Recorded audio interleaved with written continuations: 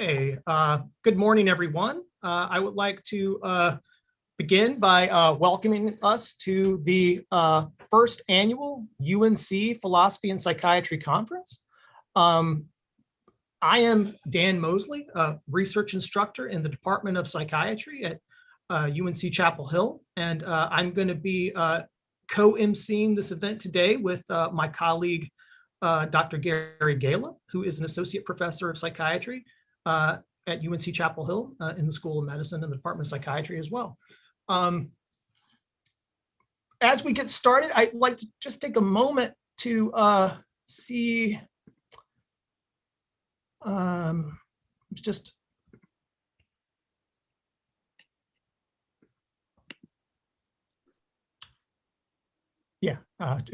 changing the perspective around a bit.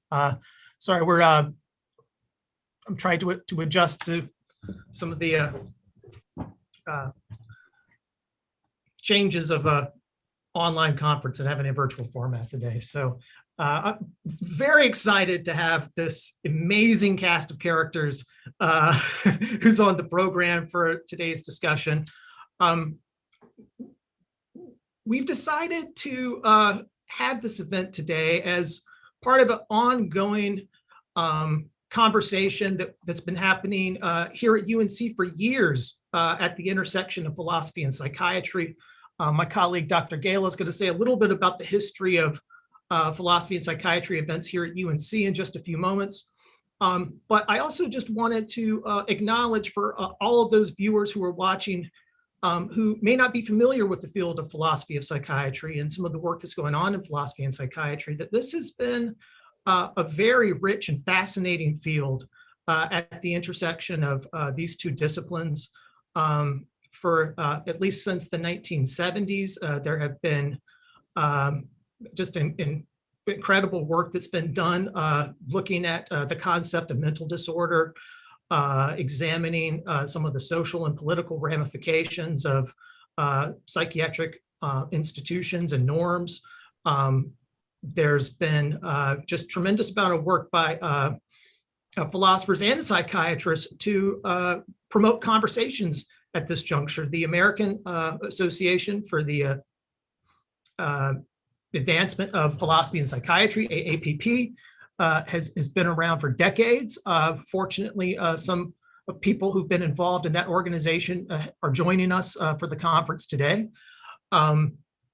Also, that conference, for those who might be interested, is having its national meeting next weekend, next Saturday and Sunday. I'm sure you could find the full schedule for that online.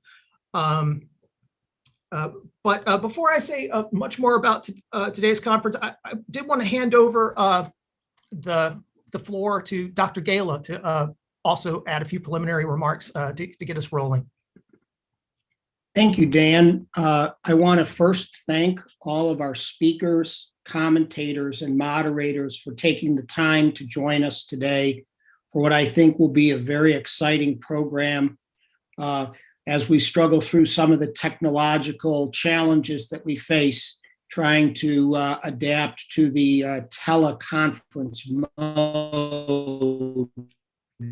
And I want to welcome folks who will join us on our live stream on the YouTube UNC Psychiatry page. We think we've put together an excellent program for you today that really is going to bring forth some very, very interesting thoughts and ideas. I will just say that I had the pleasure of meeting Dan Mosley more than a decade ago when I took a sabbatical from my psychiatric practice to study philosophy at the UNC Department of Philosophy. And I want to thank the Department of Philosophy for allowing me to become a visiting scholar there. And from that work, we were able to develop a reading and research group for philosophy and psychiatry. And we ran that group for many years and were able to, I think, foster important conversations between philosophers and psychiatrists about these very, very important issues. We've been fortunate now to be able to bring Dan Mosley on board in the Department of Psychiatry. and are in the process of developing a program that involves our residents and our faculty in continuing to explore these very, very important issues. So it's been a fast 10 years, and I know for all of us, this past year has been a long year that lasted at seemingly one day. So it's been a very challenging time, I know, for all of us. But I want to thank again our guests and those who are joining us via YouTube. And I'm going to turn it over back to Dan. Thank you.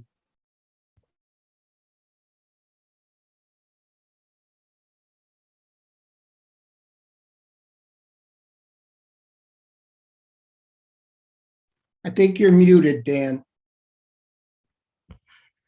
Thank you, Gary. I think we're still working out some of the technological, I don't want to say glitches, but some of the technological nuance of this setting. And so I think there's been some issues with the perspective shifting about, but hopefully we'll get that worked out soon. Well, to get back to the event at hand, though, I would just like to say that today's conference, I think, gives a nice representation of the kind of work that one will find if one really does want to get interested and enmeshed in philosophy and psychiatry. That we're starting out today with Dr. Kathryn Tabb presenting a paper discussing the biopsychosocial model of health and medicine in the context of psychiatry. That's been an extremely influential model in research, but also in conceptual work that's been done in the field of philosophy and psychiatry for many, many years. Our second paper today is by Drs. Michael Laney and Dr. John Sadler. They have a co-authored paper on psychiatric diagnosis that's going to apply some current work that's been done in the field of virtue epistemology and look at the context of psychiatry and look at what kinds of character traits psychiatrists ought to have and what kinds of traits should be involved in training doctors who are going to specialize in psychiatry. After that, we're going to have a wonderful talk from Dr. Hilda Lindemann on ethical issues in dementia care. Dr. Lindemann has been an advocate of the narrative approach to bioethics for many years and is going to sort of provide us with the case and some applications adopting those methods and that perspective. And at the end of the day, we're going to end with Dr. Jonathan Lear giving a talk on the topic of the relevance of Freud in the time of COVID. So although psychiatry in the neo-Kraepelian era has moved away from psychoanalysis in great part, we're going to end our day returning to psychoanalysis and looking at the relevance of psychoanalysis to contemporary work in psychiatry and thinking about sort of the how psychoanalysis fits into psychiatry is a topic that I'm interested in, and I'm so pleased to have Dr. Lear here with us today to discuss that. And hopefully throughout the day, we'll find that during the Q&A and throughout our talks that this will emerge as a conversation in which we get a deeper understanding of human nature, our place in it, and our relation to one another. I'm just really looking forward to seeing how things flow. One thing that Gary and I have worked on very hard over the years is to try to promote conversations at the intersection of philosophy and psychiatry in which the interlocutors are not talking past one another. We aim to have a conversation that's not so jargon heavy and so specialized that anyone who's interested and curious should be able to understand the arguments, understand the topics. Mental health issues are something that are of interest to everyone. They impact us all directly or indirectly, especially now in the time of COVID, where there's been just enormous strain and stress on ordinary life. We've also seen a huge rise in the diagnosis of mental disorders. And so I think that, now it's a very important time for us to reflect theoretically and conceptually about and call into question some of our common sense thinking about these things. So once again, I'd like to thank everyone for joining us. And we've got a few minutes before we were going to formally get started, but I'd rather not go on for too long. I think that less is more for opening remarks. So if you don't mind, now I'm going to hand over the floor to Dr. Nick Ma, who is going to moderate our first session for today. Oh, and I guess now would be a good time for me to introduce our moderators. We have 3 physicians who are currently training in the Department of Psychiatry and working to specialize in the field of psychiatry. And they have been working with me on research projects at the intersection of philosophy and psychiatry and have an interest in the topics today. And so Dr. Nick Ma, Dr. Christina Murray, and Dr. Allison Art are joining us to moderate the following sessions. I'll be around, so will Dr. Gala, to assist with the emceeing of today's events. And without further ado, I will pass the mic, so to speak, to Nick Ma. Thank you, Dan, for that kind introduction. And now I'll introduce our first speaker, Dr. Kathryn Tabb. She is currently an assistant professor at Bard College. Before joining the faculty at Bard, she taught in Columbia University's Department of Philosophy. She earned her Ph.D. in History and Philosophy of Science from the University of Pittsburgh, along with an MA in Bioethics and Health Law, supported by a graduate research fellowship from the National Science Foundation. She has published over 10 articles and book chapters in the history and philosophy of psychiatry, including a co-authored paper with Paul Applebaum, Behavioral Genetics and Attributions of Moral Responsibility, published in Behavior Genetics. And she has worked with Kenneth Schaffner on issues surrounding social construction and explanation in psychiatry. Thank you for accepting our invitation to present today, Centrifugal and Centripetal Thinking about the Biopsychosocial Model. Thank you all so much for having me. Special thanks to Derek for giving comments on this work, which you'll see is engaging with his recent book. So I'm going to share my screen. Can you all see that? Great. All right. Just a little physics reminder if anyone needs it. Centrifugal and centripetal forces are the forces that cause the concentration of mass or cause the diffusion of mass. I'm borrowing this metaphor from Scott Lilienfeld, who tragically passed away recently, but was just a wonderful mentor and encourager of young people in the field like me. And Scott used this metaphor of centrifugalism and centripetalism to think about the DSM and its scientific validity. And so he thought that it was useful for us to think about all the complex causes that acted to bring the DSM to a place of conceptual unity, or to sort of push it away from that kind of conceptual unity. So I want to borrow this metaphor of Scott's in order to think about the field as a whole. And this is because I think that when we think about the biopsychosocial model, which will be my topic today, we're thinking aspirationally, we're thinking in terms of our hopes and ambitions for what the field of psychiatry might look like. For some people, psychiatry is at its best when it has a really unified conceptual core. For other people, they're comfortable with or even encouraging of the expansion of psychiatry into other fields. And I'll talk about a couple of ways in which that kind of vision could play out. So plan for today, I'm going to start off talking about these different forces that I see as operating in psychiatry. And I'm going to do this through engaging with Derek and Graham Gillette's wonderful recent book on this topic, which I'll introduce in a minute. For anyone for whom like Philosophy 101 was a while ago, I'll quickly gloss this maybe alarming word of ontological. Of course, we could say a lot, but what I really just mean by it for the purposes of the talk today is having to do with being. That is, what is. So the substance that makes up our world. And for philosophers, substance can be very broadly construed to include not only physical substance, like our physical form, but also some people think mental substance.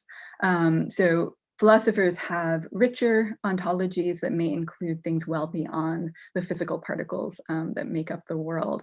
But all I mean when I use that word ontological is that kind of set of problems that have to do with the kind of thing that exists. So I'll start off talking about how I see these forces operating in psychiatry, and also how Professor Bolton and Gillette see these forces as operating.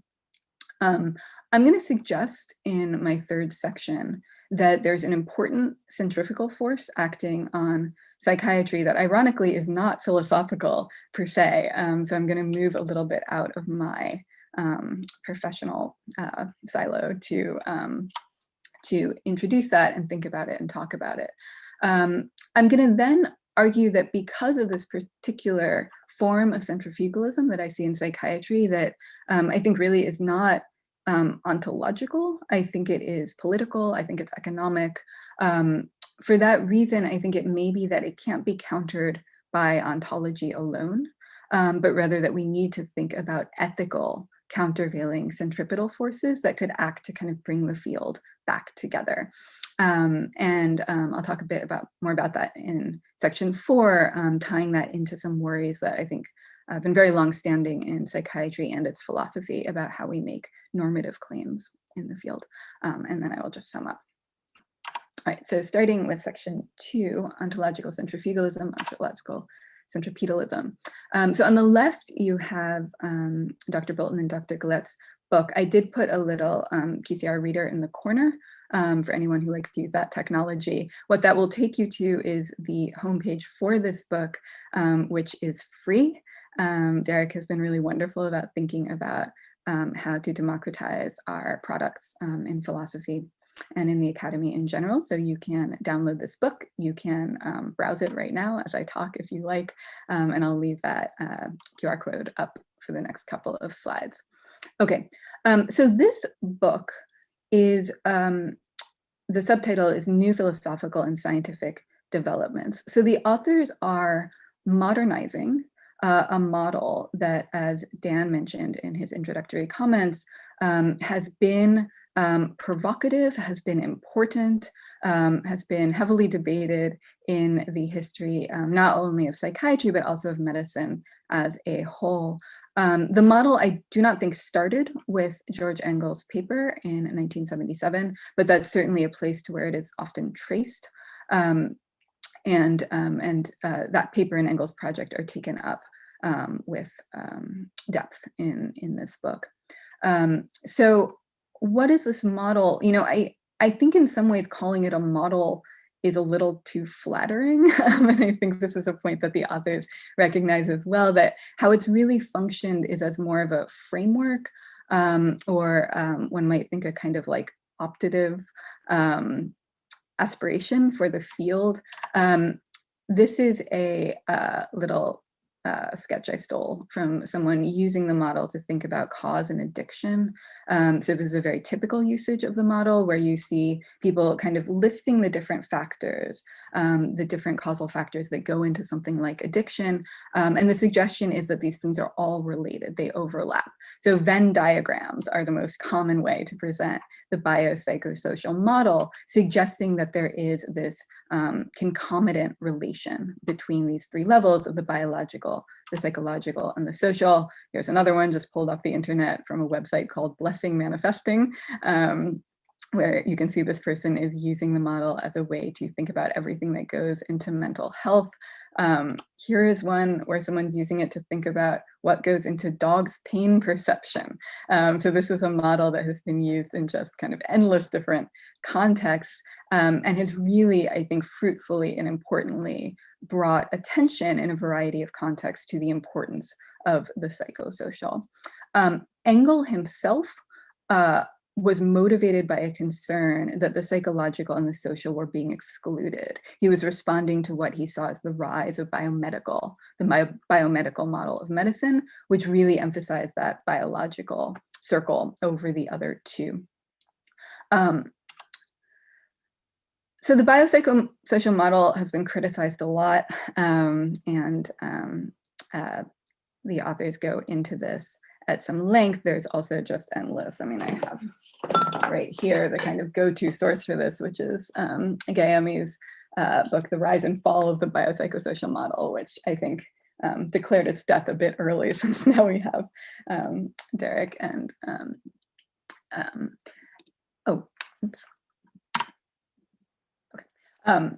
So the grounds for criticizing the model, they emphasize four. I think there are many others, but these seem to be the four most important. One is it gets criticized for vagueness. It gets criticized for a lack of scientific validity. It gets criticized for problematic metaphysics, back to that question of kind of what exists.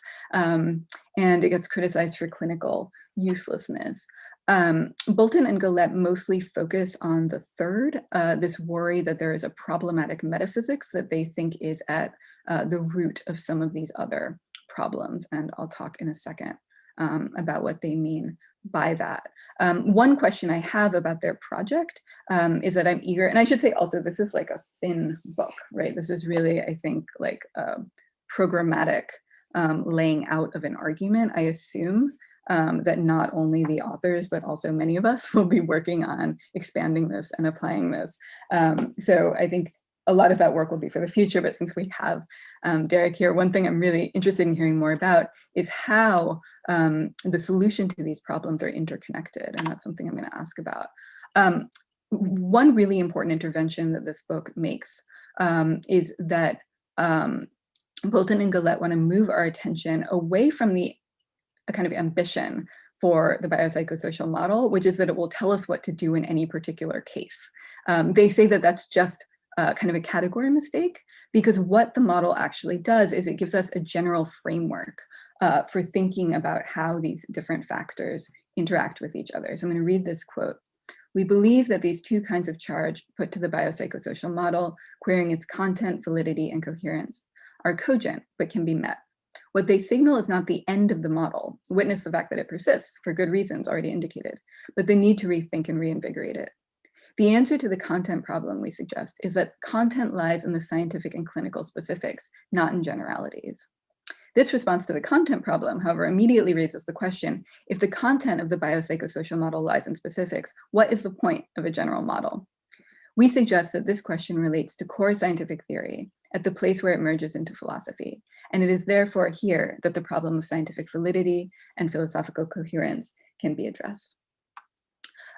So this, I think, is just a very important shift in the way that we all think about this model, that we can certainly ask biopsychosocial questions about any particular case of disease, both in terms of an individual patient, but I think also importantly in terms of a category, a diagnostic category. But that what this model more powerfully can do when we see it as a general model is to give us a framework by supplying what they call theoretical principles that can ground our investigation of health and disease. And as I said earlier, they choose to ground this account at the level of ontology. So their book is, for the most part, not entirely, but for the most part, concerned with questions of how these different levels relate to each other.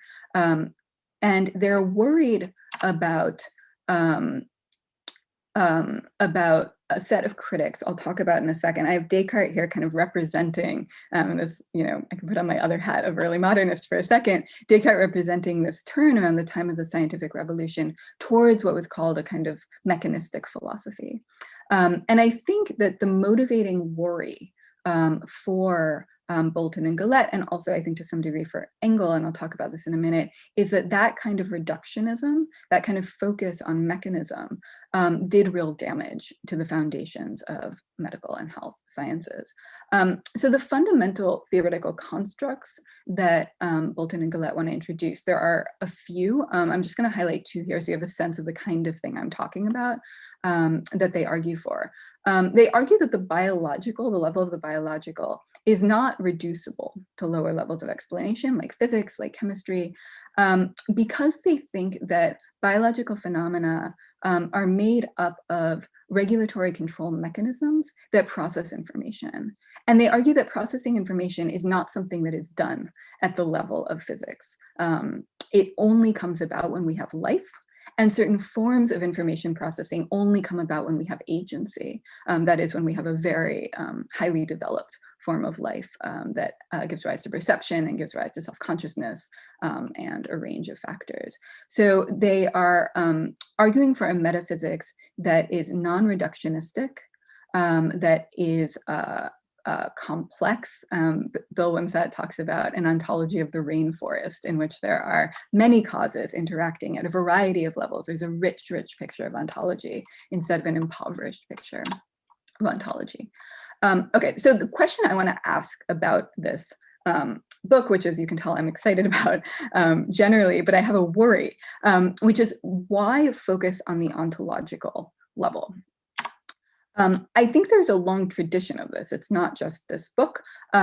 We see a lot of titles by prominent folks in philosophy of psychiatry who talk about rending, who talk about splitting, who talk about the threat of dualism and the divide between mind and brain as being just like a dangerous framework for the doing of psychiatry or the doing of philosophy of psychiatry. We see this in Engel, right? So he himself says the biomedical model embraces reductionism, it embraces mind-body dualism, it's physicalistic.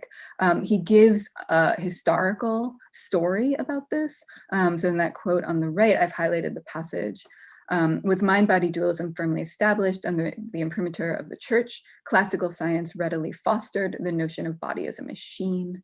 Thus, the scientific approach to disease began by focusing in a fractional analytic way on biological, that is somatic processes, and ignoring the behavioral and the psychosocial.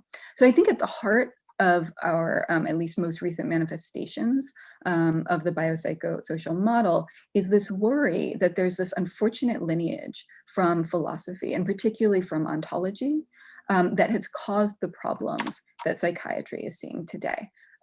Going back to Derek and Grant, we then locate the task of the general model as defining biopsychosocial ontology and causation, noting the special need for this because of the deeply entrenched assumptions of physicalism, dualism, and reductionism that have been so influential in the development of the life and human sciences. With these assumptions, only physical properties and causation appear real, while the mind is a non-causal epiphenomena, and social organization and processes can hardly be comprehended at all. Okay, so the model is something like this. The thought is that psychiatry has had an ontology, that is a theory of what there is, that has kind of been pushed outwards by these vectors like physicalism, dualism, reductionism, and that has caused these different levels to just move away from each other, has caused there to be this ongoing tension.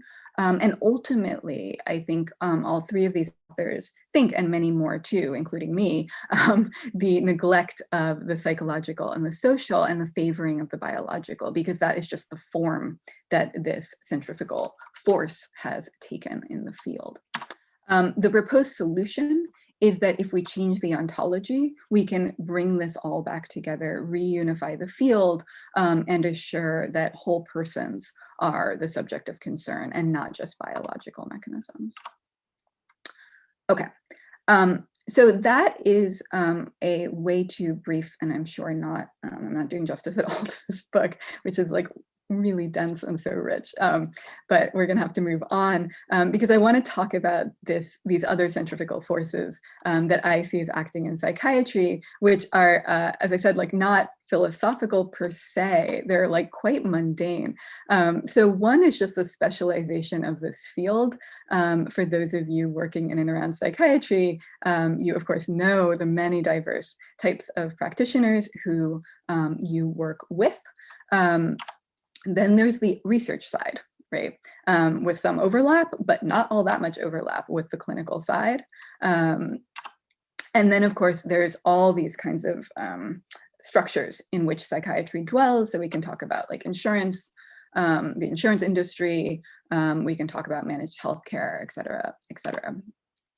This is a graphic that some of you might know from a paper by Ken Kendler and his co-authors. You don't have to look at the details, but what this is just all the factors that they see as going into an episode of major depression within a year. And so these levels go, this is kind of the life development of the individual from childhood to the very recent past. And it covers things like genetic risk, it covers things like low social support, it covers things like life events like divorce. For every one of these causal inputs to a condition like depression, you have experts, right? Both on the side of practice and on the side of research. So psychiatry just has this incredible breadth of expertise in it. These forms of expertise can come into conflict. I'm going to give an example of this, which I'm going to focus on in this talk. I don't think it's the only one, but it's the one I've been thinking about in my recent work.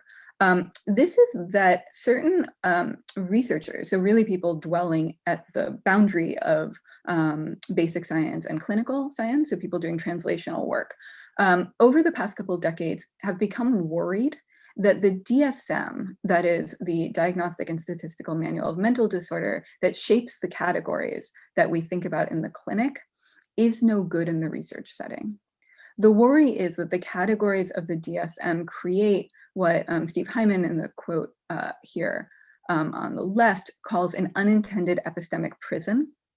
Epistemic just meaning for us the production of knowledge. So the worry here is that the DSM really limits the kinds of questions that can be asked. Hyman tells a story about when he was the director of the NIMH in the first years of the 21st century, and there was a growing interest in cognitive symptoms of schizophrenia. Because negative cognition wasn't a symptom in the DSM, it was in an appendix, it was hard for people to get funding to research that symptom because funding bodies, especially the NIMH, wanted people to be talking about DSM categories. So you can see Ben Leahy is a psychologist on the right, just kind of mentioning this casually. This is from a grant application he put in a while ago. He says categorical mental disorders do not line up one-to-one with variations in the functioning of neural circuits. Rather, neural circuits align with narrower neurobehavioral constructs that are themselves related to psychopathology in a cross-cutting fashion. So the worry for someone like Leahy is that if he doesn't want to study schizophrenia, if he wants to study something like auditory hallucination, how is he going to do it? He doesn't just want a sample made up of people who've been diagnosed with schizophrenia using the DSM. He wants his sample to include anyone with the symptom that he's interested in. So this worry about the DSM, and really I think not just the DSM, but the entire clinical world causing this kind of epistemic bottleneck for researchers really took off. Tom Insel, who took over from Hyman directing the NIMH, introduced this real new model of psychiatry. This is from an article in JAMA in 2005 that he wrote, in which he says, the title is Clinical Science as the Clinical Neuroscience Discipline. And the thought here was that psychiatry needed to reimagine itself, not as grounded in psychopathology, but grounded in the basic sciences, because that's where progress was going to come from. That's how you release the epistemic bottleneck. This caused a lot of drama. Those of you who were in the field in the time might remember this came out. There were kind of counter sallies from folks at the APA kind of defending the DSM and its importance. Insel then had to clarify that he thinks the DSM is important, just not in the research setting. It's not appropriate for researchers, but social workers or whoever can go on using it. It got very heated. This was the conceptual foundations for a new initiative that came out of the NIMH at around that time called the Research Domain Criteria Matrix, which some of you might be familiar with. And it's important to emphasize that RDoC is not a new taxonomic instrument for patients. That was never the goal. The goal was to make a new taxonomic instrument for researchers to talk about the kind of thing that they're interested in. So the matrix itself is huge. This is a tiny piece of it, but you'll see on in the rows here, you will see these constructs and subconstructs that are borrowed from cognitive science and neuroscience, representing kind of different areas of of research. And then here in these columns, you see levels of analysis. So starting from genes and going all the way up to behavior. And the idea is that when researchers approach the NIMH for funding, instead of talking about DSM categories, they can just locate themselves on this matrix, right? So they can say, you know, I'm thinking about auditory perception at the level of the circuit, Leahy might say, and then you don't need to refer to the DSM categories at all.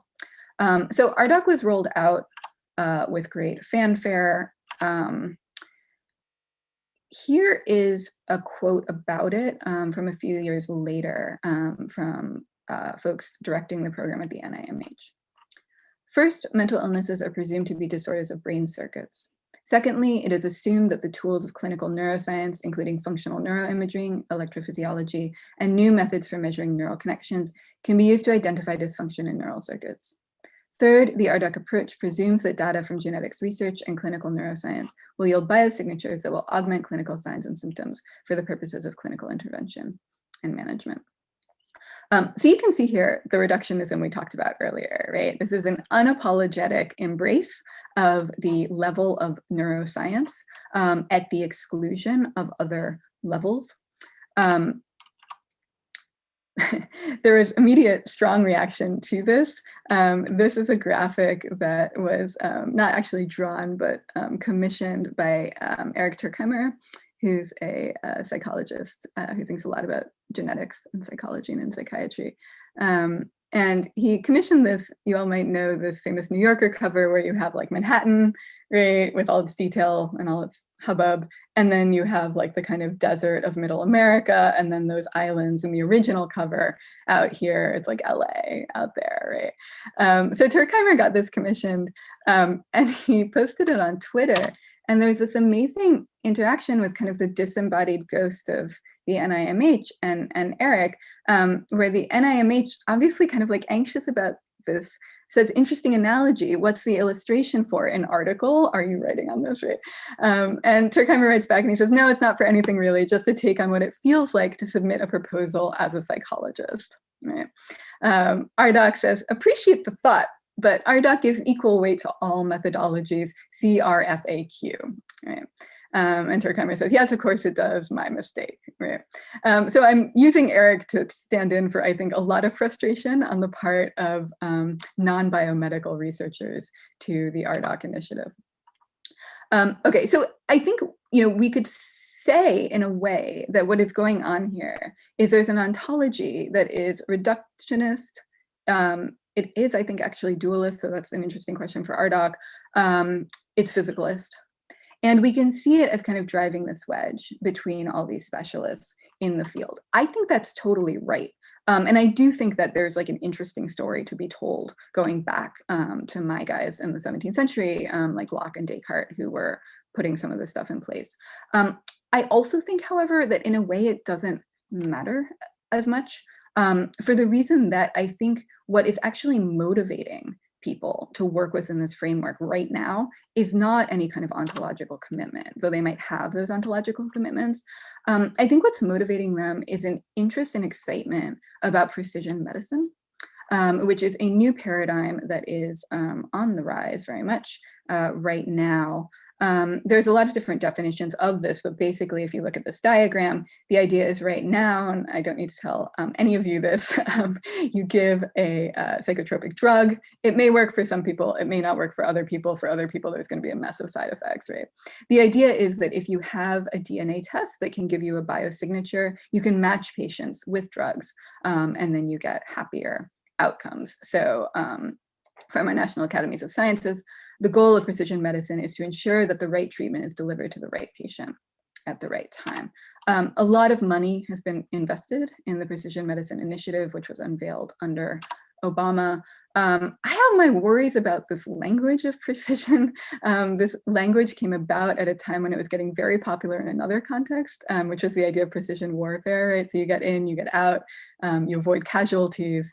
But it really took off as not only a lot of interconnected funding initiatives, but also a real kind of ideology for medicine.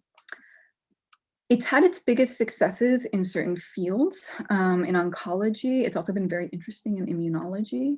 The kind of poster child for precision medicine is this drug Herceptin, which responds to tumors that overexpress a certain gene and doesn't work for tumors that don't. So if you have a biomarker and you can tell what's going on genetically with someone's tumor, you know whether or not to give this medicine. So this medicine has been really, really exciting in the field of oncology. And this has led to this enthusiasm for these sorts of treatments across medicine writ large. This is a direct-to-consumer advertisement for a precision medicine company, Doman Company. Those of you who've been to medical school may remember, I don't know if it still is taught, but maybe the more senior among you may remember this line. If you hear hoofprints behind you, don't assume a zebra, assuming that we're in North America, right? You assume a horse, much more likely to be a horse. And so the lesson there for the medical student is don't think it's the weird thing, right? Think it's the common thing, think it's asthma, think it's a heart attack, right? Precision medicine wants to reverse that. It wants to say that for most of us, our conditions will be caused by unusual, unique genetic signatures. And without this kind of medicine, we simply won't be able to make headway on our major medical challenges. Okay, this I think has been of great interest to psychiatrists. The reason is that psychotropic medical development has stalled enormously. Here's just a paper from Hyman from 2013, Psychiatric Drug Development, Diagnosing a Crisis. And then the summary, although 1 in 5 Americans currently takes at least one psychiatric drug and mental disorders are recognized worldwide, global pharmaceutical industry funding for new innovative medications is in serious decline, despite promising advances in genetics. The authors trace the evolution of psychiatric drug development, blah, blah, blah. So I think that psychiatry had a real reason to get on the precision medicine bandwagon, which is just a frustrating and really devastating lack of progress in its pharmacology. So you can see here in Cell, writing a few years later, the NIMH Research Criteria Project, Precision Medicine for Psychiatry. So this was a very conscious turn by the NIMH towards thinking about the field as a field of precision medicine. Okay, so this is why I think, while the ontological question, I have to admit, really interests me, my concern is that it may just be market pressures. It may just be different priorities for what care looks like. It may be that if the NIMH is concerned with drug development rather than interventions on the level of the social or the psychological, that has a massive, massive influence. So if that's the case, it may be that alongside these kinds of ontological features that might bring psychiatry back together and unite it, we want to think about ethical features. And the reason for that, I'll talk about it more, but I think ethics can counter politics in a way that ontology cannot counter politics. I think this is something we see in like a lot of contexts. But I just want to show you others who have the kind of concern that I have. So this is Ron Baer, my old colleague at Columbia, who wrote a piece a few years ago about precision medicine generally, in which he and his co-author wrote, research undertaken in the name of precision medicine may well open new vistas of science, and precision medicine itself may ultimately make critical contributions to a narrow set of conditions that are primarily genetically determined. But the challenge we face to improve population health does not involve the frontiers of medicine or molecular biology. It entails the development of a vision and a willingness to address certain persistent social realities, and it requires an unstinting focus on factors that matter most to the production of population health. This is, I think, a candidly ethical perspective. Bayer and others in his camp are driven by worries about healthcare inequities. They are worried that if we talk about something like developmental deficits and we don't think about environmental causes for those deficits that exist outside of the individual and at the structural level, that we will simply be failing ethically to do what medicine should do.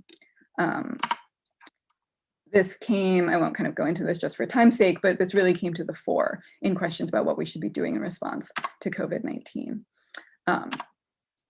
Okay, I'm going to skip this too, but just to say that I think there is a model of medicine that can counter precision medicine from this kind of perspective, and that's the model of general medicine. So we do have a framework for promoting what folks at the University of British Columbia here called the values of generalism, right? There is grounds, I think, for thinking that precision is not just something to be embraced, but something to be questioned from an ethical perspective. And this is in line with, I think, broader pushback that reductionism has always had within science and medicine, and that sometimes has really spilled into the political sphere, like, you know, when Science for the People was very active a few decades ago, that kind of thing. Okay. Just a couple quotes to show that I think this kind of concern is really active in psychiatry. Luis Fernandez, also at Columbia, just talk to the same people. The NIMH has lost sight of its most fundamental mission, finding ways of easing the burden of mental illness for those affected today. Teachman et al. Have done a super interesting study showing empirically the shift of funds away from psychosocial research and towards translational and basic science research in the NIMH since RDoC was introduced. And this, I think, is just important to note that some people, like Francis Collins, who has a horse in the race, has said that it's kind of a false dichotomy here. You don't have to choose between precision medicine and population health. Let's do everything. Let's let 1,000 flowers bloom. And this, in a way, I think, follows from the kind of pluralist ontology that I believe to be the right pluralist ontology that Derek and Grant are arguing for. If we think that psychiatry actually occurs at all these different levels and all these levels are currently efficacious, you might just say, let's research all of them, right? The problem with that is that this really is a zero-sum game, at least in the United States, where our funding for psychiatric research is just coming from the same institute. This is like, Teachman has a much more nuanced reading of the data. This was me kind of like trying to figure it out before she did all that research. But just in broad terms, the basic science budget has gone up by 28% since RDoC was introduced. Treatment and health services has gone down by 16.7. So the effects of this are real. So the question I have for a model like the biopsychosocial model is, what are the theoretical principles that can help us determine psychiatry's core mission and help us get some clarity on this kind of debate? I think the ontology will help us know what to do when we get those fundamental questions sorted out. But right now, the worry is that people who embrace the biomedical approach can simply say that, of course, they believe that there's psychosocial causation. They don't need to dismiss it. They just need to say it's not the priority right now, because it's not where our best solutions will come from. Nick, how am I doing on time? Does anyone know? I'm not sure, to be honest. I think, Dan, do you know how she is on time?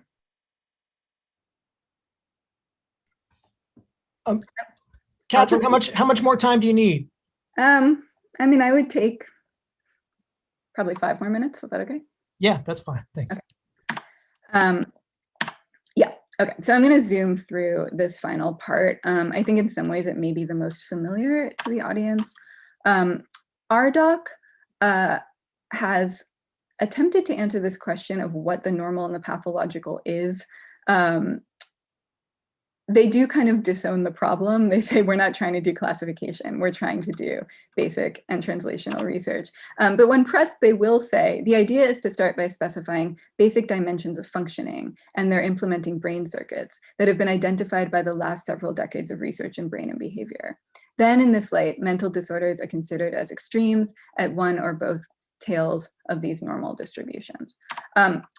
Philosophers of medicine have made like very quick work of this kind of approach to the problem of distinguishing the normal and the pathological. I mean, which tail are you talking about? When is one pathological and when is it both? Sometimes it's one, sometimes it's the other. When do you draw that line between the pathological and the normal?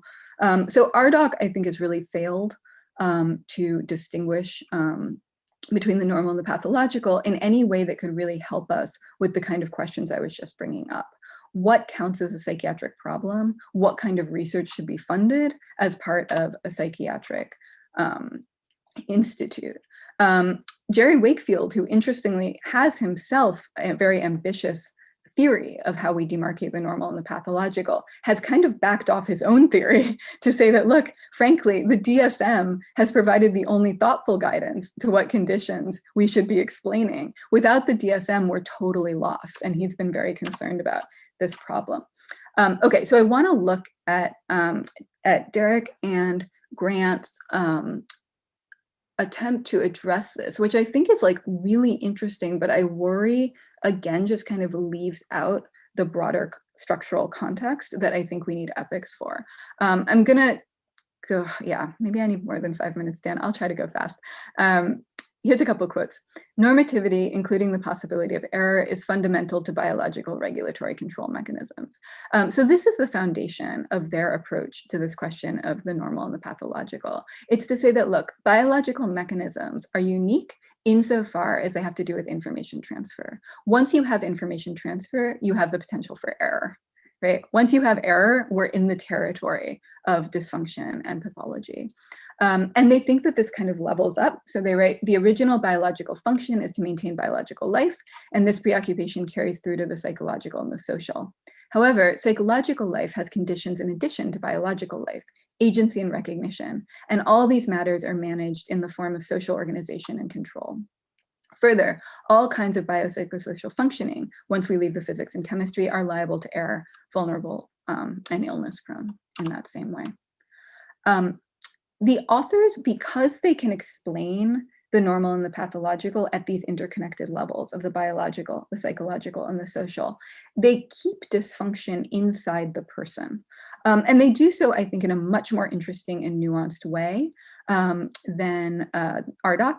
They're not simply saying that we're looking for like variations in function and then pathologizing them or something like that. But I want to note here, they say, so we look at the problem in the person. This is because the person is central to medicine. However, this consideration alone is superficial in a systemic context because the cause may still lie outside of the person. A more promising key to this issue is one increasingly found in the health literature, the concept of identifying modifiable causes. From this point of view, dysfunction attribution is in part, and somewhat paradoxically, shorthand for belief about promising possibilities for change. In complex systems where there's a poor fit between the person's behaviors and the environment, the question arises, where is the potential for change? In conditions of the person that are lifelong, not amenable to change, the potential for change lies elsewhere, not in the person, but in social attitudes and resources. So the authors here, if I'm understanding this right, are acknowledging that for some conditions, you will not be able to define pathology purely in terms of the person. You have to look outside because there hasn't been the kind of change in functioning that would constitute an error in information transfer. So just really briefly, like my worry about this is that disability scholars have been very persuasive that if you define the population deserving of medical attention or of other social services in relation to dysfunction, you do a huge disservice to people with disabilities who do not have a dysfunction. They may just have a different mode of operating. They may operate, have a different level of functioning in a given environment. And that may be true of them without them having a dysfunction in any traditional sense. This is relevant to us because activists in psychiatry are increasingly embracing this way of self-conception. So the Mad Pride movement is drawing heavily on resources from the philosophy of disability to argue that there are different ways of thinking and feeling. Neurodiversity is the buzzword for that right now. But I think even within the practice of psychiatry itself, like we know this, right? Like we know that often we treat people who we don't have any mechanistic understanding of their condition at any of these levels, maybe even at the psychological level or the social level. We treat them because they're in distress. So I think we need a centripetal force on the field that will bring us back to thinking about distress and bring us back to thinking about patient need. And there have been this paper by Teachman I mentioned does this, I think, in a really interesting way. Okay, so to sum up, I think that ethics can act as an important centripetal force I won't discuss this paper, but this is a paper I found that really does what I'm talking about. It uses ethics as a way to argue for how neurodiverse people should be treated in the workplace. And I read it and I was like, oh, maybe this is what I want. But I realized then that if you leave out the metaphysics, it's also really not helpful, right? So, I mean, this is a paper that really advocates for centrifugalism because it basically says that biology is not going to be relevant to how we think about these issues. So where I've kind of settled with this is that I think we need ontology. I don't know if we need ontology like this, kind of as an outer ring around this ethical core, or if we need something like this, where they're both operating together and we have a combination of principles from ontology and from ethics.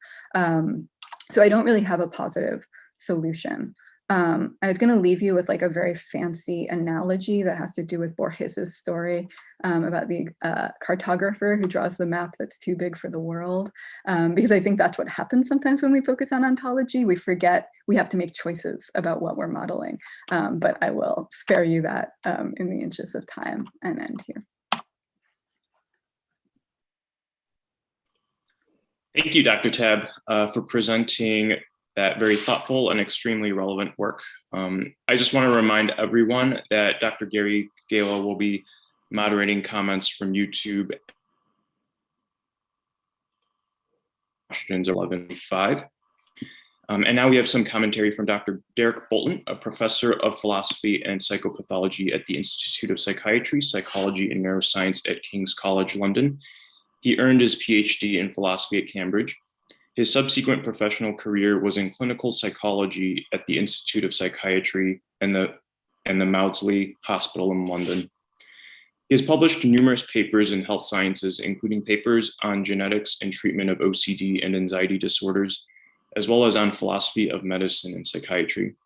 His books include Mind, Meaning, and Mental Disorder, The Nature of Causal Explanation in Psychology and Psychiatry, co-authored with Jonathan Hill, What is Mental Disorder? An Essay in Philosophy, Science, and Values. And most recently, the topic of this discussion, the Biopsychosocial Model of Health and Disease, New Philosophical and Scientific Developments, co-authored with Grant Gillette. Thank you for joining us today, and we look forward to hearing your commentary on Dr. Tabb's paper. Thank you, Nick, and good morning, everybody. Good afternoon from London. Thank you, Kathryn, for a great paper, and thank you to the organizers of the conference for inviting me to reply. Kathryn's paper, in a short space of time, brings together many issues and factors that affect psychiatry and mental health services and research. It is actually inevitable that any work on the biopsychosocial model does that. It has to bring together lots of factors across the whole field of health, almost by definition. I can certainly speak from experience that it's hard to keep it under control.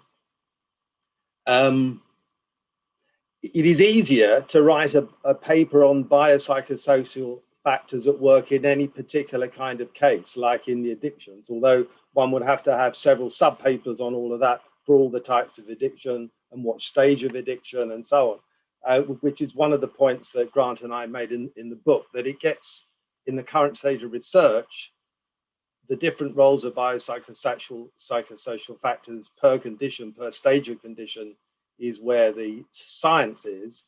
Once one moves away from that and talks about the model as a whole, and the contrast is with the biomedical model alone, then it all gets very complicated very quickly. It gets much more complicated than the biomedical model alone, but that also actually would become quite complicated if you try to explain that, and in a way that made it seem plausible. Now, there are many points in Kathryn's paper that deserve to be discussed, of course, and in the space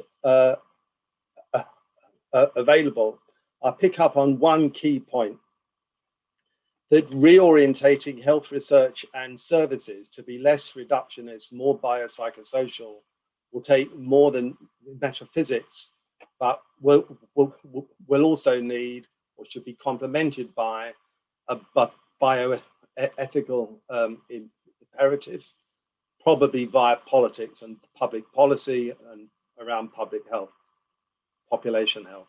I agree with the overall points here. I don't think Kathryn, I think she agrees with many points that Brent and I have tried to make. She said so, thank you. And I agree with many points that Kathryn is making by way of contrast. I think I'll end up saying the same thing in a different way to Kathryn.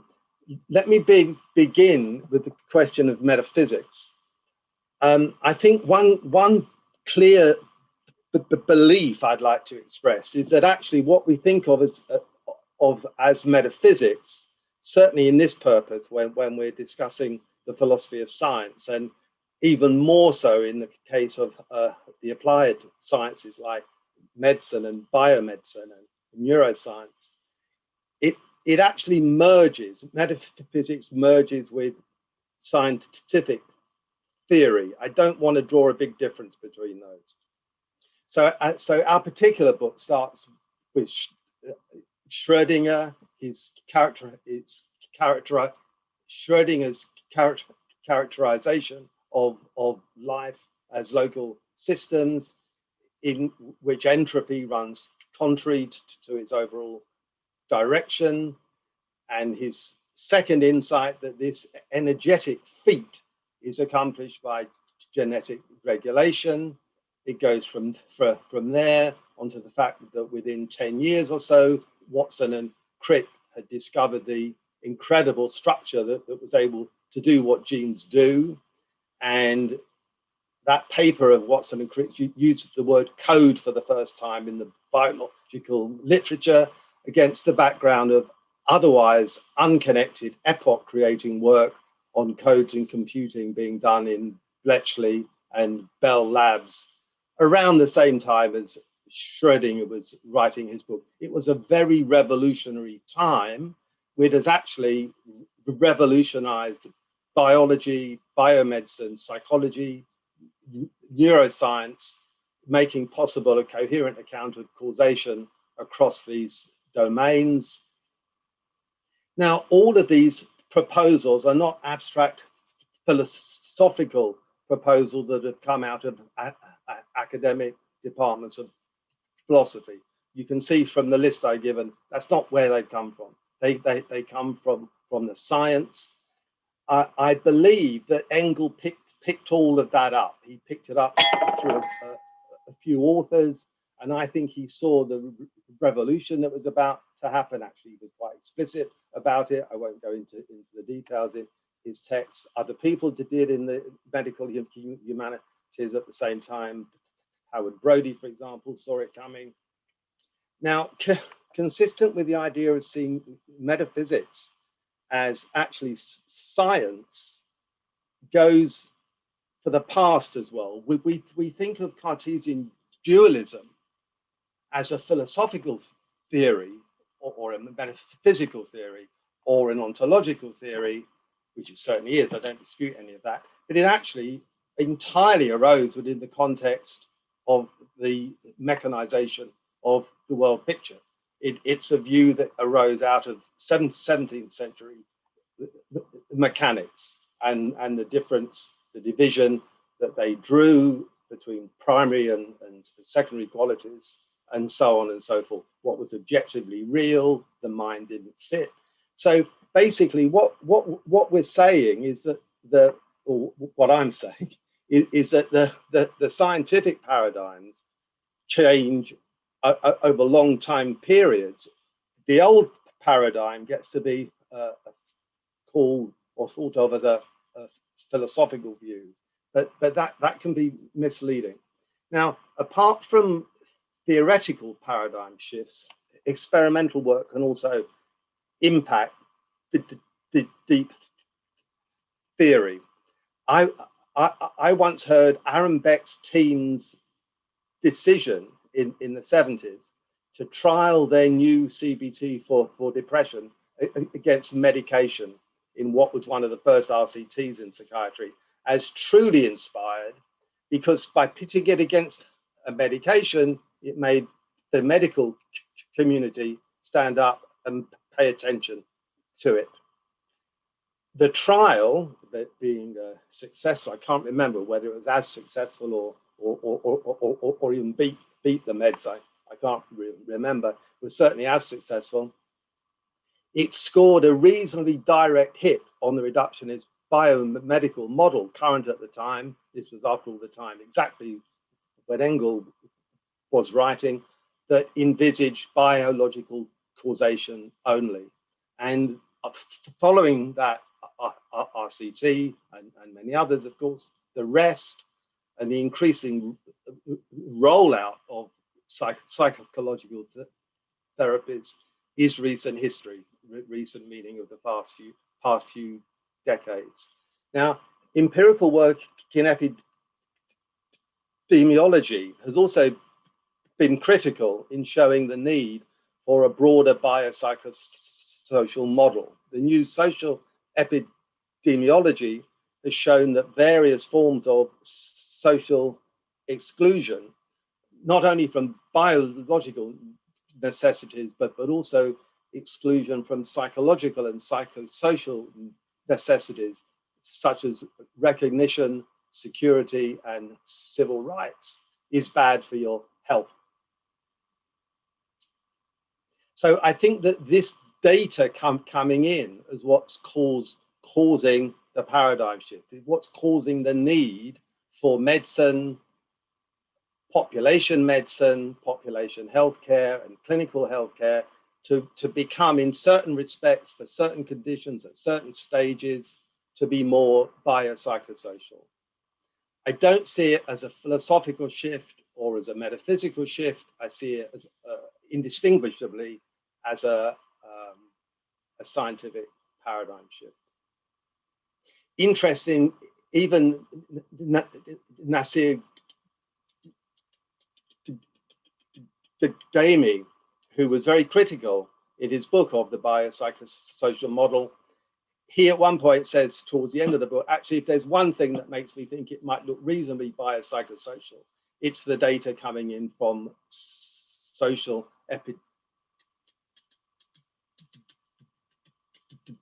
epidemiology.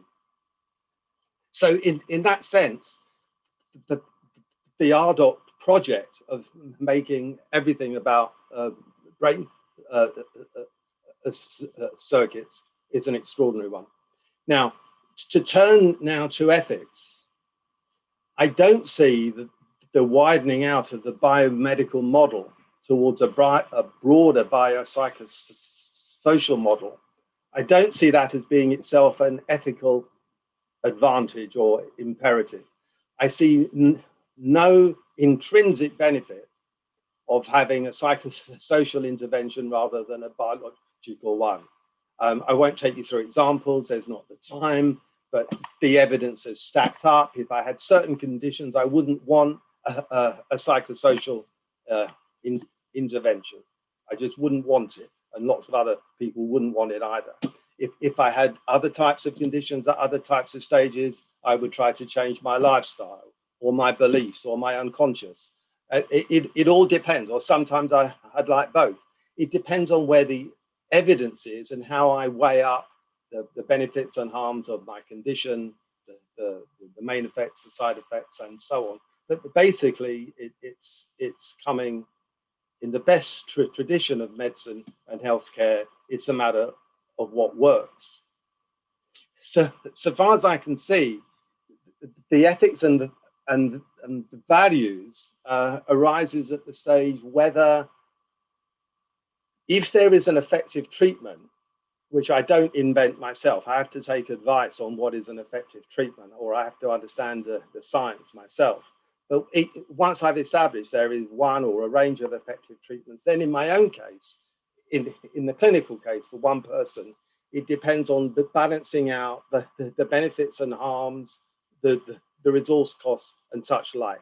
How much am I prepared to spend on my treatment? How much time, how much travel time, how much resources, how much am I prepared to give up other things? Can I put up with it? All these things are ethical values for the person. They are independent of what the science establishes, which is what treatment works for what, if you want it. Now, the public health policy, so far as I can see, works in the same way. And I think Kathryn is actually right, and I'm very interested that she's turned the conversation much more to the bioethics of population health rather than the bioethics of individual health. And I agree with her that that's one of the main issues that we should be thinking about now. And I think the biopsychosocial model points you to that. In fact, I think because the fact is what epidemiology has shown over the past few decades is for practically all conditions, not all, but for practically all, the causation prior to onset, the risk factors are biopsychosocial. So one can hardly ignore the attention of healthcare saying, well, should we be attending to that?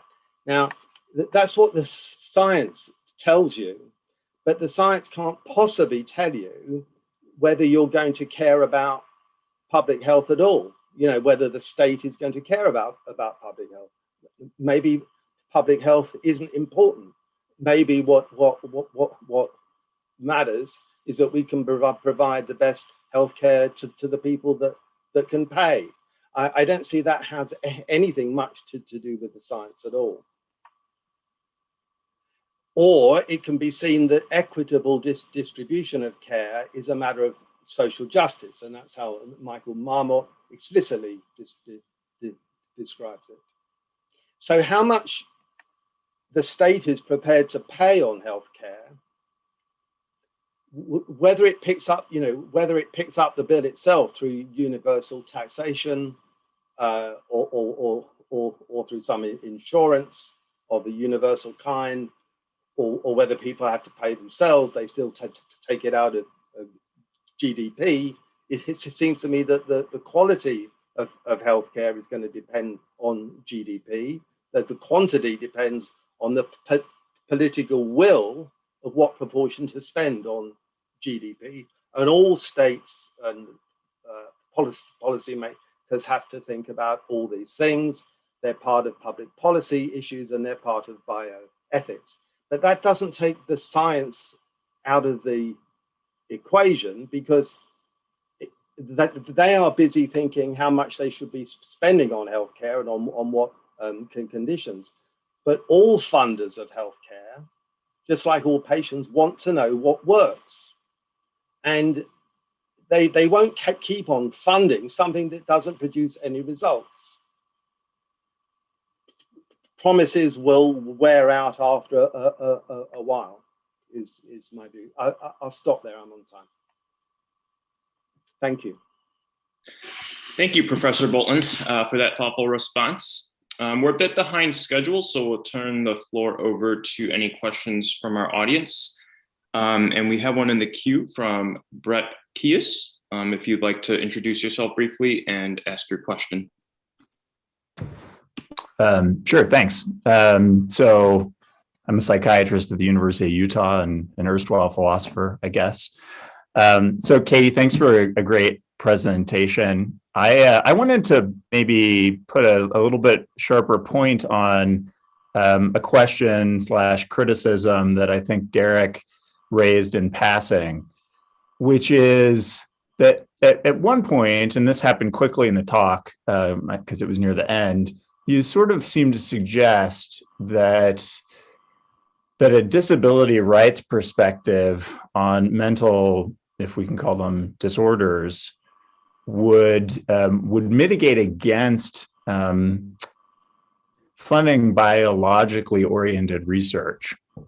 And if that's your view, and I might be getting you wrong, I wonder whether that would actually end up being the case. Largely because it feels like the disability rights perspective is not necessarily going to be shared by everyone who might be afflicted by various mental conditions, right? So they might not regard their conditions as disorders, but many people ultimately will. I mean, imagine if I had migraines and I insisted that this is not a disorder, it's a condition with which I identify, like I think of myself as a proud migraineur. That would not, I think, create a very strong argument for NIH to stop funding research into better treatments for migraine. And I wonder why we would think that about mental disorders. So I was hoping you could maybe say a bit more about your view there. Yeah, thanks for the chance to clarify that. So I totally agree with you. I think that there's a shift. I mean, I teach 18 to 22-year-olds. And so I see the way that they conceive of their own mental struggles. And I think there's really a shift towards the disability model, but I think it's really the minority. And of course, no matter what people think about the causes of their condition, we need not be bound by that. I think to Derek's very important point that people can be wrong and we can tell them they're wrong on the basis of the science. So no, I was in no way wanting to suggest that that kind of lens for seeing mental illness should shape research priorities. What I meant to say by bringing up the point about disabilities is that I think that one very important place that we need to do work if we're going to do the kind of hybrid ontological ethical model that I was arguing for is in figuring out how we distinguish the normal and the pathological. And if you do it on the grounds of ontology, if you do it on the grounds of specifically the ontology of the whole person, which is what I take Derek and Grant to be advocating for, I think you have a problem when it comes to talking about disabilities. And I think that they actually recognize that in the book.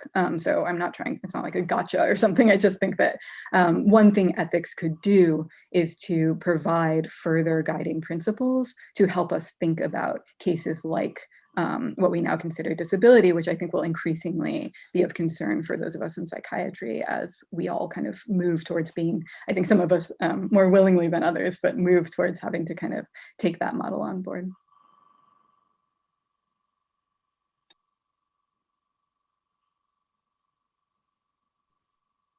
Great, thank you, Dr. Kious and Dr. Tabb for that response. It looks like we don't have any questions from YouTube right now. So Dr. Tabb, would you like to reply to Dr. Bolton? Oh, yeah, I mean, I think that those are good correctives to the way I framed the argument. I think Derek's right that fundamentally, I think we're in agreement, in part because I think the pluralist ontology that is laid out in this book is just extremely important to me. And this is not actually a coincidence because I've been very influenced by Derek's earlier work. So there's a bit of a friendly circle here, I think, on that front. I do think that the point is well taken that I may be harping a little too much on the philosophical foundations of his argument and also of Engel's argument, because it does seem absolutely right that when we're talking about metaphysics, to some extent, we're talking about scientific theories, our best scientific theories of what is. And I think that Derek and Grant are careful in their book to emphasize that they are drawing on the best contemporary science. However, they also recognize, because they are advocates of a rainforest ontology, that that will mean thinking about philosophy of mind, and it will mean taking resources from philosophy of cognitive science. So in that sense, I think, you know, when we talk about metaphysics of the 17th century, there's a way in which we're saying the same thing that they were. I mean, certainly, like, you know, I work on Locke, and for Locke, those distinctions didn't exist at all, right? He's a natural philosopher. He's like a moral scientist. He does these various projects. They're all interconnected. So I think in some ways there's a shift being proposed by this book that is actually a return to a way of thinking about the body as a source of integration for our best scientific theories and our best philosophical theories, which I think is like totally awesome. So I think that's kind of a nice way to I think maybe suggest that I should blunt the emphasis on that philosophical tradition. But maybe the way I would want to do it is actually just to broaden our understanding of that philosophical tradition. All that said, I still think that that entire push to enrich our ontology through science, through philosophy, is not going to do all the work that's needed for the reasons that I think Derek just cited as well. So yeah, Allison, you have a question? Sure, thank you. I have a question. In your talk, you mentioned I just want to make sure you brought up Jerome Wakefield's kind of model, his harm dysfunction model. And it seems like this is still one of the kind of best models around to really link the biological and the social and cultural. And you seem to, again, this could have just been in the way the talk was moving along, but kind of brought up the disability perspective as a criticism of that. Mm-hmm. Do you ever want to add any more to that? Or does it seem like this still is a really good model? I think that is friendly to your approach. So if you have any other thoughts about that. Yeah, I have a lot of thoughts about that. I tried to avoid in talking about the normal and the pathological and getting into the naturalism versus normativism debate because I didn't want us to like go down the drain of that particular literature. I know that I've read lots that Derek has to say about it too, but yeah, I mean, I think so. What seems has always seemed valuable for me in Wakefield's model is that he says we have to have two conditions for calling something a disease. It has to both have some kind of dysfunction, and that's going to be drawn up on naturalist grounds from our best scientific theories. And then we also have to think that the person is suffering and that there's a subjective, socially informed component. And so I think that, that's been very influential in the development of the DSM. I mean, I think Jerry's role in the history of the DSM is very interesting, and it's influential all over the place. And I absolutely see the appeal of it. What I really don't like about that model is the turn to evolution. Just as a philosopher of science, I find it like utterly untenable. I mean, I just think, our mental attributes like don't fossilize, like just telling those kinds of stories is, it just seems to me to be a category mistake. So really at the heart of that model, I find there to just be an insurmountable problem. But I do think that if we want to think about, this goes back to Derek's point and also to Brent's question, if we do think that some people, and I think this is what falls out of Derek's model, some people, we will want to think about their medical condition in biological terms, sometimes pretty much 100%. I don't think ever 100%, but it can get close, and other times not. And so what's nice about Jerry's model, I think, is that we can do that. We can do that when we focus on the dysfunction, and then we can focus on the social factors in other cases. So I think for many of these problem cases that philosophers have dealt with for a long time, like homosexuality, for example, it gave a kind of way out that was very helpful. But what I'm kind of waiting around for is someone to give me a definition of dysfunction that is truly objective. And I'm just like in the camp that thinks we haven't got there yet. And there's plenty of very good philosophers right now on the other side who think that we have completely satisfactory naturalist definitions of the normal and the pathological, but that's where I personally fall.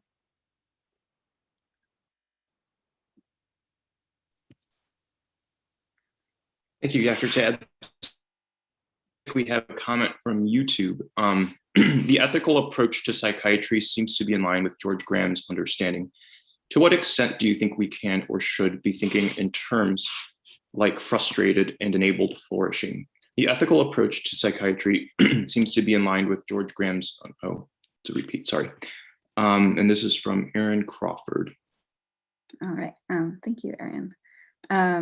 Yeah, I think George Graham's stuff is very rich and would be helpful potentially on the project that I'm laying out of thinking about what these theoretical principles could be. I think enabling and frustrating flourishing is also something that Derek and Grant, or kind of that general conceptual space, something that they make very good use of in their book. And they tie it in, like I'm nervous trying to do this in front of you, Derek, but you can correct me if I'm saying something totally off base. I understand them to be tying it into agency, so that insofar as agency is integrated into this model, we can then really make headway in terms of seeing what someone's needs are on the basis of where their success and frustration lies. I will say, I think just going back to the previous question, this again makes me kind of anxious because like, where are we getting ideas about what flourishing means? And certainly homosexual activity was thought to get in the way of one's flourishing like very recently. So again, like my normativism just, gets a little worried with that kind of thing. I mean, there have been interesting attempts in philosophy to block that kind of cynical move that I just made of just going back to this problem of defining the normal. So like Richard Rorty is someone who was just kind of looked like the buck has to stop somewhere, right? So let's like stop the buck at like suffering. We all think suffering is bad, right? So can't we say objectively that it's bad to suffer and it's good not to suffer, and we can like build everything from there? And he realized that this move was kind of arbitrary, so he called it ironism. He thought it was an ironic stance. So I'm sometimes tempted to do something like that in medicine and just be like, there has to be something we can all agree on that's good for us or bad for us, and we can use that to ground medicine. I have to say I'm not convinced by Graham's offering on that front. I'm not convinced by any offering that I've read that would make me feel really sure that we weren't kind of smuggling in some societal expectations that might get us all into trouble. But I do think there's like a lot of richness there. Thank you, Dr. Tabbs. And we have a question from Rebecca Walker. Hey, wonderful talk and conversation.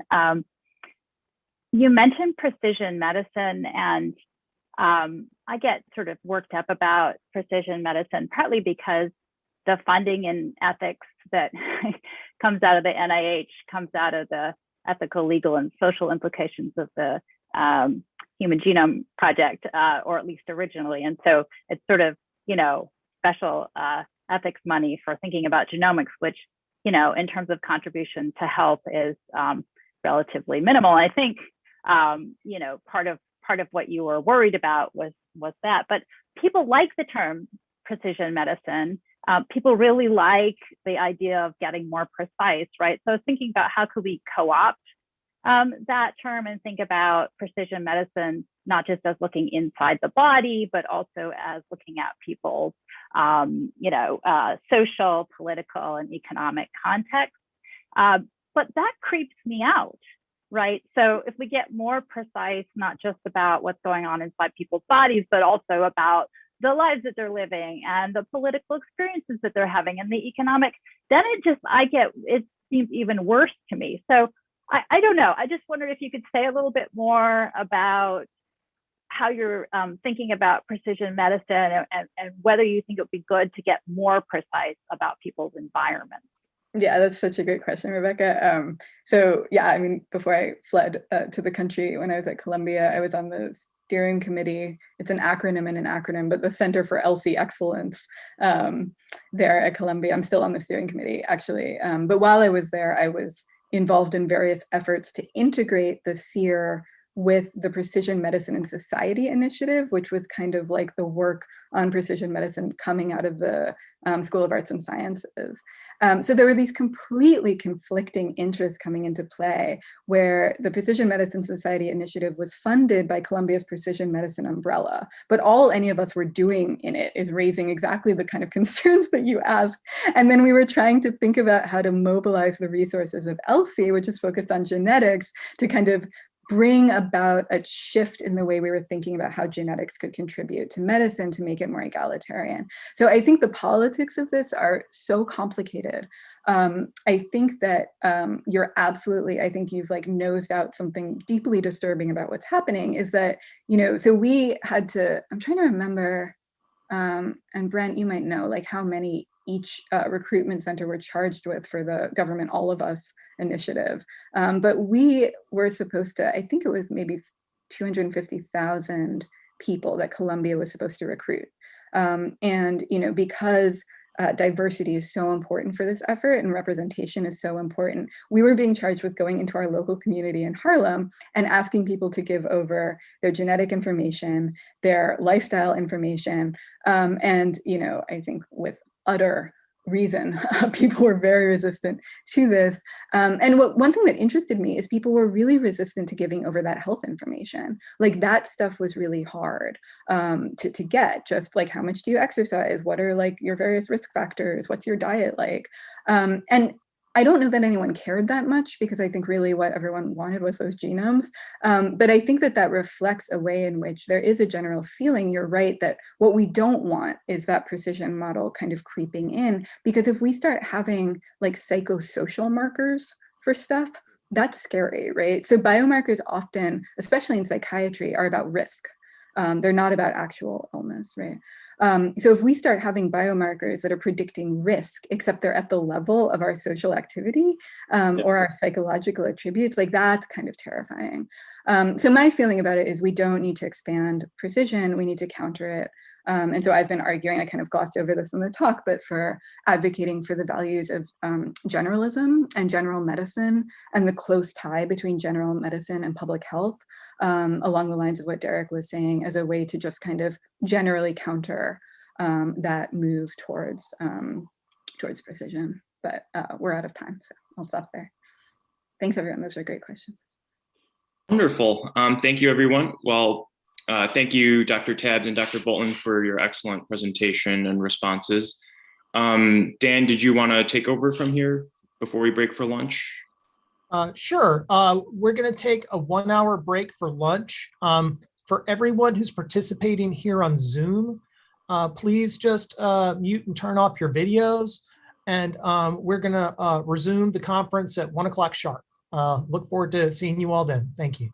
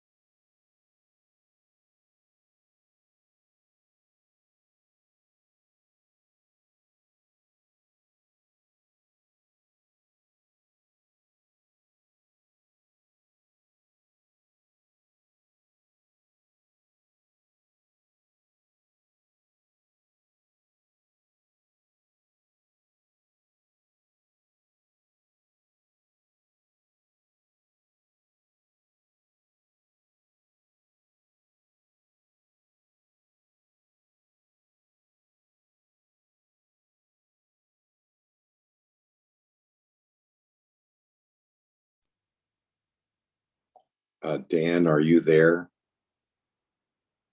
Yes, I am. I've got a question for you. I mentioned my iPad problem.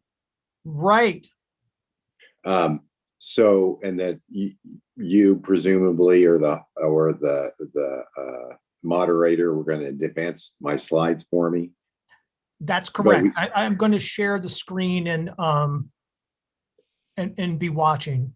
What we didn't try is making me a co-host for my session, which might enable me to advance them myself.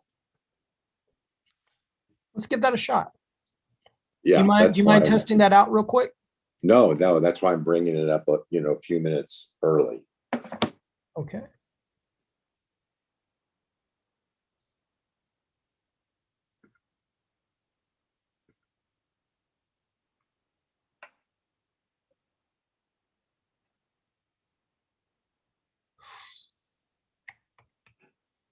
I really like that suggestion and wish it could work.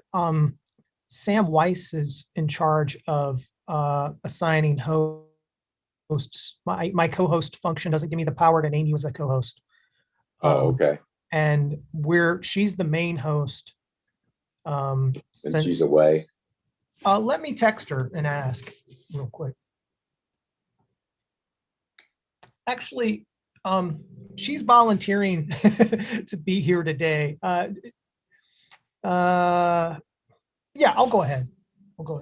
Yeah, and go ahead and ask her, because if this helps John just advance his slides, let's just do it.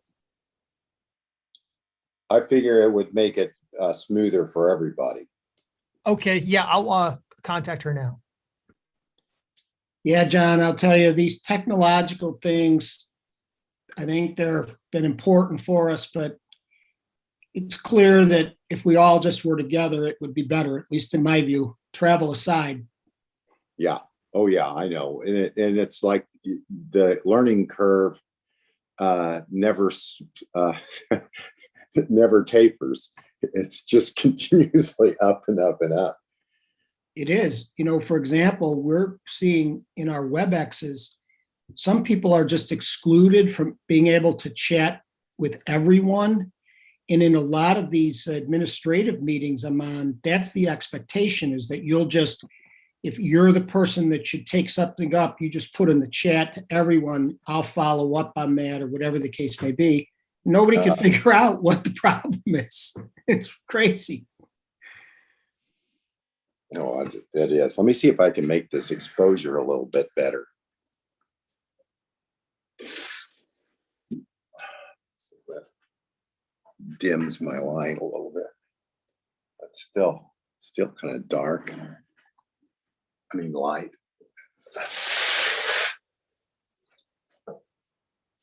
Is that better? No, that's worse.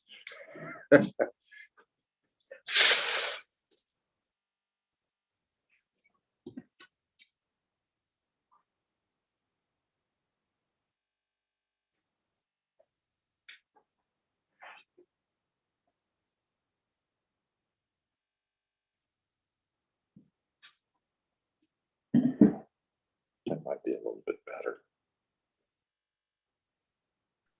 That looks good, John. Okay, well, it washes out my aged face, so that's good. John, are you at home? You look like you might be at a hotel.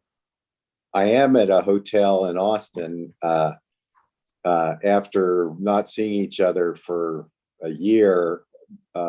We have a bit of a family reunion down here, and so I'm doing this from here for the time being, and so I can still participate in two meetings, so to speak.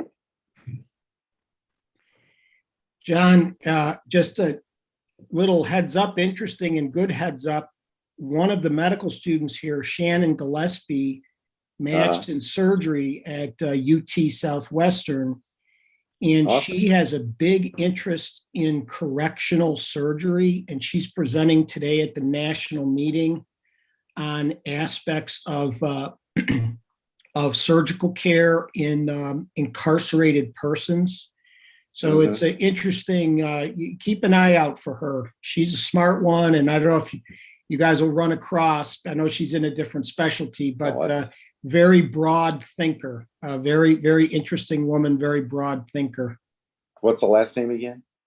I think it's Shannon Gillespie. Gillespie. Okay, as in dizzy. Help me remember. So correctional surgery as in prison. Correct. There's a big research group here now in correctional health at UNC. Psychiatry is playing a bigger role in it. Infectious disease, of course, and others in surgery.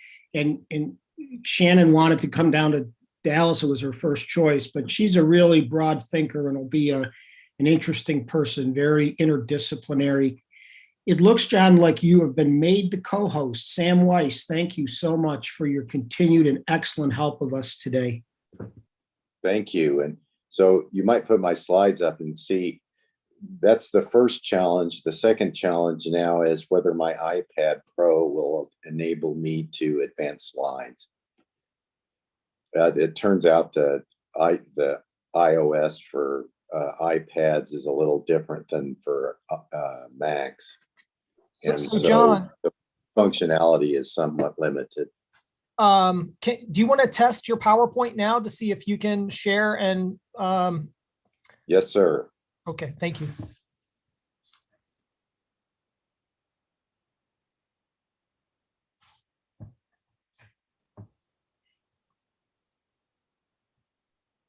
Oh, no. I thought you were going to launch it on your side. I'm sorry. What I can't do is I can't share my screen, my PowerPoint on my side. The question is whether if you launch the PowerPoint on your side, then would I be able to advance slides? Oh, which you can do, again, with Windows or Mac in the Zoom app, but you can't do it with, I don't know if you can do it with an iPad. So I'll need you, Dan, to launch my PowerPoint and then see if the little advanced icons show up on my screen. So Sam just clarified for us that I'm going to have to walk through. She posted a thing here. I will go ahead and post it now, but I'm pretty sure that I will have. So I've got the icons. So let me just see if I can advance to the next slide. Oh, they just disappeared. Uh-oh. Maybe they took me off the co-host function. Okay, somebody's advancing it. So okay. So the advanced icons in my lower left corner are coming and going. You want me to try now? Sure. Okay, so I don't have the icons, the advanced icons. So I can't move unless I can do it by sweeping.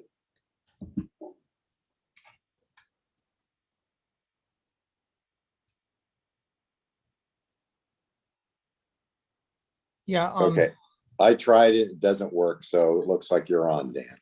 Okay, I'm ready. So just let me know when we go live.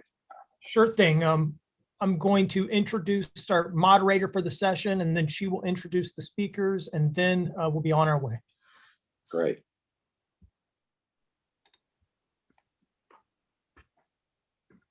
Okay, we're at the 1 o'clock hour.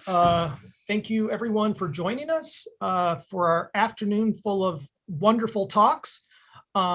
Next up, we have Dr. Christina Murray, who will be moderating this session. Dr. Murray, I'll pass the floor to you. Yeah, thank you, Dan. Our next paper, Psychiatric Diagnosis, is co-authored by Dr. Michael Laney and Dr. John Sadler. Thank you so much for being here with us today.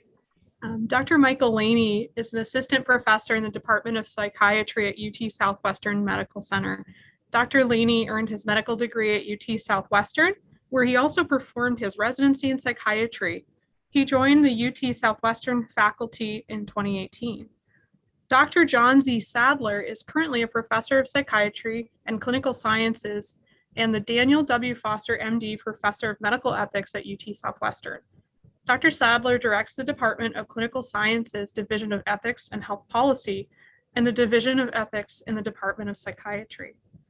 Dr. Sadler received his Bachelor of Science degree in psychology from Southern Methodist University in 1976 and his MD from Indiana University School of Medicine in 1980. He took his residency in psychiatry at the University of Texas Southwestern Medical Center at Dallas and was chief resident in psychiatry there in 1984. Following his residency, he joined the faculty at UT Southwestern and has remained there since. Dr. Sadler is internationally acclaimed for his work in the fields of philosophy and ethics of psychiatry. Among his numerous scholarly projects, he is the co-editor of the international journal Philosophy, Psychiatry, and Psychology. He has edited or co-edited 3 books, several special issues of professional journals, and authored a comprehensive monograph, Values and Psychiatric Diagnosis, published in 2005, and in collaboration with philosopher Jennifer Radin, The Virtuous Psychiatrist, Character Ethics in Clinical Practice in 2009. He has published dozens of articles and chapters in the area of clinical psychiatry, psychiatric education, bioethics, and the philosophy of psychiatry. He maintains a small practice of general psychiatry and involvement with psychiatric professional organizations. Thank you, So Dr. Sadler and Dr. Reed. I'm ready to go then. Thank you, Christina. I would like to thank our hosts for such a nicely conceived and executed conference, and really looking forward to participating in this. I'm going to be presenting the slides today that review our publication, and Dr. Lane, I'm going to then turn to Dr. Laney in the question and answer period to get first crack, so to speak, at the discussion phase. Of course, I'll be participating with that, I'm sure as well. So we can go ahead and take the next slide. So one back, I think we skipped one. So just as an overview, I'm going to give you a little bit of the context of our work, how we came up with this stuff. We'll talk about our version of virtue theory as relevant to psychiatric diagnostic practice. We'll develop this idea of diagnostic virtue and then illustrate it with a very brief case illustration, and then have a couple of tables to show you, to give you sort of a big picture summary to close out, hopefully leaving plenty of time for discussion. So our paper I thought was an in-press invited chapter, but I just found out on the way down here that the Psychiatric Ethics 5th edition standard textbook is now out. I don't think either Dr. Laney or myself have yet received our advanced copies or whatever, but it is out there. It's available on Amazon and OUP. And so this is now a freshly printed paper, which we're sort of excerpting here. So in prior editions, this particular chapter in this particular textbook of psychiatric ethics focused on ethical problems associated with diagnostic concepts and labeling, which is pretty familiar to many of us here. And certainly something that I discussed at some length in the Values in Psychiatric Diagnosis book. But for this edition, we wanted to do something different, which we felt was relatively neglected in the literature. And this neglected area or omission was what we say in the chapter is an orientation to the fundamental ethics and values of the conduct of psychiatric diagnostic assessment. So this chapter has very much to do, or this discussion has much to do with doing diagnosis, not constructing diagnostic categories. So this focus on the clinical practice of diagnosing built upon a broader notion of diagnosis that I explored in the Values in Psychiatric Diagnosis book in 2005, which was diagnosis not just as a determination of a morbid condition or disorder, but also a grasping of the holistic context of the care project. That is what we refer to in the chapter as what's going on in this broad sort of way. So next slide. So this, one more back. There we go. So this project marries prior work on a virtue ethics framing psychiatric ethics, which was just mentioned, The Virtuous Psychiatrist with my colleague Jennifer Radden, and then the Values in Psychiatric Diagnosis book that's been mentioned already. So we won't be arguing to convince the audience that diagnostic practice is shot through with values. Rather, we'll simply show it by examining casework.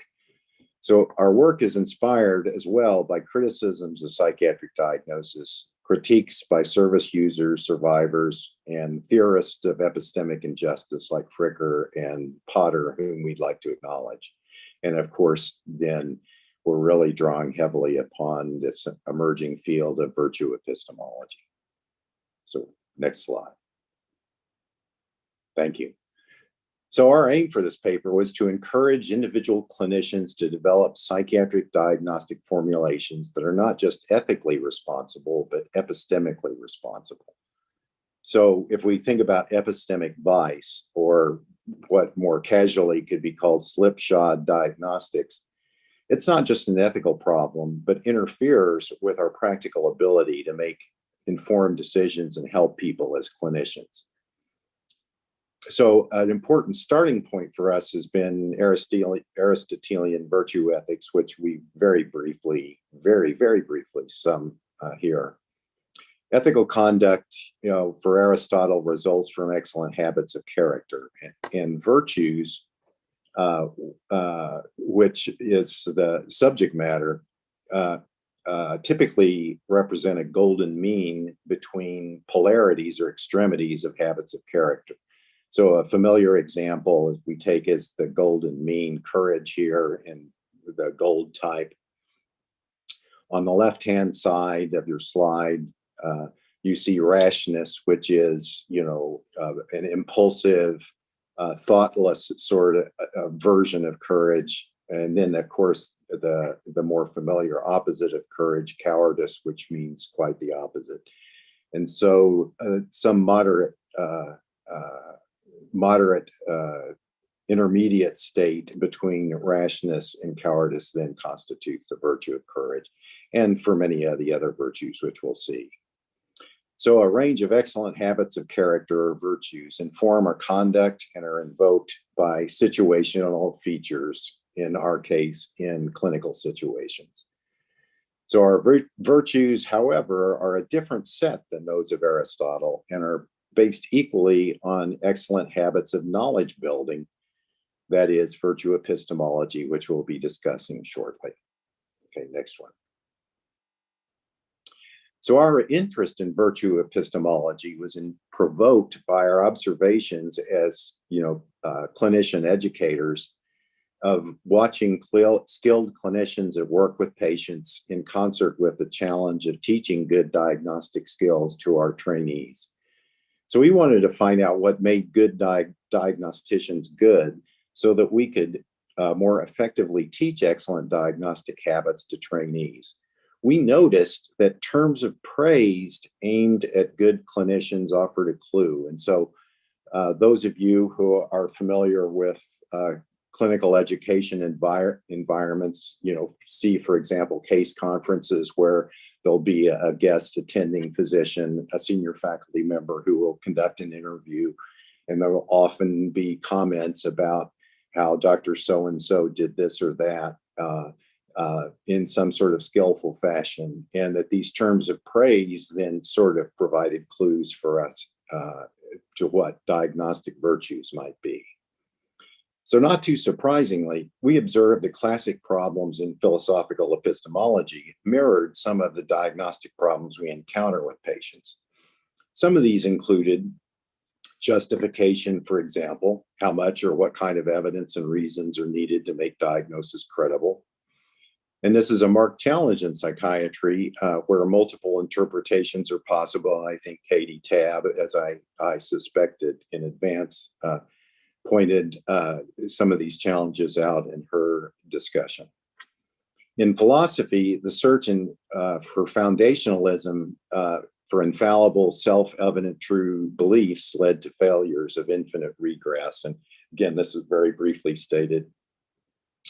And in philosophy, in epistemology, the valid web of interconnected beliefs in coherentism as one of the theoretical approaches in epistemology failed because of the inability to test interconnected beliefs as independently valid. Again, we're not going to get into much of this because we want to move into our own accounts, but this is just a context setting in the field of epistemology. Next slide, please. Thank you. So this led us to pragmatism and virtue epistemology as alternatives. And so while sympathetic to pragmatism, the trouble with the field is it tends to under-theorize reliable processes of application, which in a certain sense is what we're terribly interested in. And pragmatic analyses tend to be too granular for us to feasibly teach trainees on the fly in clinical settings. So this left us with virtue epistemology, to which we now turn. The core idea of virtue epistemology is this, at least for us. So we tend to believe people whose practices have generated reliable, responsible, and credible knowledge in the past. So I tend to believe controlled studies more than uncontrolled ones. I respect claims with citations and footnotes more than social media rants. And so I don't think there's anything particularly exotic about this in principle.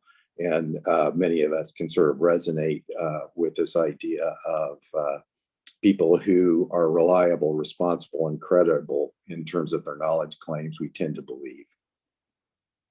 So virtue epistemology praises, in a sense, a belief as knowledge because the would-be knower or claimer is responsible in her knowledge-generating practices. Her claim is supported by the revealing of her epistemic character through her epistemic practices. So virtue epistemology, like virtue ethics, wants to identify excellent habits of character that accompany credible knowledge production. Okay, next one, please. So justified beliefs then emerge from epistemically virtuous character, just as ethical conduct emerges from morally or ethically virtuous character.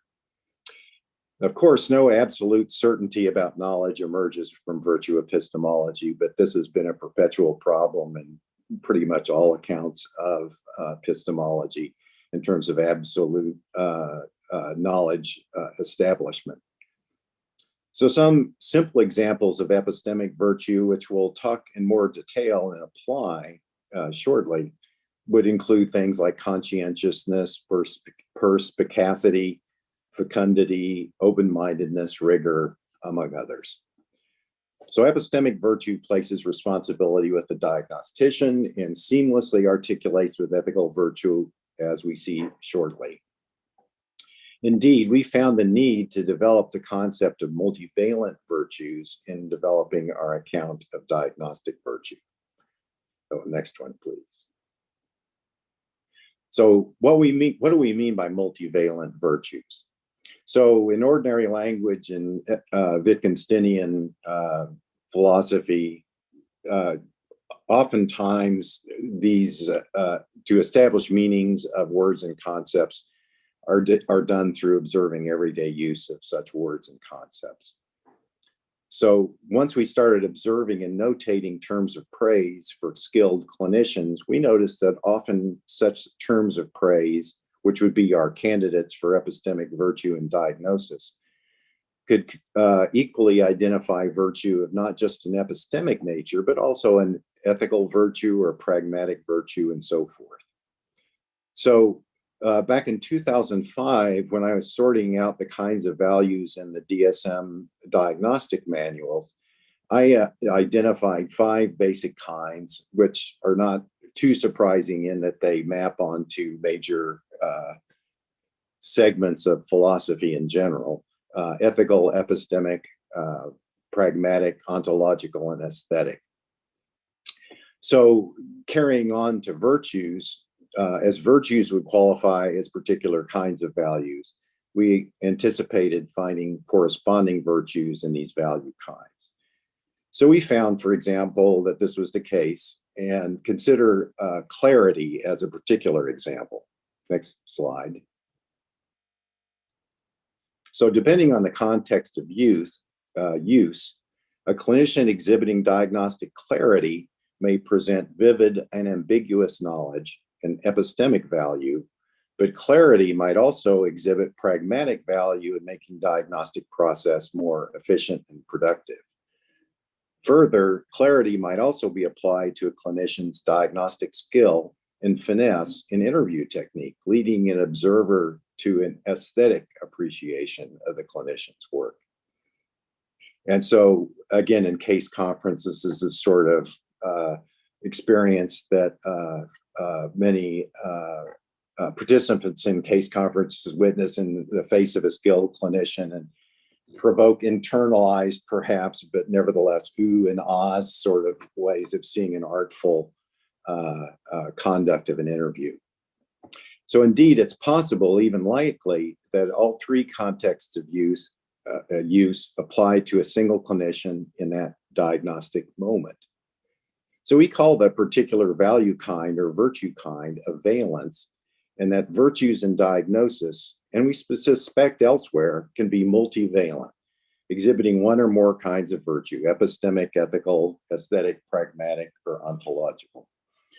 The multivalent property of virtues lead us, for convenience sake, to call praiseworthy habits of character in diagnosticians diagnostic virtues, just to sort of make it crystal clear, recognizing they may have more than one valence, and even have multiple valences, as we'll see in case examples. So now we move on to diagnostic virtues in practice and to our case example. So in our chapter, we used a 2-column technique for our case illustrations. And in the left-hand column, as in the slide, we would have the case material. And in the right-hand column, as you turn your eyes to the right in this particular slide, the right-hand column is the commentary on the case material. And so we call this technique case plays back when we were writing the Radden Sadler Virtuous Psychiatrist book in 2010. Next slide. So the gist of the background for this particular case is a presentation of a new outpatient with little referral information other than anxiety and depression. The left column will describe the character-driven exchanges, and the right column gives insight into the clinician's thinking and commentary about the diagnostic virtues exhibited. The clinician's and the patient's behavior is in plain type, and on the fly clinician's thinking is in italics. And I'm going to try to remember to put my fingers on my temples like this to signal that what I'm reciting is the clinician's thought and not her utterances. Next slide. So in being cognizant that some of our listeners and viewers may be looking at this on cell phones with small screens, I think it would be overly optimistic to think you all could read this. So what I'm going to do is I'm just going to go ahead and read it through quickly so everyone's on the same page, so to speak. So we're calling our doctor Dr. V for virtuous, not too subtle. And so the case opens, Dr. V, opening door for the patient. Hello, Ms. S. I'm Dr. V, and I believe you are referred to me from the community clinic. Shakes Ms. S's hand. This was clearly pre-COVID, by the way. Have a seat, gestures toward a comfortable chair in the office. Meticulously groomed young African-American woman, a Stanford Law School graduate, I understand. Ms. S, did you get my records? I was worried that I have to go over everything again. Dr. V, unfortunately, they didn't come through yet. But even if they did, I'd still have to get to know you as a person and not just a case in a file. My main focus today is to try to understand more of the difficulties you faced. Thanks, I guess you're right about that. So moving then to the commentary for this segment, the situation of no referral information demands an additional burden on the clinician. Here, the diagnostic virtue of receptivity is called upon. Receptivity is a diagnostic virtue, a disposition toward the patient, where all expressions of the patient, speech, appearance, gesture, relationship, are openly considered for potential diagnostic significance. The clinician's openness to experiencing the patient has epistemic valence, but also conveys an accepting attitude fueled by the ethical valence of care and concern, the groundwork for empathy, which is more of an explicit kind of virtue.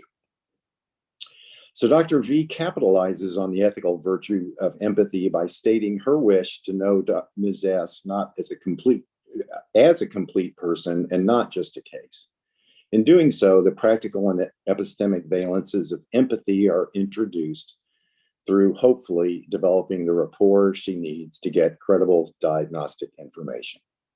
Next slide. So we're back to the case, middle column there. Dr. V, attending to the patient with guileless interest. Where do we start is not too important. Tell me a little bit about yourself. Ms. S, they told me at the clinic that I'm depressed, but what has bothered me the most was my failing to sit for and pass the bar exam. I'm a big academic failure and have let people down. The clinic doctor gave me fluoxetine for my depression and panic attacks, but I'm still avoiding planning for the exam. I don't want to overlook this.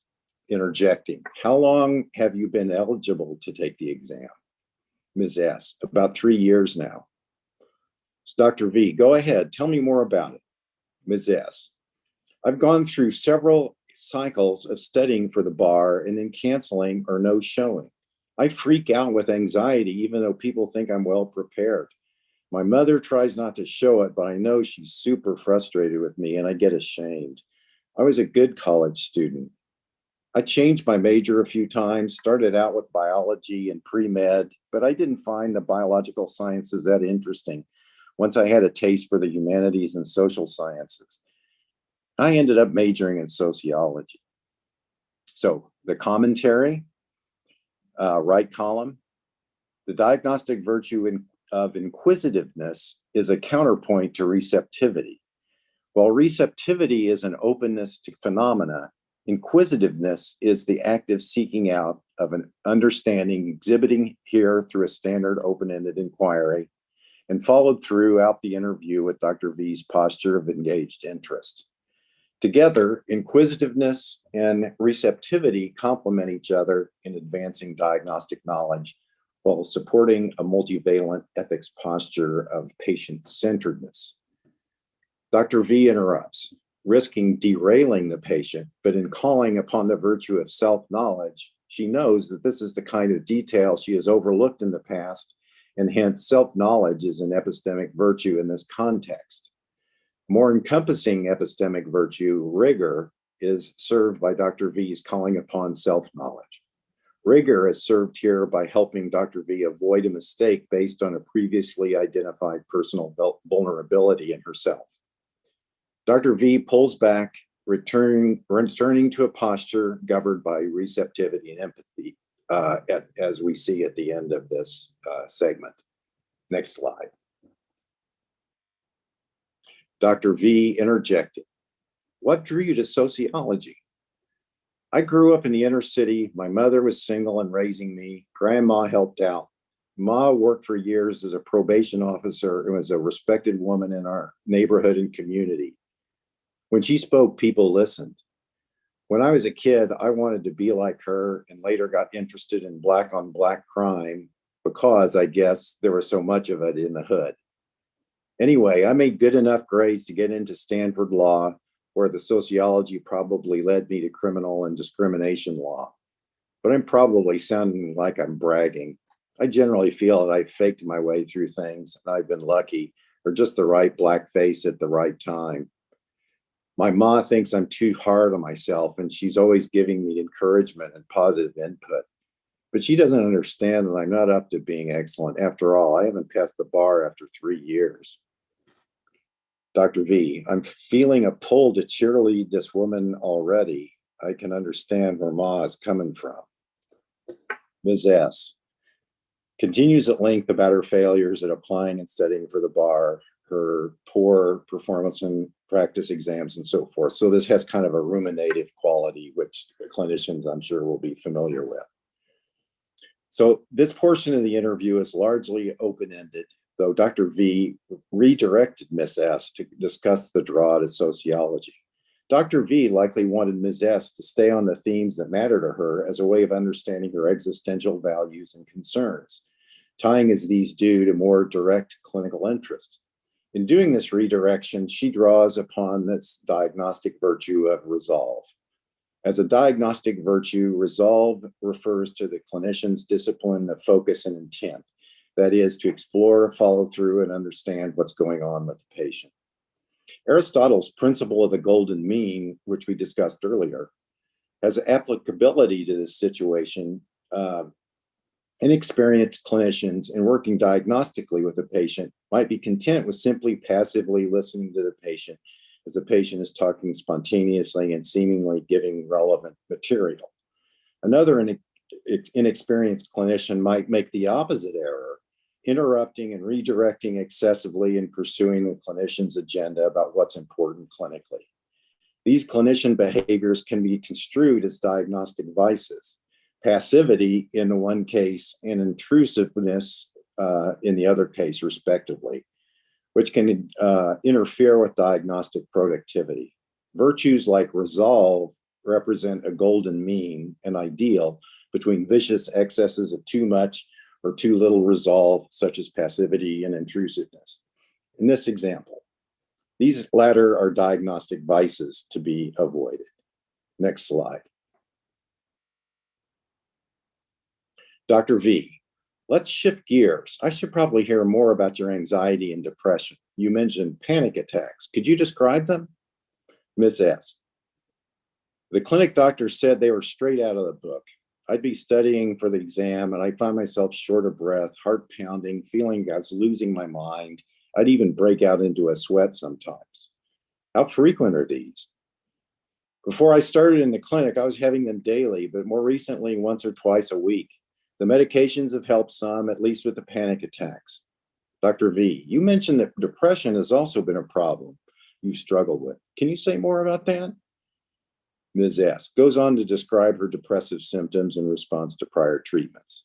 And then in the next segment, we'll skip ahead to later in the interview.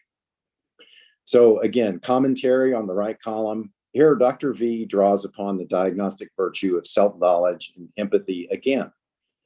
Dr. V recognizes Ms. S' clinical pattern of self-castigation exhibited abundantly already, calling upon resolve to shift the focus to a new diagnostic domain.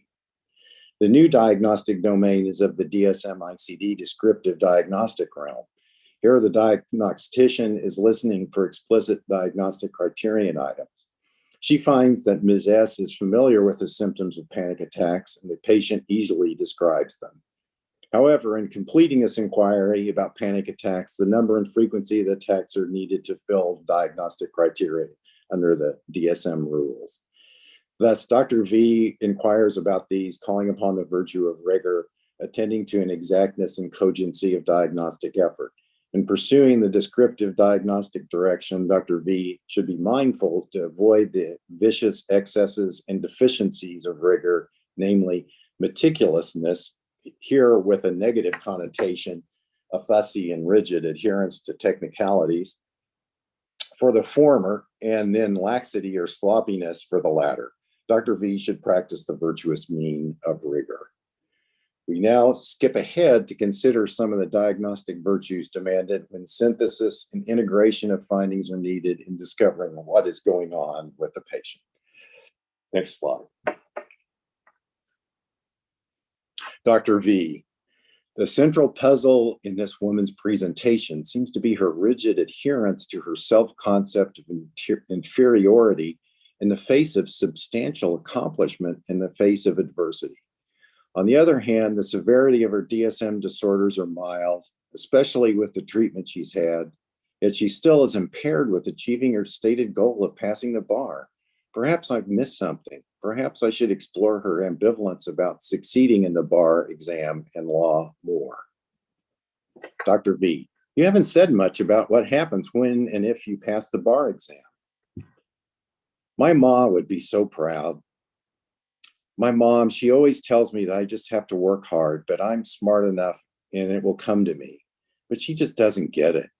She convinced me to go to law school, that school would be the answer. She talked to me into a lot of things. In high school, they try to get you to buy class rings. I knew we couldn't afford it, and I told my mom we shouldn't get it, but she insisted, no, you've earned it. We'll figure it out. We couldn't even figure out the electricity every month. I never wear that ring, and when I bought a car, I was looking at some used one, but she convinced me to buy one that's new. Now I haven't made my full payment in months.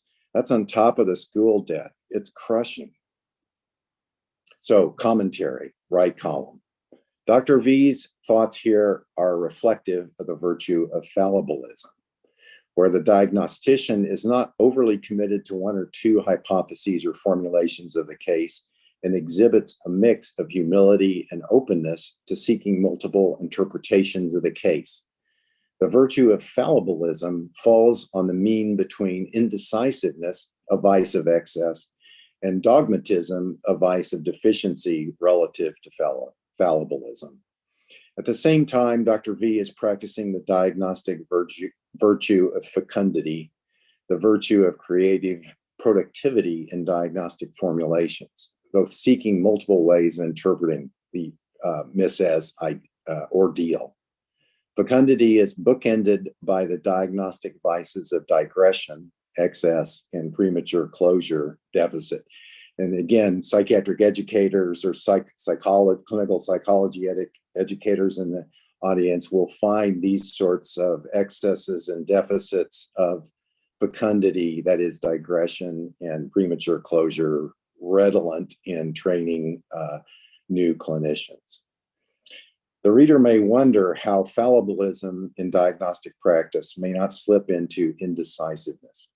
In virtue ethics, certain virtues, notably phronesis or practical wisdom, serve to mediate the practice of the virtues and resolve competing and complex claims various virtues may demand of the clinician. These regulating virtues are sometimes called meta-virtues. This is to say that clinicians encounter conflicts between virtues or difficulties in adhering to them, and the meta-virtues can provide synthetic guidance. In this case, for the diagnostic virtues, we have competing formulations.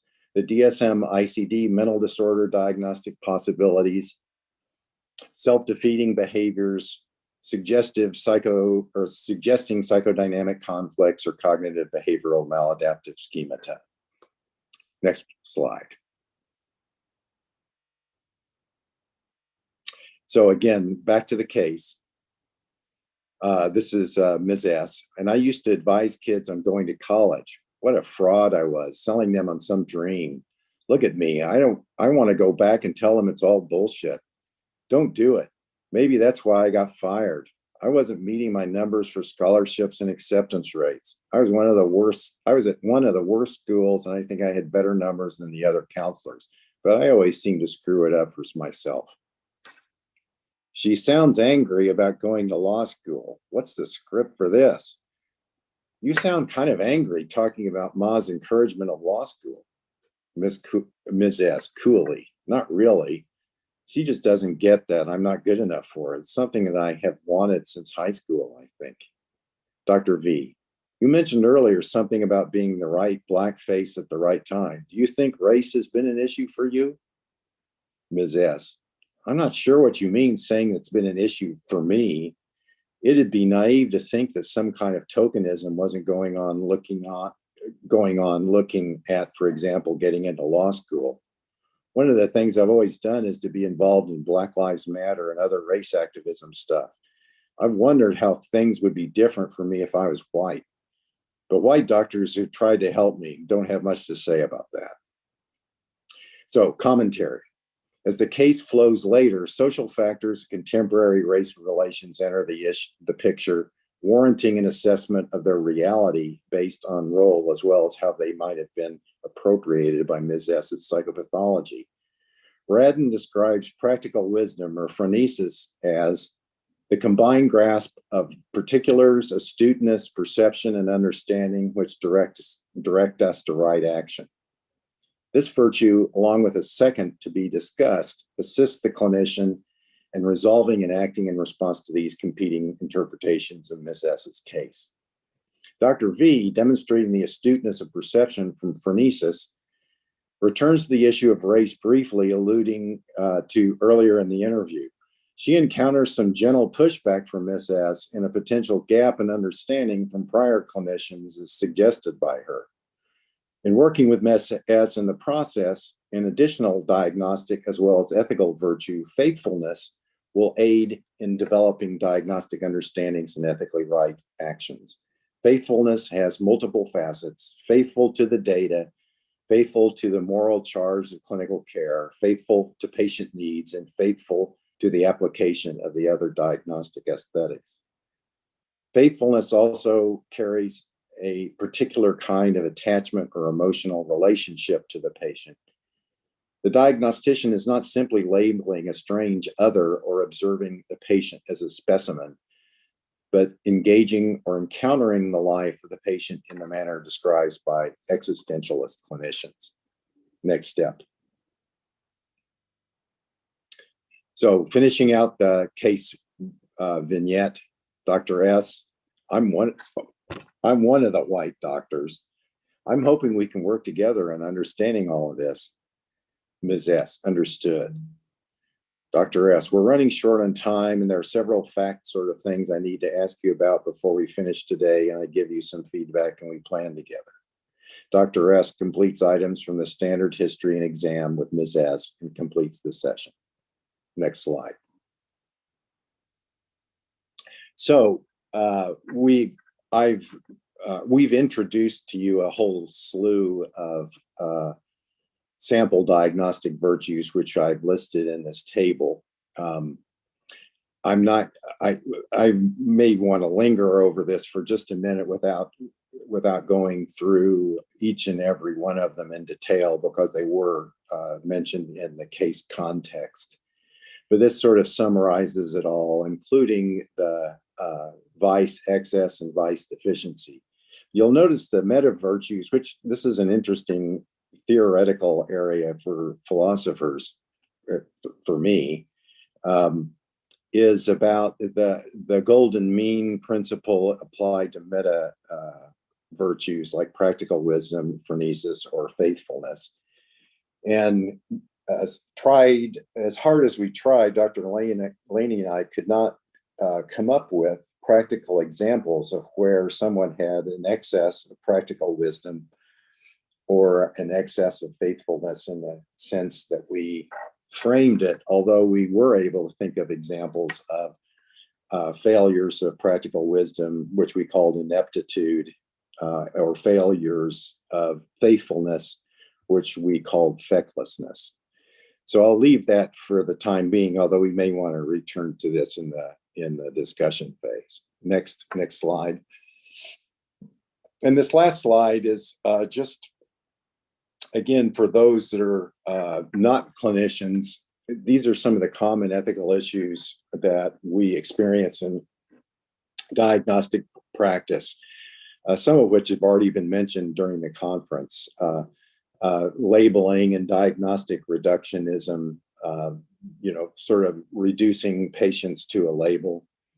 Overgeneralization, that is, applying scientific findings without regard for unique circumstances and characteristics of people. the blurring of self disorder. This is the idea that as opposed to physical illnesses, mental illnesses sort of infect the self in a way that blurs the sense of personal identity and selfhood with characteristics of their psychopathology. We readily acknowledge cultural relativity and behavioral norms, which poses substantive difficulties in psychiatric diagnostic practices. We're all familiar with stigma, mental illness, which carries its own valences and challenges. And then, of course, the power differential between clinicians who may have important abilities and powers that are not symmetrically matched by patients who are in a typically vulnerable position. So I'll turn to the last slide. And this is just a list of some of our selected references. And thank you for our attention. And with that, I'll close. Thank you so much, Dr. Sadler, for that presentation. I'd love to introduce our commentator at this point, Dr. Brent Kious. And Dr. Kious, MD, Ph.D., is an assistant professor of psychiatry, an adjunct professor in the program in medical ethics and humanities in the Department of Internal Medicine, and an adjunct professor in the Department of Philosophy at the University of Utah. His prior research in bioethics has encompassed the role of values in psychiatric diagnoses and the ethics of informed consent, and his current work focuses on the assessment of suffering at the end of life. He remains particularly interested in the role of values in medicine, including in how value judgments affect assessments of decision-making capacity and suffering. Dr. Kious earned his MD and PhD in philosophy at the University of California, Los Angeles in 2011, and completed his residency in psychiatry at the University of Utah. Thank you so much for joining us. Thanks, Christina, for the introduction. I will point out my name is pronounced Kious. Everybody gets it wrong, so no big deal. I apologize. Not an issue. And thanks to Dan and Gary for organizing this conference, and to Michael and John for such an interesting, stimulating paper. So Michael and John offer a persuasive account of how virtue ethics can inform and improve the practice of psychiatric diagnosis. Their essays are actually very far-reaching, spanning multiple areas of philosophy and classic epistemology all the way up to virtue theory. But I read it primarily as a sketch or maybe a prelude to a proposal. It suggests that the day-to-day work of real clinicians who are caring for actual patients could be enhanced by a virtue theoretic approach to epistemology. I say that it's a prelude of a proposal because Laney and Sadler clearly take themselves to be providing neither an exhaustive account of the epistemic virtues, nor of how each of the epistemic virtues they describe, such as rigor, faithfulness, and inquisitiveness, would apply to the wide range of scenarios likely to be encountered in the clinic. The essay is frankly a compelling call to arms, pedagogically. If read widely by psychiatrists and psychiatry residents, it could substantially improve how we practice. As a medical educator, I can see myself asking my residents and medical students to read it. At the very least, it would remind them that psychiatry is a field where virtues count, where thinking of ourselves as aiming for different virtues across multiple realms of value actually matters. Indeed, with my clinician's hat on, I often found myself wondering whether I instantiate the diagnostic virtues as well as I might, and worrying about what I could do better. There's very little in the paper with which I could disagree, and as a philosopher, I tried really hard to find something. Okay, admittedly, there are some things about their criticism of coherentism that I thought were maybe not quite fair to Quine, and I also have some background reservations about virtue theory as a moral theory. But if we take the essay seriously as a practical guide, however, these quibbles are immaterial. So today, I will confine my comments to identifying a number of additional issues that I think a virtue-informed approach to psychiatric diagnosis could help us explore and understand. So consider to start that diagnosis often involves inflicting a risk of harm on the patient. Now, this is clearly true with the various kinds of invasive medical procedures that happen mostly outside of psychiatry. If it were purely a question of whether they were informative or not, neurologists and geriatricians would get brain biopsies all of the time. How better to diagnose Alzheimer's disease or dementia with Lewy bodies? But in reality, that almost never happens, since brain biopsies, however informative they might be, are extremely risky. It also matters very little from the standpoint of treatment, whether someone in our care has Alzheimer's dementia or vascular dementia or frontotemporal dementia, since our interventions will be broadly similar irrespective of diagnosis. You might suppose that diagnostic practice in psychiatry isn't terribly risky. While it's true that nothing we do is as dangerous as a brain biopsy or maybe even a colonoscopy, it's not quite true that our methods carry no risks. Some diagnostic maneuvers in psychiatry can inflict harm. An off-cited example is exploring the history of someone's trauma. Done at the wrong time with insufficient sensitivity, this can be very destabilizing. I've cared for many patients on my crisis unit who ended up there because their outpatient therapist started asking too many questions in the wrong way about awful stuff that happened when they were kids. So you might ask, when is it best to have these conversations with our patients, and how should they be approached when they do need to occur? The answer on a first pass is, of course, that it's a matter of psychiatric phronesis or practical wisdom. One gets good at this by developing the right kind of sensitivity to the right sorts of nuances of the patient's presentation, while paying the right amount of attention to the potential benefits of the information. An account of diagnostic virtue, I think, could help shed light on what right really means here.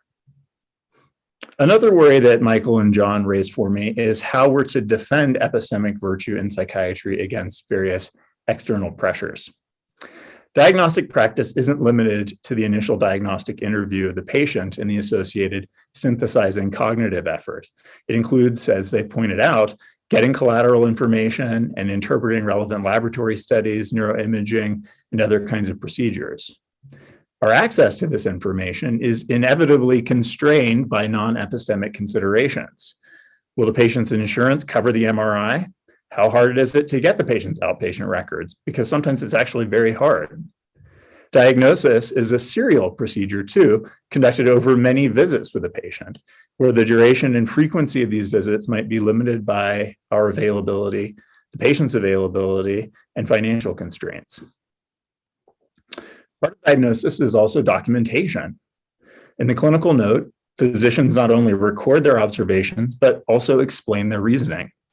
We write things like, Mr. X has a very high likelihood of having Asperger's syndrome, or now I guess autism spectrum disorder, because he's unusually interested in taking photographs of car parts and unusually disinterested in talking to other people. And I, at least, tend to do a good bit of my diagnostic reasoning in the process of writing the note. I suspect that many other clinicians do too. Unfortunately, values and considerations apart from purely epistemic ones impinge on the process of documentation. Insurance companies read our notes to see what we're doing and whether our bills to them are justified. Other physicians read our notes and use them to establish baseline knowledge about the patient, which is something many patients reasonably expect. Increasingly, patients read our notes too, but all of these parties bring different and sometimes incompatible expectations to bear on the written diagnostic summary. The demands of insurers are particularly corrosive and far-reaching. It happens that the diagnosis of adjustment reaction with depressed mood is often not a billable one for patients admitted to the psychiatric hospital, even if they happen to be admitted for a serious suicide attempt. But major depressive disorder, especially if it's a severe diagnosis of major depressive disorder, is billable. So if it looks initially like my patient who's just tried to hang himself might meet full criteria for major depressive disorder, at least if I squint, I have very little incentive to explore in detail whether adjustment reaction with depressed mood might be a better diagnosis. This is a case where diagnostic practice is almost paradoxically tailored to suit the treatment that the patient clearly needs, rather than the treatment being tailored specifically to the diagnosis. There are other uncomfortable ways in which the interests of our patients can impinge on diagnosis. What does epistemic virtue require when I've become, if only reluctantly, convinced that my patient is malingering? Fidelity and rigor would seem to demand that this is precisely what I document. But I recall one occasion when I was a resident where I had a patient who was very clearly malingering, since she was describing a number of visual hallucinations that were not consistent with any known disorder in the context of some very severe legal issues that hospitalization was going to help her avoid. And then later, having written that in her chart, I was loudly reprimanded by my attending. He thought that my obligations to the patient to protect her from stigma and recrimination far outweighed my obligation to faithfully report my clinical reasoning. I was a little bit miffed at that at the time, but I think he had a point, and even now I struggle with how to handle such situations. A similar worry is what diagnostic virtue requires when a diagnosis is highly stigmatized by the patient. It sometimes happens that our clinical impressions point to a diagnosis the patient rejects because they find it offensive. This arises in one way for disorders like schizophrenia and mania, and in an entirely different way for personality disorders, somatic symptom disorder, or conversion disorder. In the second class of cases, the diagnosis can seem to the patient to be a barrier to accessing some treatment they're very interested in receiving. It can also seem invalidating, since it implies that all of their problems are all in the head, and they hate to think that their problems are all in the head. Diagnostic virtue here seems to involve both making the correct diagnosis, perhaps only privately, and finding the best time, place, and method of breaking the bad news to the patient once enough rapport has been built that they can hear it. It turns out that giving a diagnosis can be a complex negotiation. Laney and Sadler's essay also brings into view the issue of diagnostic hubris. Many clinicians are rather concerned with displaying our diagnostic acumen. This may be particularly true for psychiatrists, since diagnosis is arguably our primary skill, or at least our most refined one. While concern with diagnostic acumen can be laudable and conduce to virtue, making us more thoughtful, it can also lend itself to a sort of sophomoric overconfidence. I once had a colleague who was in many respects a brilliant psychiatrist, but he took himself to be something of an expert in diagnosing subtle neurodevelopmental disorders, and he attributed all manner of physical and psychological problems to them. The result of all that was that he measured virtually every patient's head with a tape measure and then made elaborate pronouncements about how the result, which whether the number was bigger or smaller than normal, suggested that this or that diagnosis was more likely. He was a sort of modern day phrenologist, I think. My sense was that he took his expertise a bit too seriously in this one respect. And to be clear, I mention his example only because it's particularly striking, not because it's unique. I think most psychiatrists, perhaps all of us, fall prey to overvalued diagnostic ideas. Indeed, I wonder what diagnostic virtue can tell us about looping effects. I frequently worry about whether my diagnostic practice will affect and determine how my patients understand their symptoms, and thus how their symptoms will be presented to other physicians and to me in unintended and unanticipated ways. Psychiatrists who have ignored the history of the field may be unaware that psychiatric diagnosis can sometimes go horribly wrong. I assume, for example, that dissociative identity disorder doesn't actually exist in nature and arises only from the infernal feedback between psychiatric diagnostic practices and patients' own conceptualizations of their problems. The vice in DID, if there is one, is probably something like hubris, or as Laney and Sadler put it, dogmatism. It comes about because the diagnostician is convinced that the patient must have multiple personalities, and so elicits them through his questions. Now, probably all psychiatric diagnoses loop, at least to some degree, perhaps as a result of more subtle psychiatric vices. I think it's striking that, as Mark Zimmerman has shown, perhaps 60% of clinical diagnoses of bipolar disorder don't hold up to formalized research assessment, such as you might get through the structured clinical interview for DSM. Part of the problem, I suspect, is that for many years, psychiatrists were afraid that they were underdiagnosing bipolar disorder, and now they're overcompensating. Other kinds of looping might arise only partly because of the action of individual clinicians, and to a greater extent because of cultural factors. I have plenty of patients presenting with new onset adult ADHD, which as far as I could tell should be exceedingly rare. This diagnosis clearly occurs because of a complex set of social factors. The existence of adult ADHD is heavily advertised by the pharmaceutical industry. The symptoms of ADHD are easy to learn and even easier to convince yourself that you have.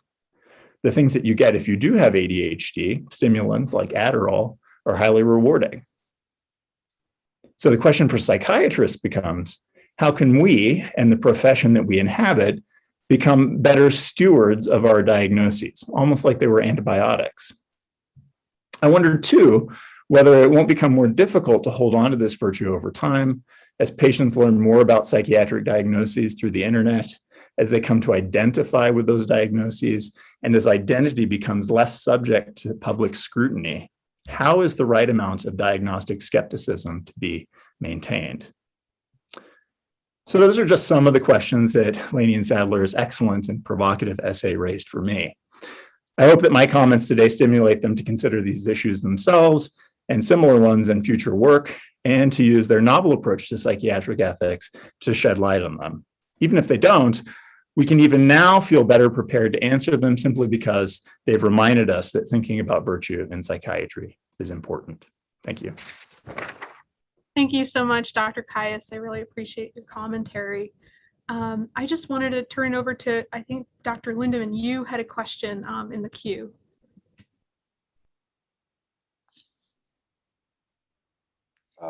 She's muted.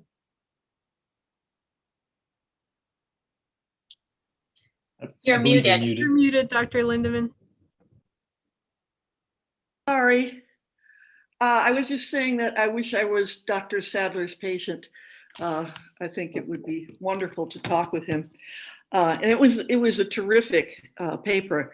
So my question is an epistemic one.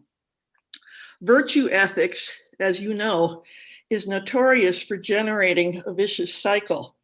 If you want to be virtuous, you got to find a phronimos and follow them around and see what they do.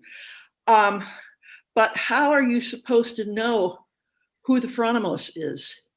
And how do you know when they're doing something virtuous? Because it's all internal, you know, there aren't any independent criteria for virtue. It's just what the phronimos does. And it seems to me that's a problem for the kind of psychiatry you're doing. So Dr. Laney takes the first pass. Yeah, I'll take a stab at that one. So yeah, in virtue epistemology, there are a number of different camps, but at least two are this responsibilist, where what counts for knowledge is is the person's own responsibility taking in assuming these virtues, and this kind of following around a phronimos is more along the lines of that camp, and Zagzebski writes a lot about that in Virtues of Mind. And I think that we're very interested in the responsibilist aspect of epistemological ethics. But another piece that I tend to be very interested in is the reliabilist camp, where we tend to trust in those processes or people who tend to lead to good outcomes, whether it's epistemic or otherwise. And I think that's what grounds more of my consideration, our consideration about what counts as virtuous, epistemically virtuous activity. And there are reliable people, there are reliable processes, and reliable people are hopefully relying on reliable processes. So the proof is in the pudding. What's that? The proof is in the pudding? Yes, yeah, it is something that is yes, that is something that's hopefully more observable than a kind of sympathetic draw to someone. Okay, thank you.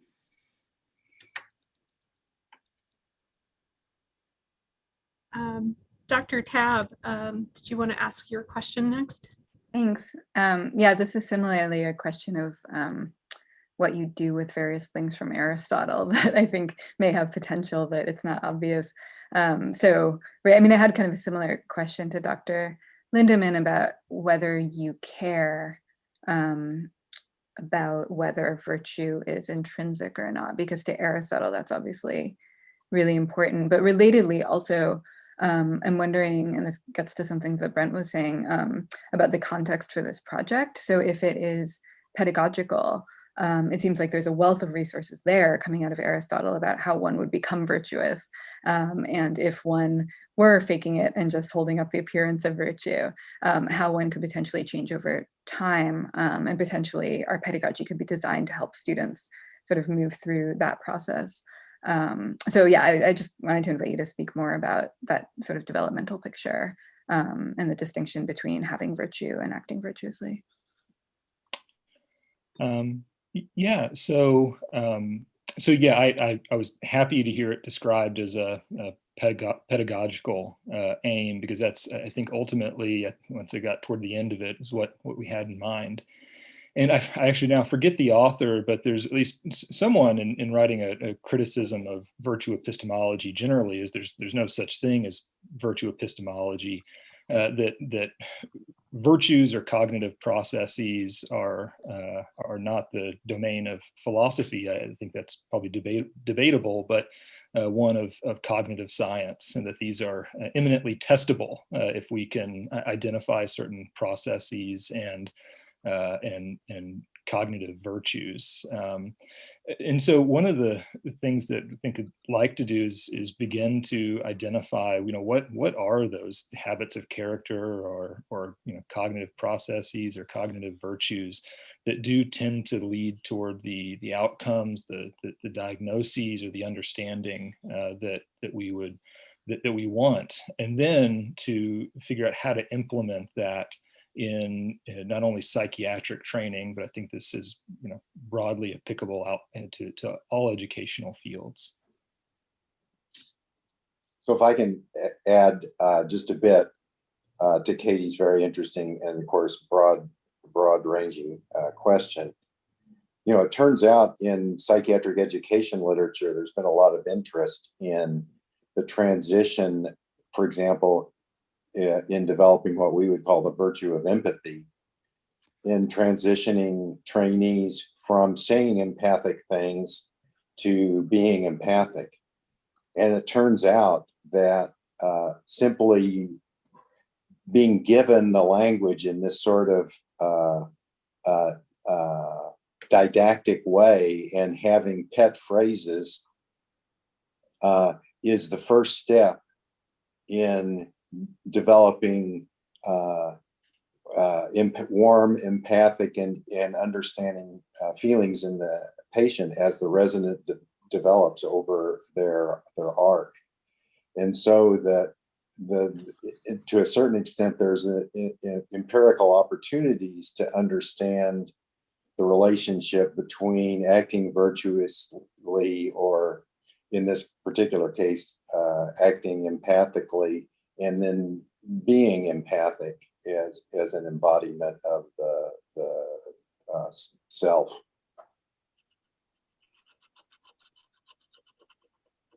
Thank you so much. Dr. Arp, I'd love to call on you for your question next. Yeah, thanks. And I really appreciate the concept of diagnostic virtues and its pedagogical value. But I would want to kind of echo one of the points that Dr. Kious brought up about this tension between maybe diagnostic significance and therapeutic significance. And it seems like maybe it needs to be built into the diagnostic virtue, but there are times when they do have tension between them. There seems to be a pressure point there. So maybe if you have any thoughts on that, and maybe empathy is going to end up being the way, but I just wanted to hear your thoughts on that. Yeah, so So yeah, a diagnostic procedure is much more than that. It's, of course, it's the beginning of a therapeutic relationship and a treatment relationship more generally. And so a lot of what we're doing is going to have more than, purely, diagnostic or epistemic in that way ends.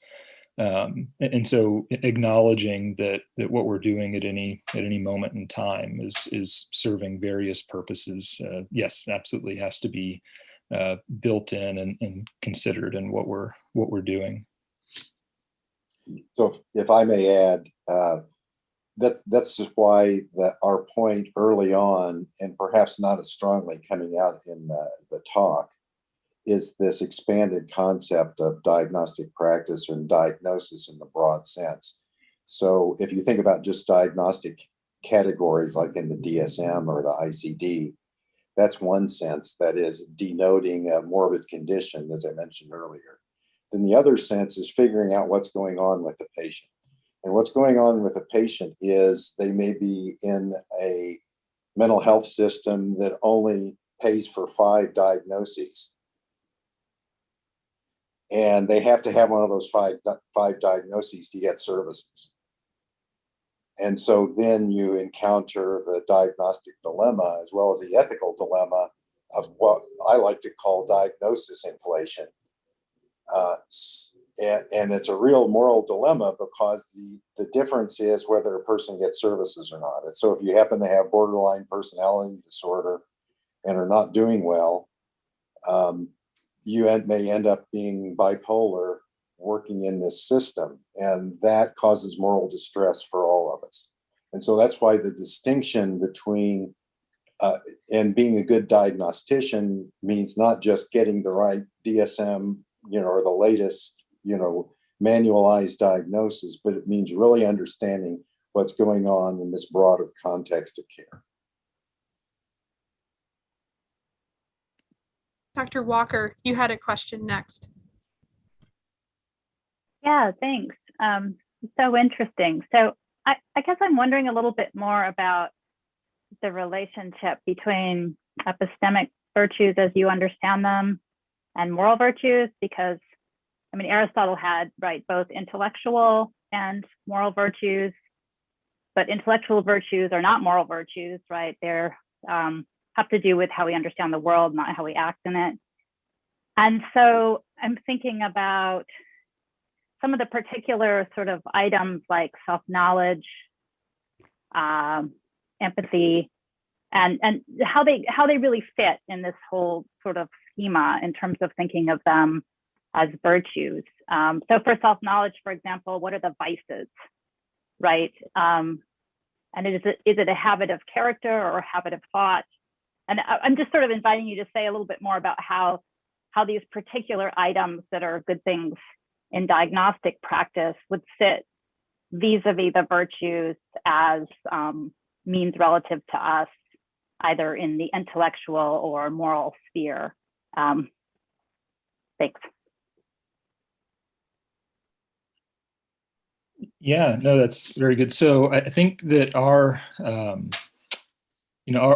thought about the virtues and why it's an apt analogy to think about diagnostic practice is that it is something that we carry around with us. It's kind of a way of being and thinking about people that can't be referred back to some process or procedure. Just to well ask this series of questions, and you'll arrive at your diagnosis. That there's a certain way that people tend to have, it seems, of thinking about themselves and the world that happens in multiple settings. And so this, robustness of the trait, if it is robust in that way, would argue for it being something of a virtue, of a character trait or general ethic.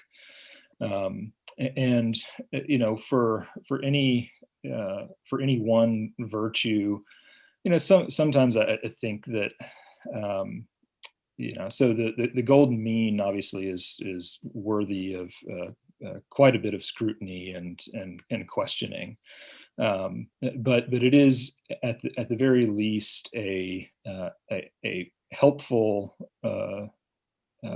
helpful thought process to go about. When does my inquisitiveness reach into voyeurism, and so I think at the very least it is a very helpful mental tool to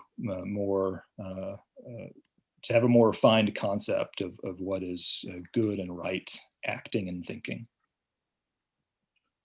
Thanks, you all, for such thoughtful and thought-provoking questions. You know, I was thinking about your specific end of your question about self-knowledge, Rebecca, and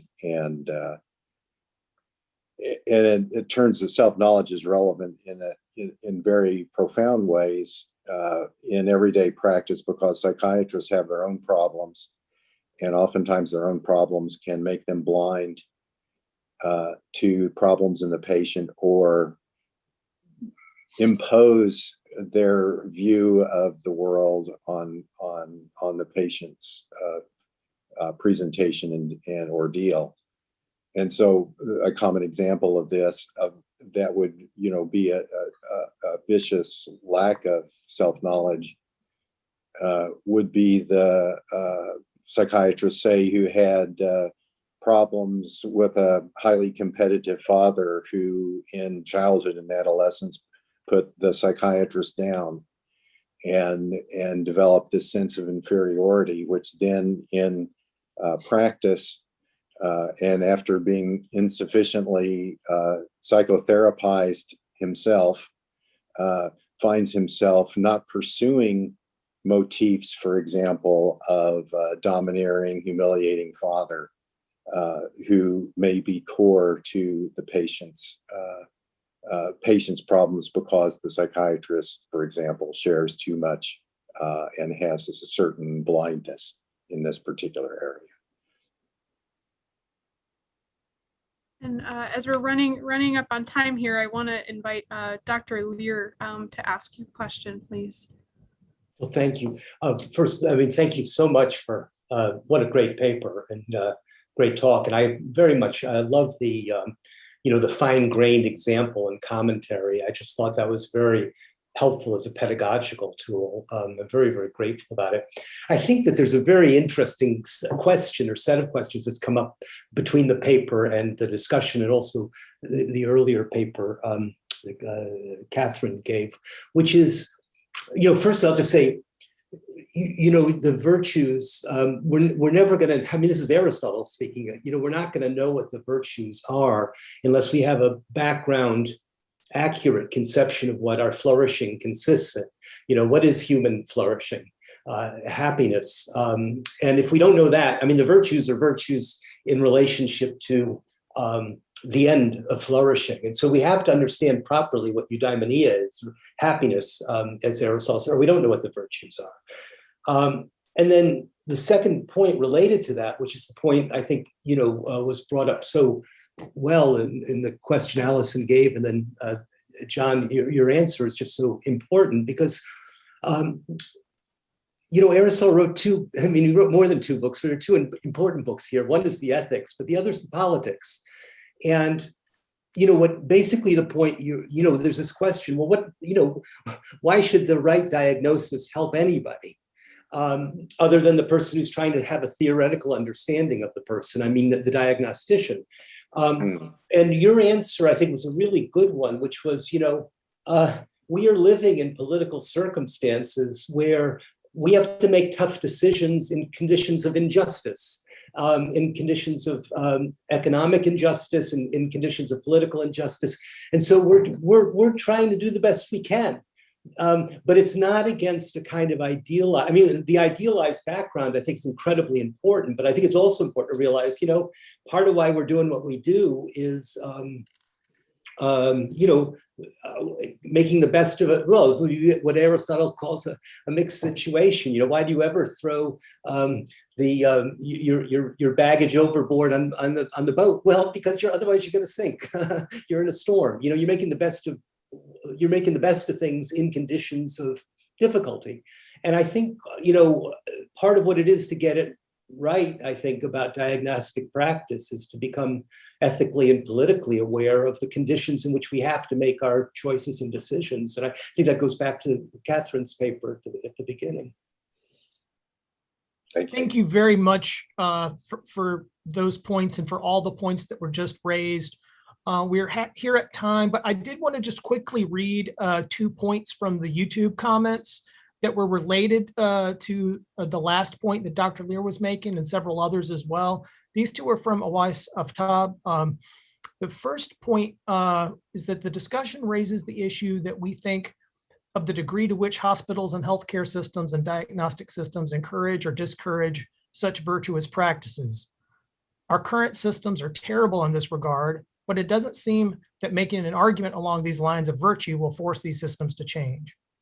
That was the first point. The second point he makes is this articulation of virtuous diagnostic practice appears to pit against certain philosophical positions such as biological reductionism, not just on epistemic grounds, but ethical grounds. There were more points from the YouTube as well. Unfortunately, we can't get to them all. I just wanted to get those out there at the sort of minute over our time. Now we're gonna take it's gonna be a 14-minute break and resume at 2:30. Thank you.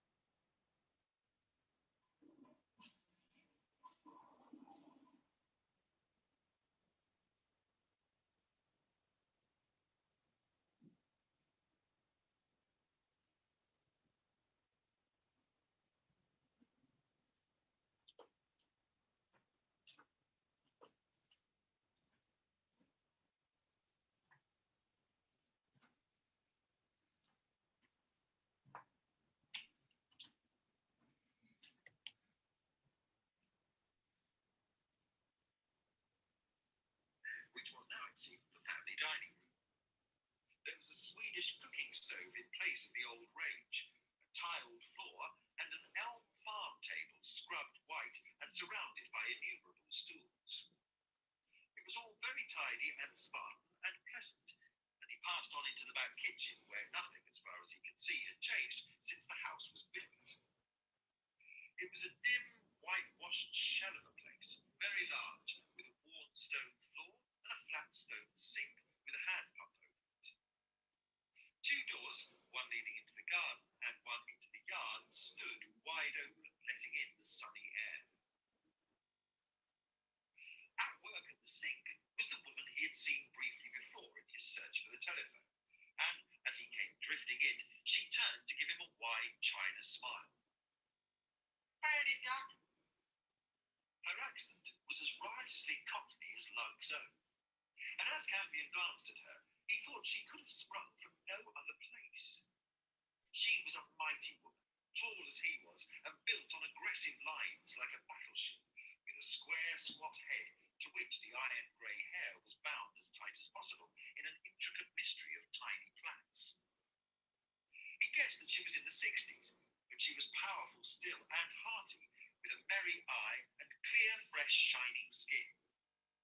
Her pinafore under the tweed apron, cut light-heartedly at some time from a pair of trousers, was gay to the point of silliness, and earrings as big as curtain rings with a tin bird perching on each brushed her plump shoulders, where a wisp or two of hair which had escaped the plaits hung free.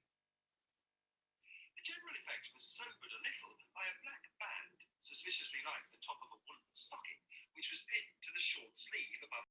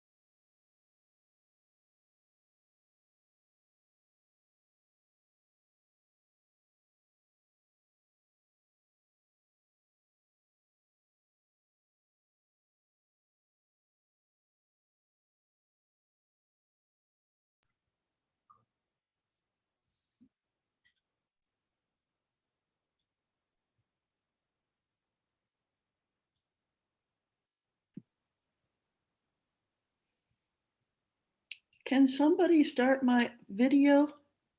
The host stopped it.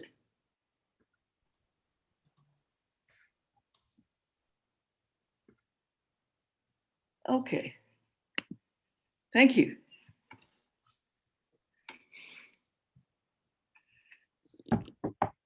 It may have been my bad. Sorry about that, Hilda. All right.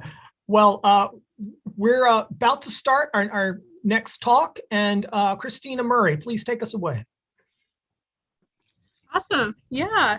So I'd love to introduce Dr. Hilda Lindemann. She is a professor of philosophy at Michigan State University. Her books include An Invitation to Feminist Ethics and, as Hilda Lindemann Nelson, Damaged Identities, Narrative Repair. With James Lindemann Nelson, she co-authored Alzheimer's, Answers to Hard Questions for Families, and The Patient in the Family. Dr. Lindemann has also edited 3 collections, Feminism in Families and Stories and Their Limits, Narrative Approaches to Bioethics, and, with Marion Verkerk and Margaret Urban Walker, Naturalized Bioethics. Dr. Lindemann is the former editor of Hypatia, a journal of feminist philosophy. She was also co-editor with Sarah Ruddick and Margaret Urban Walker of Roman and Littlefield's Feminist Construction series, and the general co-editor with James Lindemann Nelson of the Reflective Bioethics series at Routledge. Dr. Lindemann is a fellow of the Hastings Center, and her ongoing research interests are in feminist bioethics, feminist ethics, the ethics of families, and the social construction of persons and their identities. Today, she's going to present ethical issues in dementia care. Thank you, Dr. Lindemann.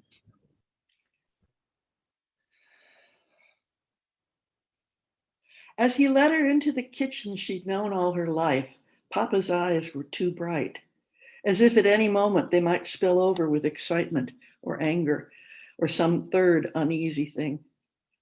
Emily set the groceries down on the counter and took off her coat, watching him warily as he put the food away. He didn't let her help with this because he wanted to show her that he could still do it by himself. So she sat down at the table and told him Sonia sent her love. Sonia? He lurched from cupboard to counter to refrigerator, not with the old competence, but clumsily, too fast for his brittle legs. My wife, Papa. She would have come with me tonight, but she's stuck at the office. She's got a big sales meeting tomorrow, and I know who you're talking about, and I don't want her coming around here anymore, he interrupted. She's a thief, that one. She steals from me. First, she stole my... He stopped, groping for the word. My silver engine starter. He looked puzzled, but plowed on. And then she stole my car, but she won't get any of my money, that's for sure. That's hidden someplace she'll never find it. Emily had heard him talk like this before, but it still made her sad. Oh, Papa, Sonia didn't steal your car. We sold it for you last month after the doctor told you it wasn't safe for you to drive anymore. Don't you remember? He shut the refrigerator door and turned to face her, jerking sideways to the nearest chair as if he preferred to keep the table between them. What did you do with the money? He demanded. It's in the bank. Sometimes if she used a sing-song tone, she could keep him calm. You got in my car and we went for a ride. We drove to the bank all the way downtown.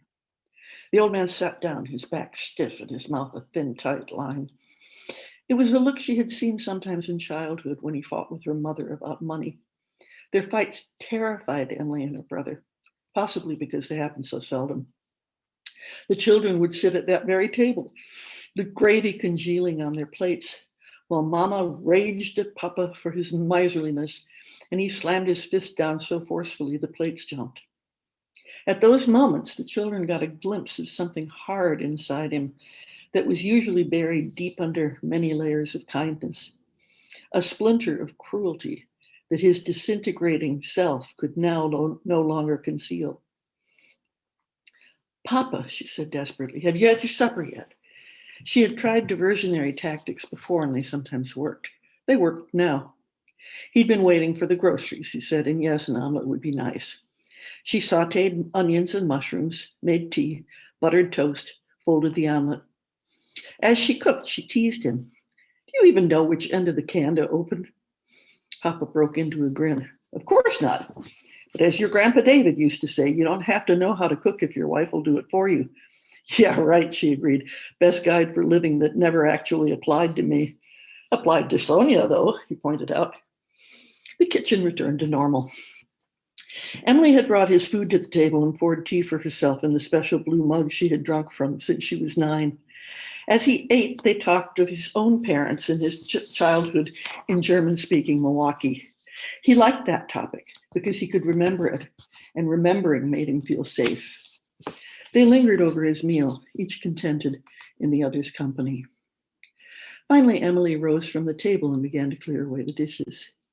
It's getting late, she said. I'll look in on you tomorrow, maybe around 6. Fine. Okay, then, sleep tight. She put on her coat and kissed him, and then she remembered his meds. Oh, I almost forgot your pills. Stay put, I'll get them. She went into his bedroom, switched on the lamp on the nightstand, and opened the drawer. As she slid her hand inside, she felt a hot rake of pain. She could smell the blood before she could see it, and she pulled the drawer wide before carefully extracting her hand. Blood was everywhere, flowing freely from the 4 long gashes at the top of her hand, oozing and sticking around her palm, falling in great drops onto the wooden bottom of the drawer. Bending down, she could see the old-fashioned razor blades that had been stuck with some kind of caulk to the top of the frame. She straightened up, looking for something to staunch the bleeding, and saw Papa standing in the doorway. That's what happens to thieves, he shouted, the spittle flying from his mouth. Thief! Robber! Get out of my house before I call the cops on you.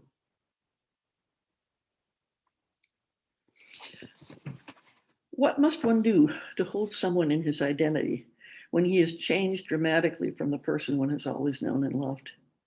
Or when the person's self-conception is at radical odds with how other people see her? Or his identity is socially impossible so that other people don't know what to do with him? Or the person isn't at all who she purports to be? What should we do to hold those whose identities lie at the limits of responsibility, where there is no settled, socially shared moral understanding of what we may or must do for them? In this talk, I considered 2 hard cases of identity work, bearing in mind the caution that hard cases make bad law, and that perhaps no good lessons for ethics can be drawn from them either. I end with some further thoughts on second nature.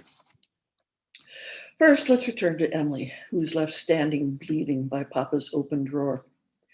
Her hand needs medical attention, but when she's seen to that, Papa needs narrative attention. A widely shared story has crept into her understanding of who he is that is injuring his identity, and she needs to replace it with a better story before the injury spreads any further. Like many other identity-damaging master narratives, the story has a surface plausibility that makes it appear innocent and harmless. And like all other identity-damaging master narratives, it's a morally degrading depiction of who the person is. It's the story of the real self, a story that's not only hurting Papa, but inflicting moral harm on Emily as well. Recall that when Papa accuses Sonia of having stolen the car and demands to know what happened to the money, Emily's tale goes like this. At those moments, the children got a glimpse of something hard inside him that was usually buried deep under many layers of kindness, a splinter of cruelty that his disintegrating self could no longer conceal. Emily is picturing Papa with this splinter buried deep under many layers of paternal warmth and love. It's lodged at his core, where his heart should be. So then, the layers of kindness, she seems to think, are just a civilized outer wrapping. Now that vascular dementia has rotted the wrapping so that long strips of it have begun to fall away, Emily can see who her father really is. But does the term real self refer to anything actual? If, as I've argued elsewhere, Personal identities are narrative understandings of selves as they change over time. Then a claim to know someone's real self presupposes something about either what the identity represents or how it represents it. I can think of three possibilities here, and perhaps there are more. First, the claim might be less about the self than about the identity. A real self might be the one that a defective set of stories failed to capture. That the stories constituting an identity could misrepresent the person is certainly a possibility, but that doesn't seem to be what people mean when they say they have finally discovered who someone really is. They seem to mean that they've discerned some core or inner self they hadn't seen before. This suggests a second possibility, namely, that the reference is to a self that is credibly depicted by the narratives that constituted the person's identity at a certain time, which was then covered up by later accretions and is now uncovered again as a result of progressive dementia. But then we need to explain why that earlier point in time carries more narrative weight than any other. And how can we know that dementia has uncovered it? Is the thought here that the dementia has loosened the inhibitions that formerly kept the authentic self in check? And are we privileging the self that's now uncovered because it's what's left at the end of the actions and choices the person has been responsible for in the course of his life? Well, it's true that some judgments about a person's life can only be made after one knows how various choices, deeds, or guesses ultimately turned out. There's no good reason to suppose that the knowledge of how things turned out must coincide precisely with the final years of the patient's active biography.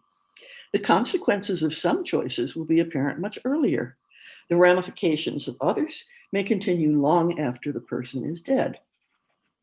It's worth bearing in mind that the decline into dementia offers no more of a God's eye view from which to judge a life than any other location. It too is a particular context with its own limited sidelines. Oh dear. There, I lost you for a minute. That leaves a third possibility, which is that the reference is to an aspect of the self depicted by a particular storyline that runs through a person's life, rather than attaching to a specific point in time.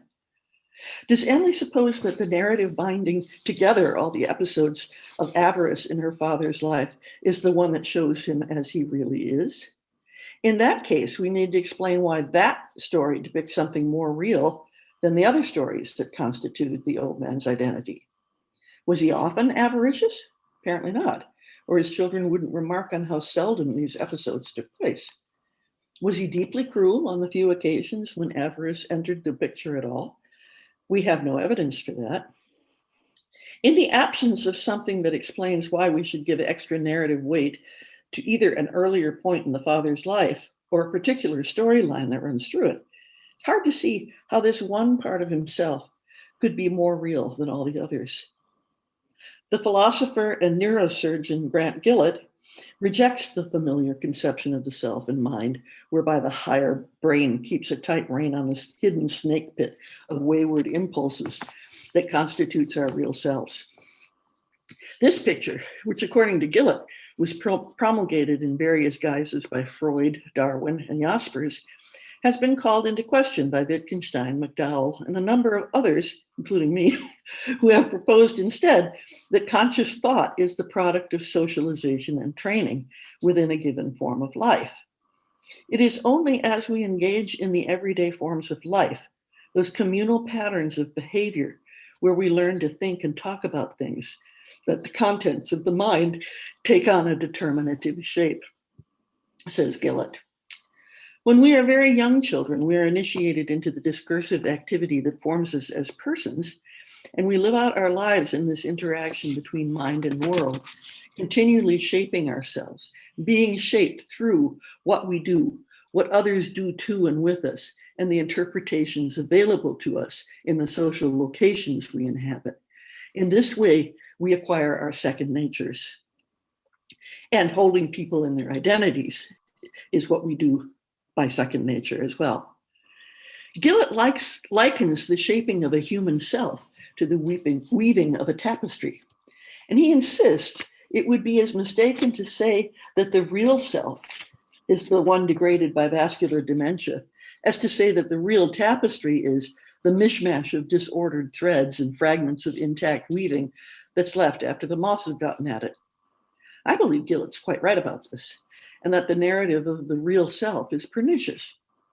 Emily has already wronged her father with that story, and if she were to actively endorse it, rather than tacitly presupposing it, which is all she's done at this point, she would, I submit, do her father lasting harm. Not only would she be misrecognizing him, but because she'd be acting on the basis of that faulty story, she'd be treating him badly as well. And that in turn would derange her own identity. She would see herself as an exploited, unloved daughter, merely a target of his abuse. Moreover, she's damaging Papa's personhood at a time when it's already heavily under siege. In other work, I identify the 4 necessary components of personhood. A person's mental processes are a part of their personality, which is physically expressed. The expression is recognized, and the recognizers react to the person so expressed. A series of tiny strokes have begun to disorder the mental processes that are most intimately bound up with her father's personhood, at the same time as they have driven him to physical expressions, the razors in the drawer, that are appallingly off kilter. So 2 of the 4 components of personhood are thus already malfunctioning. Increasingly, the disease will disable her father's capacity to contribute first-person stories to the narrative tissue by which he and others make sense of who he is. Increasingly, the task of person maintenance will fall on those who care for him. Again, the 4 components. First, mental processes, physical expression of them, recognition, and reaction. Because Emily employs a faulty identity constituting story, and to that extent fails to recognize who her father is, the 3rd component of that maintenance has begun to misfire as well. Should she now respond to her father on the basis of the faulty story, all 4 components would misfire. And in letting go of her father, she would have completed the destruction that the progressive dementia began. Emily needs a counter story, an identity constituting story that consciously resists the narrative of the real self, and in re-identifying Papa as a morally valuable person, mends the damage to her own identity as well. Repairing an identity requires accuracy. The story must be a faithful likeness. But faithful to what? To the man standing in the doorway in a towering rage as his daughter bleeds copiously into the drawer? No, for that isn't the story. It's just a snapshot of a particularly awful moment in this man's life. A story depicts that life over time, selecting characteristic episodes, interpreting the life through what it selects, and connecting itself to a vast web of other stories that also contribute to its overall meaning. A good story does all these things well. Emily's counter story needs to be such a story, more dynamic than Gillett's tapestry, but just as sweeping. And if it includes episodes of anger or cruelty, it had better also include the many times Papa helped her with her homework, the soapbox racer he helped her build, the stories he read aloud to her, the vote canvassing they did together, the boxes of treats sent to her dorm room. For Emily's Papa, it is surely all of that, and it's all of that to which she must now respond. She won't be able to stave off the ravages of the disease indefinitely. Dementia will continue to make inroads on Papa's memory, his language, his fine motor skills, his sense of his surroundings, his sense of himself. With her help, though, these losses can be held at bay for a little while. And when the man she has loved no longer exists, she'll remember him as he really was, not as the real self story depicted him. Emily's father is changing so fast that she has trouble holding him in his identity. But he doesn't repudiate that identity. It slips away from him, whether he likes it or not. By repudiated identities, I mean identities that their former bearer has deliberately cast off. Most typically, perhaps, because the person has undergone a radical conversion of some sort. Perhaps the person was raised in the Christian religion but now embraces Islam, possibly even taking a new name to underscore the change in his or her identity. Or perhaps the person has been an attorney in a large and faceless corporate law firm and now leaves all that behind to go live off the grid in Colorado. Or perhaps the person's finally managed to exit an abusive relationship and has vowed never to be the old, submissive, meek, and cowering nonentity again. Whatever the radical shift, drastic alterations in someone's identity can leave others bewildered, struggling to understand her. Those nearest and dearest might be uncertain whether the person is authorized to perform the identity. The former partner of the abused spouse, for one, is most certainly not going to recognize her authority, nor might the Muslim convert's former co-religionists. Because the strength of a person's commitments can only be borne out over a period of time, no one, including the person himself, can judge from here, at the moment of the conversion, whether the person has truly changed the course of his life. That can only be judged from there, much later, after the person has either stuck to it, fallen back into his old ways, been driven off course by events outside his control. For the new identity to count as genuine, the stories it comprises must be accurate portrayals of the person's actions and attitudes. The first-person stories that faithfully depict the attitude assure the bearer of the identity, and possibly the others, that she isn't just going through the motions. And second and third-person stories that faithfully depict her action assure others, and possibly the person herself, that the identity is properly hers. The backward-looking stories explain how she came to this life-changing moment, and the forward-looking stories plot the course she now intends to pursue. Unless that course is a morally impermissible one, it's probably best for others to hold her in her new identity, as this is a way of respecting her autonomy, or at least her choice. But all this raises the question of whether the person has genuinely intended to change course. To explain, I'll offer another story. This one comes from Sweden. A man, 75 years old, who was deeply involved in the vegetarian movement for many years, fell ill with Alzheimer's disease and was placed in a residential home where, in accordance with his previous habits, he was served vegetarian meals. One day, by mistake, he happened to eat a portion of meatballs, potatoes, brown sauce, and lingonberries that was intended for another resident. He really liked it. And at the next meal, he noticed for the first time that he was being served different food to all the others. The care workers persuaded him to eat his vegetarian meal, but the next day he refused point blank to eat any special mutt that's only for me. His caseworker discussed the situation with his wife, who in no uncertain terms expressly forbade the staff to give him anything but vegetarian food. She insisted that it was against his and her convictions to eat meat, or warmed over dead body parts, as she put it. The staff tried to comply, but encountered vociferous protest at each meal from the man, who sometimes, with triumph and great delight, managed to appropriate food left over by someone else at the table. The head of the unit and the staff were not sure how to handle this. Should they allow him to eat meat? What should they tell his wife? In Freedom of the Will and the Concept of a Person, Harry Frankfurt argues that the difference between a morally responsible person and a wanton is that persons don't just have desires, they have desires about their desires that can move them to act. And Frankfurt calls these desires a second order volition. That is, they can evaluate the things they want, decide whether they want to want them, and act accordingly. Wantons, by contrast, aren't capable of making or just don't care to make these evaluative judgments, so they simply act on whatever desires they happen to have. As the man in this case suffers from a dementia that has progressed to the point where he can no longer be cared for at home, it seems highly probable that in Frankfurt's terms, he's a wanton, no longer able to control his desire to eat meat by not wanting to have that desire. Because he isn't free to choose which desires to act on, it makes no more sense to hold him responsible for his actions than it does a drug addict, a toddler, or a chipmunk.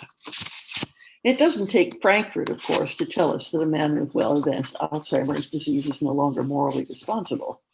The more interesting part of Frankfurt's analysis is that it helps us to see why we shouldn't believe that the man has just changed his mind about eating meat. Changing one's mind, especially about something that involves a moral commitment, is not a matter of simply now choosing Y where you previously chose X. You also have to repudiate X. And that's a second order desire, because repudiation is a matter of not wanting to want something anymore. If this desire moves you to act, you're exercising your second order volition. But after a person is demented enough to lose his second order volition, he's no longer in a position to repudiate his commitments, to say to himself that on reflection, he finds them less worthy than he previously did. Now, if that's right, then our reluctant vegetarian probably isn't capable of changing his mind. His previously formed evaluative judgment still deserves respect, though, because in making it and then sticking to it for so much of his life, the man defined himself morally. The story of his commitment to vegetarianism played some kind of a role in his identity. We might not know exactly how much of a role, of course, because we don't know how centrally the commitment to vegetarianism figured into who he was. But his wife knows, and it may be her sense of his identity now that's motivating her to insist that he not be given any meat.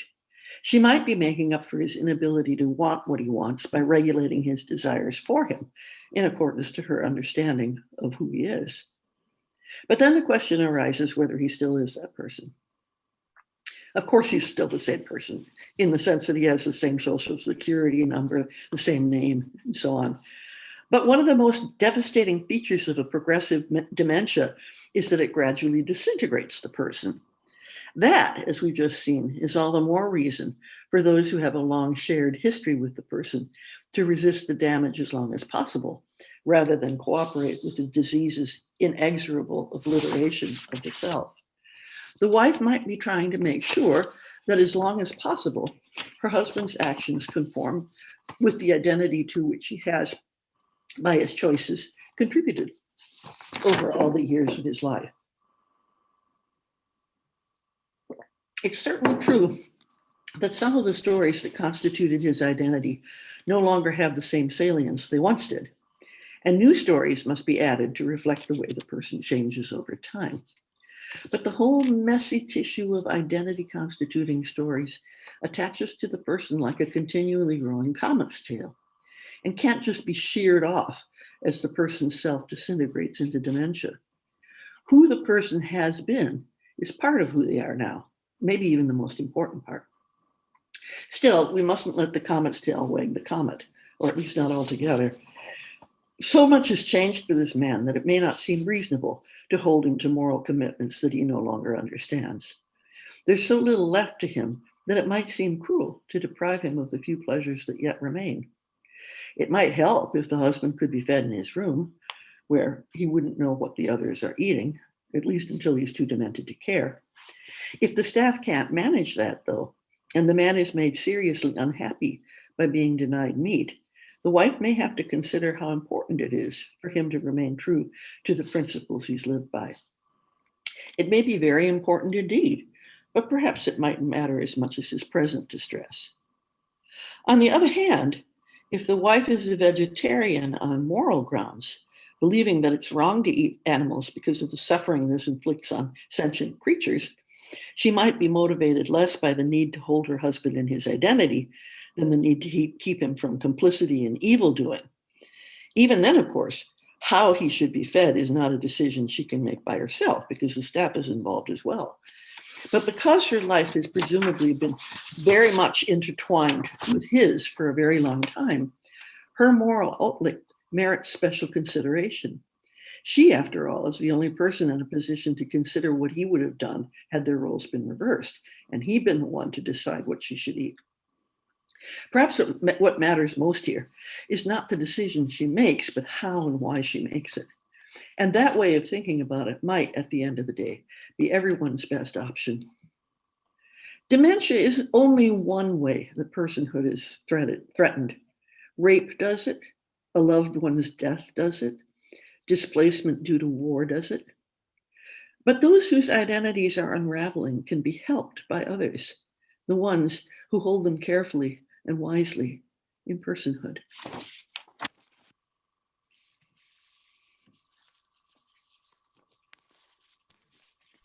Thank you so much, Dr. Lindeman. Is there more you wanted to add to that, or should I move on to the commentator at this point? Well, I was going to say a little more about second nature. I haven't worked this out carefully yet, but it seems to me that there's a way in which dementia attacks one's second nature. I mean, it was second nature for this vegetarian to eschew meat all his adult life, but that part of his second nature seems to have crumbled away. And then the question is, how firmly was it part of his second nature? I mean, some things are very firmly held indeed. It's in his second nature that he would never even dream of murdering his wife. But maybe the vegetarianism just isn't that important. It might not be that kind of a commitment. So just as we're initiated into second nature, when that's threatened, we rely on other people to hold us in our second nature. And that's what the wife is obviously trying to do. The question is only what price he has to pay for her to do that. But I think that's all I have to say. Thank you so much. I'd love to invite at this point our commentator, Dr. Rebecca Walker, for her comments on your talk. Dr. Rebecca Walker is a professor at the Department of Social Medicine and a professor in the philosophy department here at UNC. Her research and teaching is primarily in bioethics and the philosophy of medicine. Her current work focuses on biomedical research, including animal research, phase 1 healthy volunteer research, and genomic advances. She also works on topics in healthcare ethics, including distributive justice and concepts of autonomy. Dr. Walker completed a Greenwald Foundation postdoctoral fellowship in bioethics and health policy at Johns Hopkins and Georgetown universities. Dr. Walker has co-edited 4 collected volumes: Working Virtue, Virtue Ethics and Contemporary Moral Problems, Health Inequalities and Justice, New Conversations Across the Disciplines, The Social Medicine Reader, 3rd edition, volumes 1 and 2. She's currently working on a monograph of Mice and Primates, Virtue Ethics and Animal Research. Her research has appeared in numerous premier journals in medicine, bioethics, law, and philosophy. Thanks, Dr. Walker. Terrific. Thanks, everyone, for the great talk so far, and I'm sure to come. And thank you so much to the organizers for including me. It's been a real privilege. And thank you, Hilda, for your wonderful paper. There's so much to think and talk about that I wish I had more time, but I'm going to just try to focus. So in her paper, Professor Lindeman addresses 2 issues in what she calls identity work. One is about real self views of identity, which she disagrees with, and how to respond to them. The other has to do with the significant shifts or repudiations in identity and how they ought to be treated by others. These issues apply much more broadly than context of dementia, but Lindeman uses dementia narratives or cases to illustrate her ideas in each, drawing on important prior work on narrative identity.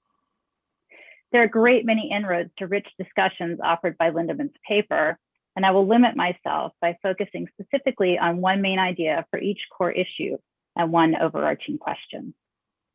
So for the real self issue, Lindeman's text on the real self view of identity is introduced with a story about a woman, Emily, visiting her papa and the hand injury she sustains while attempting to retrieve his medication. He's implanted razor blades into his drawer, presumably out of dementia-driven paranoia. The story does a lot of work in introducing important issues for dementia. Illustrated in the narrative are searching for forgotten words and covering over forgetfulness, paranoia, suspicion, and aberrant behavior, personality disruption, and difficulty managing anger, but also moments of normalcy and the ease of memory in long ago events and people. The ostensive work of the narrative for Lindeman, however, is to draw attention to the idea betrayed by supposing that Papa's, quote, hard or cruel real self, long covered up by, quote, layers of kindness, unquote, is revealed by the disintegrating effects of dementia. Lindemann wants us to reject this idea and thinks Emily must reject it as well if she is to avoid moral harm. There's a lot going on here with the narrative and then with the suggestions for analysis. So I'm going to focus on the relationship between the metaphysical or psychological, depending on how we interpret it, question of who Papa is, and the moral question of how Emily ought to relate to him. In brief, Lindemann addresses the question of whether people are constituted by real selves as a step in the normative analysis of how Emily ought to respond to her father's dementia. The result is that if Emily gives in to the faulty story of her father's cruel real self, quote, she will have completed the destruction that the progressive dementia began, end quote. Instead, Emily is morally tasked with, quote, an identity constituting story that resists the narrative of the real self and, in re-identifying Papa as a morally valuable person, mends the damage to her own identity as well, unquote. The story must, moreover, be accurate. I wonder about these points. On the one hand, suppose Emily's father does have a core cruel streak that has been hidden by his many efforts over the years to develop the virtue of kindness. He'll never be fully kind because it's not who he really is, but he kept on trying as long as he could do so. Wouldn't such a man be equally deserving of Emily's efforts to narrate his identity as a kind man? On the other hand, suppose her father's identity is simply constituted by the many little stories that go to make up his life tapestry, but no underlying core identity.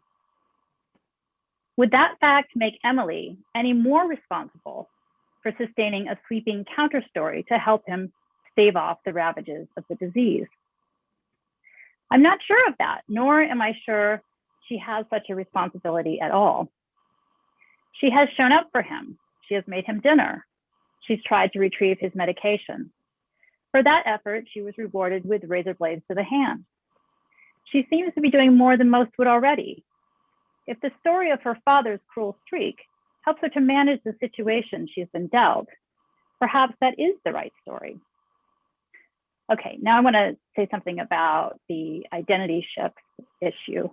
And I think some of what Hilda said in her paper in this iteration actually addresses some of what I'm raising here. So I'll be really interested to talk more about this.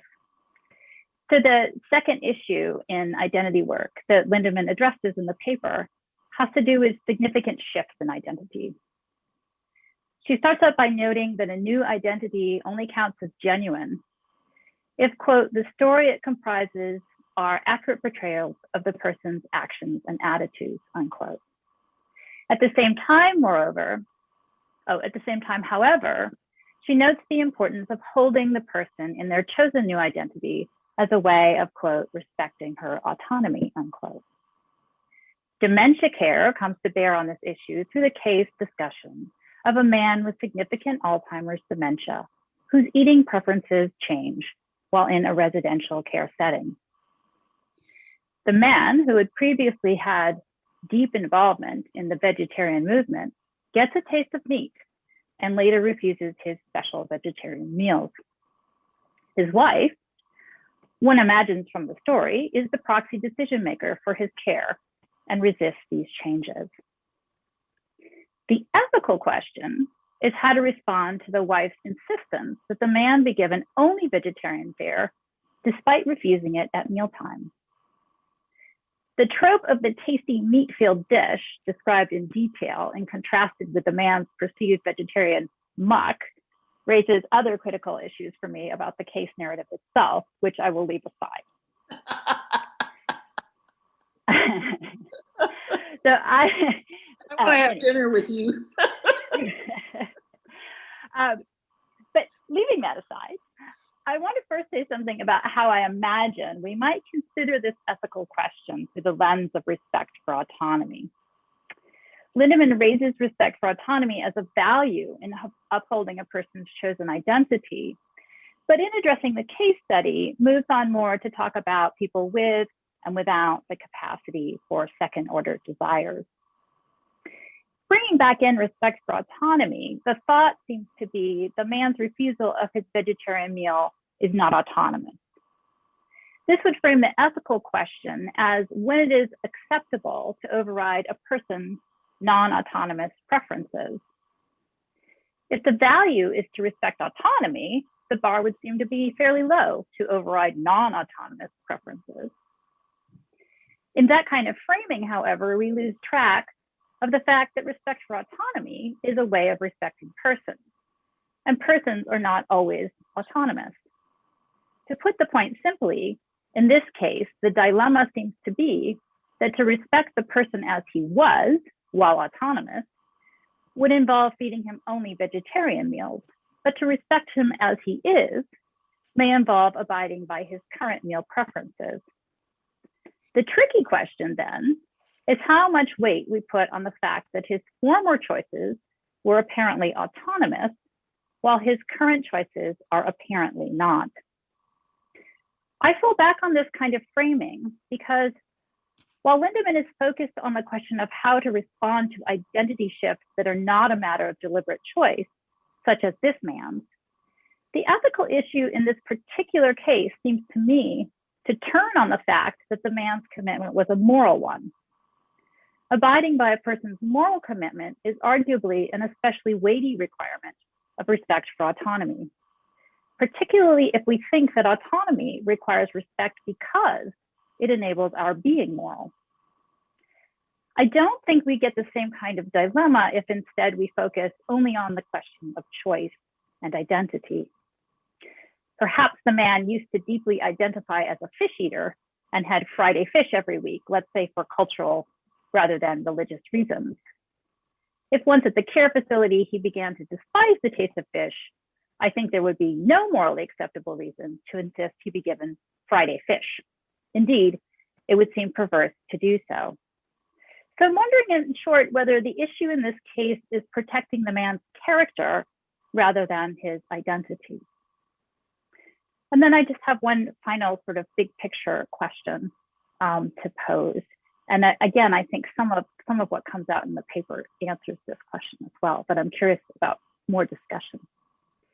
So for both of the issues that Lindemann addresses, the real self views and the shifts in how one identifies, there's a flow between the idea that it is a numerical personal identity that is at issue, i.e. which person one is, or whether one is a person at all, and the question of how one and the same person identifies, i.e. what social identities one takes on or is given. Lindemann offers the idea of a person's identity constituting stories as a growing comet tail, which is not sheared off by dementia. At the same time, she mentions that the father in the first narrative will at some point, quote, no longer exist, unquote, and about the man in the second case that the question arises whether he still is that person.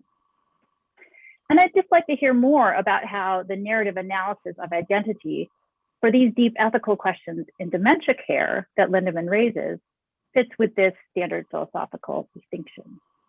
Thank you very much. Thank you, Dr. Walker. I'd love to open up now for questions. I've actually got one. I know we have one hanging out here from YouTube, which I'd like to get to, but Dr. Lindemann, this might be a little bit tangential, but I'm curious as a clinician, what you think about how this kind of narrative approach plays a role in surrogate decision-making. Because I feel like the kind of question that's raised in that vignette about the vegetarian eater kind of also becomes an issue in different clinical scenarios. And kind of the way I'm trying to think about it is with advanced directives, and are we honoring someone's former autonomous self, or kind of those bigger questions that might have to deal with, like wanting to be on a ventilator and things like that. And I'm just wondering if you had thoughts about that. Well, as you know, only about 20% of adults even have advance directives. So for those people, they're the control freaks. You honor the advance directive if it's at all possible, depending on what the medical situation is.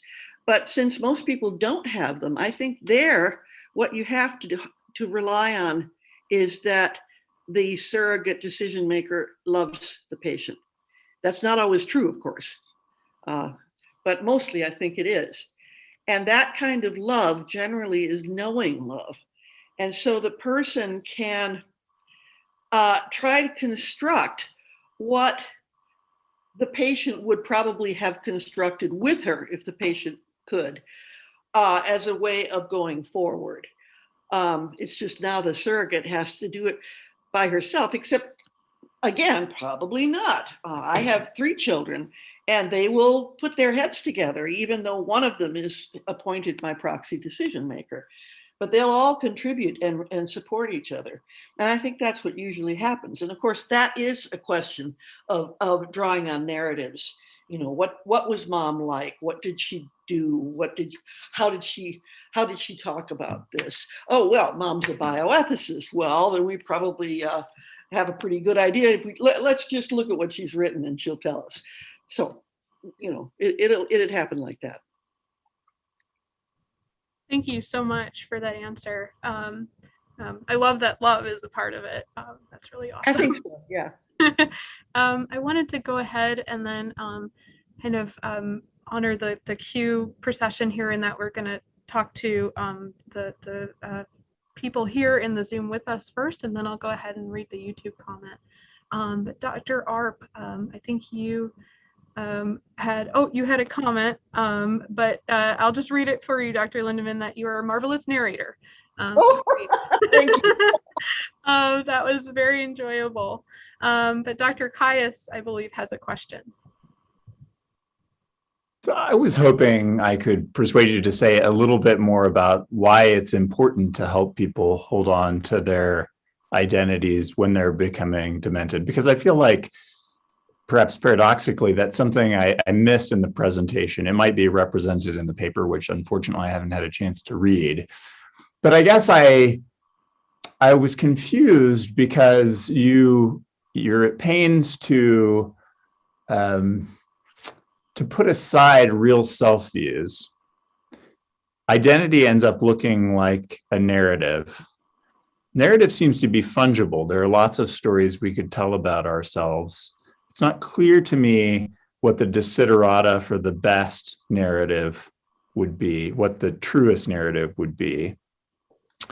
And so why isn't the stance that we should take on people who are becoming demented simply that this is what they're like, and the narrative has started to unravel, and there's no one story that is going to be better than any other? I don't think you need the best story, you just need a good enough one. And the reason that trying to hold on as best one can to a person's identity is so that they don't lose their relationships. I mean, that's the point of identities, because identity is a practice, right? And so you want to be able, especially if you love somebody and they're getting demented, you want to help them stay in close relationship with you. And that is, you know, there are also many people who have Alzheimer's, they're frightened because they know they're losing things. And it worries and disturbs them. And so they also want to hold on to whatever they can of who they've been. So it seems to me it's a kind of therapy. And that the stories that you tell, I just said there doesn't have to be a best one, but there are certainly bad ones, and you have to be able to avoid those. So to ask a quick follow-up on that, it sounds like the desiderata for narrative are then practical.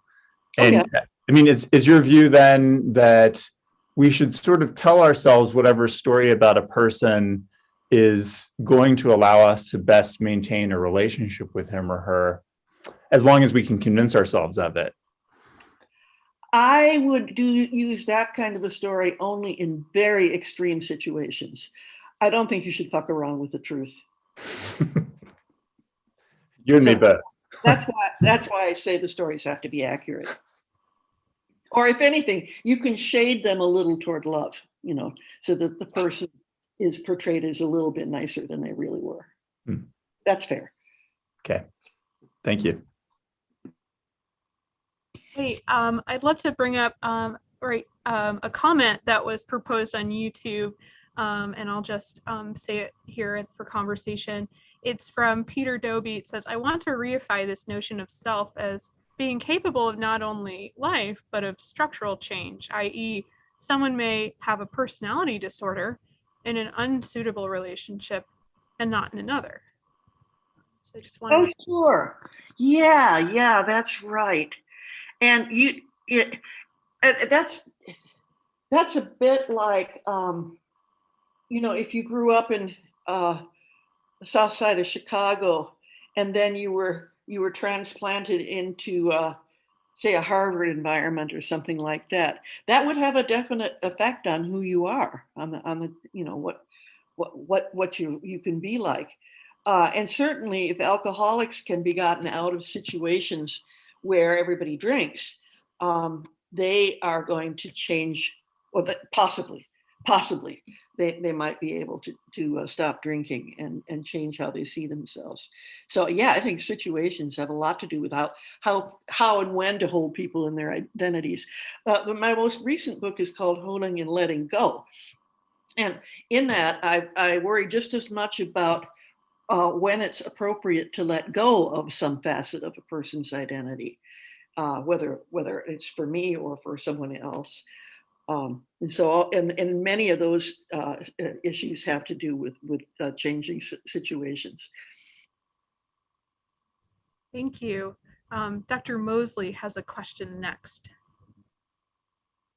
Thank you so much. And I have so many questions, but to kind of rein it in and keep a focus on some of the themes from today's earlier talks, I was sort of curious about the way in which people hold themselves together with this narrative approach. And you use this phrase of knowing love as a way in which someone else might reinforce your own practical identity. Yep. And so I was just sort of curious if there might be some tie-ins with virtue epistemology, if you might see, I was just maybe curious about unpacking a little bit more how this notion of second nature might tie in with the cultivation of virtues, character traits. Oh, sure.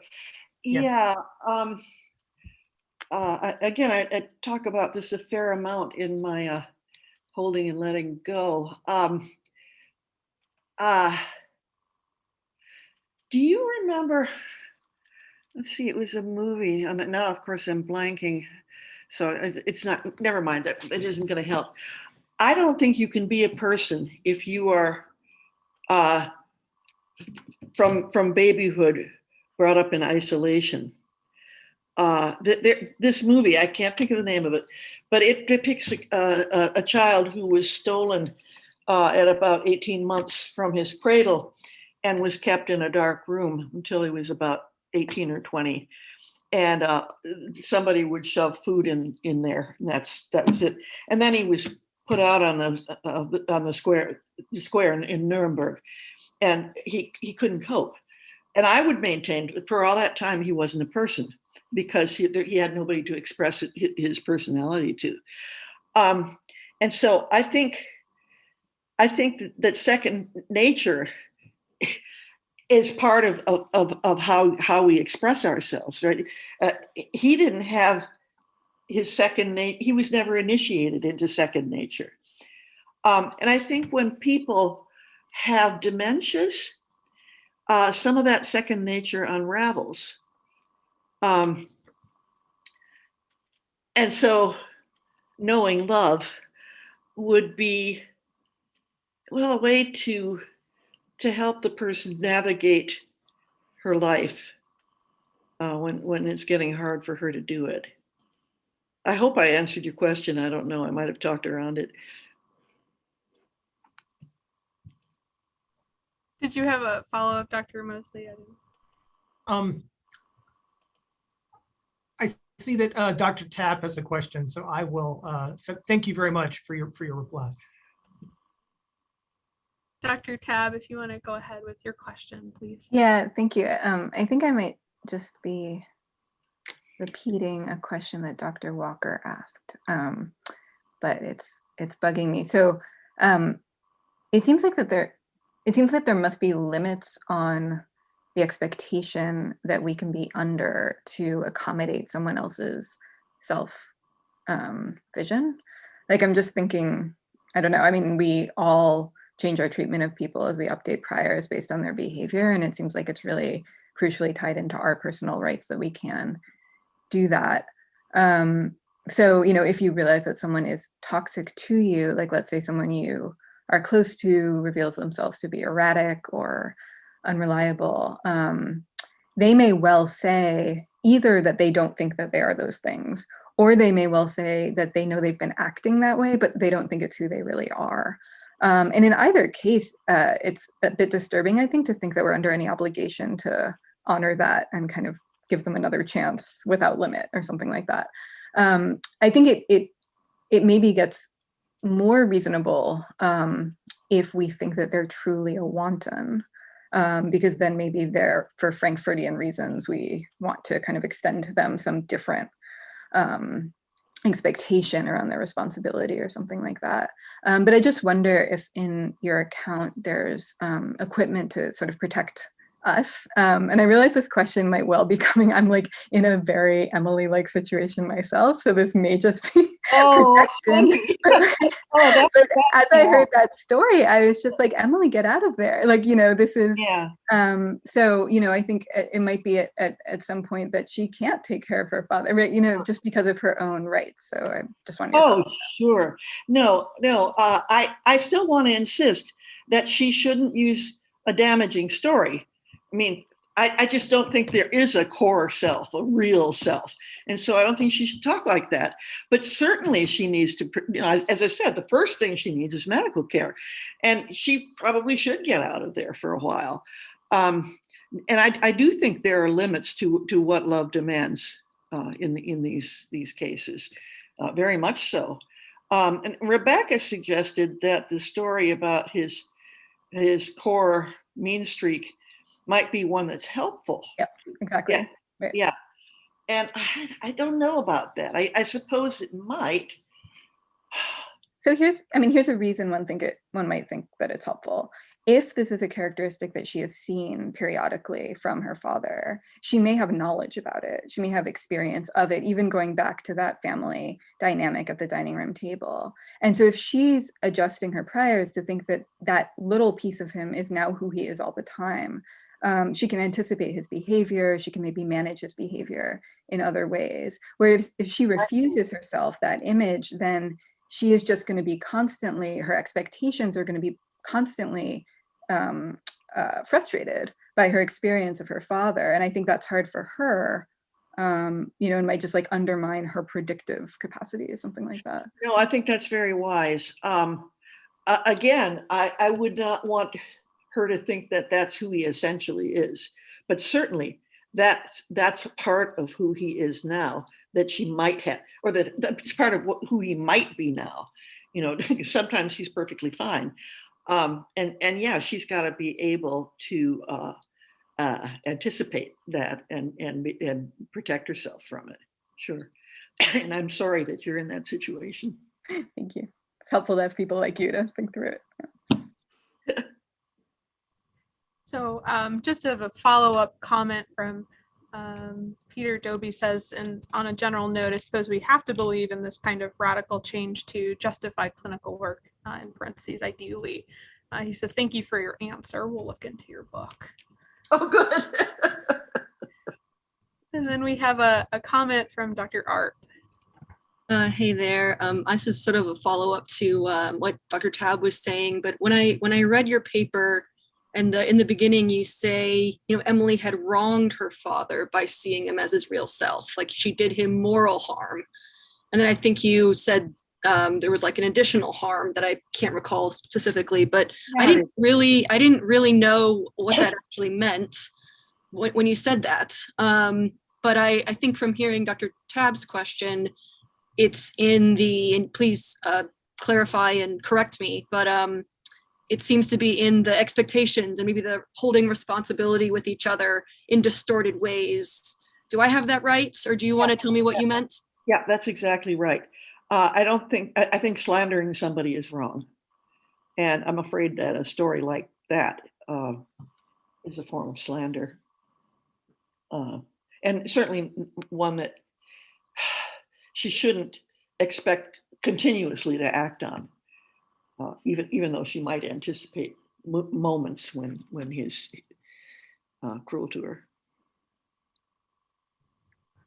I have another thought, Dr. Lindemann, and I apologize if this is, again, kind of writing on Dr. Tabb's question and comment that maybe I didn't fully grasp, but just curious if we might perceive Emily's kind of vision of her father as this cruel, real self as being a protective mechanism for her own well-being, so that if she were to... That's what Rebecca was suggesting, I think. Right. Okay, yeah. Thank you.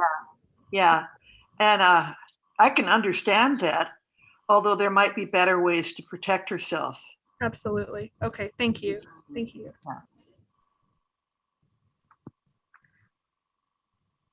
Dr. Mosley, I think we're at the end of our comment queue. I think you mentioned, not to put you on the spot, I think you mentioned having other questions. I don't know if you wanted to follow up with any of those.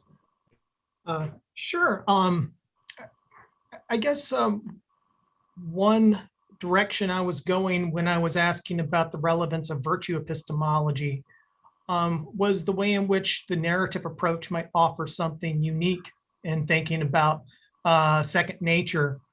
For instance, I had in mind, Raymond Goethe has some wonderful work on the way that thinking about genre in shaping one's character can be relevant. So if I see my life as a tragedy as opposed to a comedy, that can start to lead to changes in the way I know myself.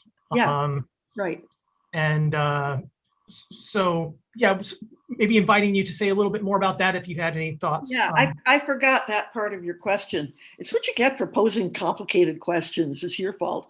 But no, I think that we have, especially once we have been well held in our identities by loving parents, then by the time we are, reasonably fully fledged moral agents, but maybe, 12 or thereabouts, we need to take responsibility for turning ourselves into virtuous people. You can't just expect other people around you to do that for you. And again, our second natures are still undergoing formation. We're still being initiated into various bits of it. Like when you get to college, you have to learn a whole new environment, and that then becomes second nature, but it isn't when you first arrive on campus. And so in those ways, we can develop virtuous habits by drawing on what we have already learned about morality and how to respond to people and how to display ourselves as kind and generous people. And I think that's part of what Goethe was doing. Certainly it's true that that it matters very much. It's very important that you do that carefully, that you not mistake your life for a tragedy, because then you're going to be pitying yourself all your life, and it'll probably make you a very selfish and unpleasant person. Or, it might be a tragedy. That's always a possibility, which again is why accuracy matters. You've got to look at how you actually behave, what your opinions actually are, what your attitudes actually are toward other people.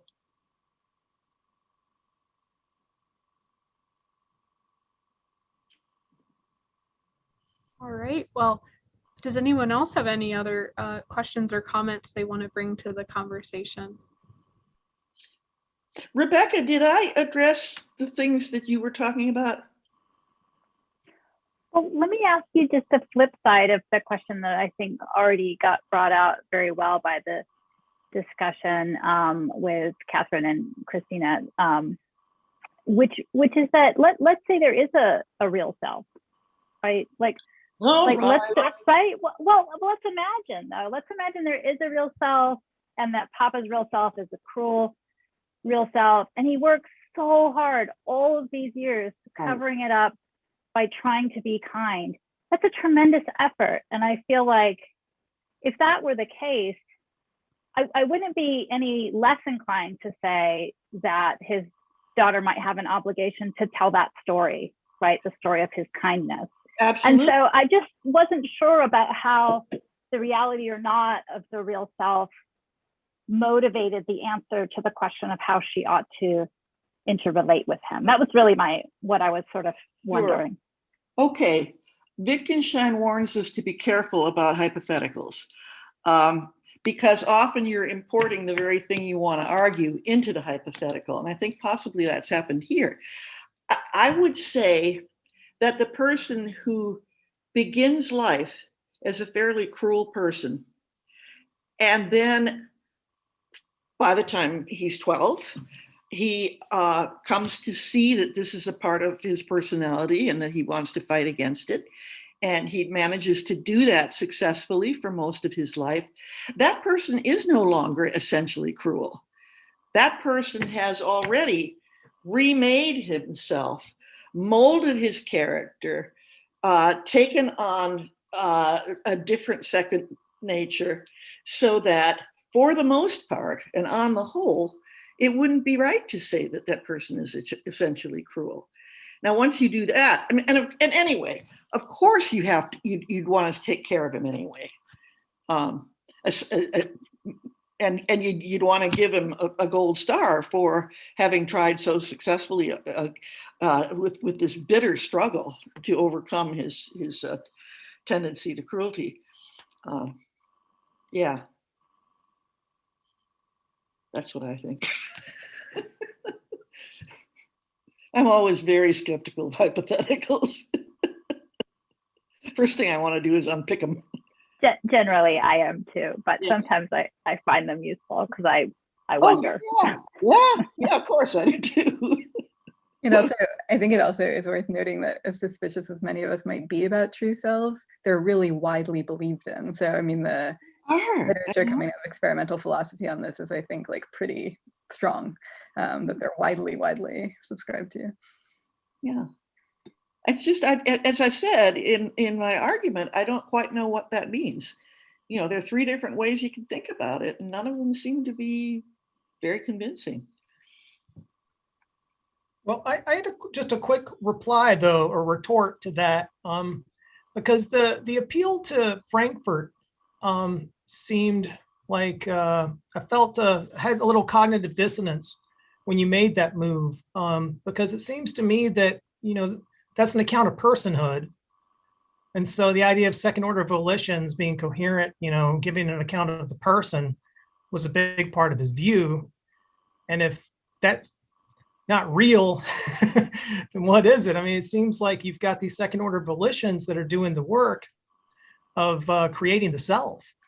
And it's not the narratives that are doing the work.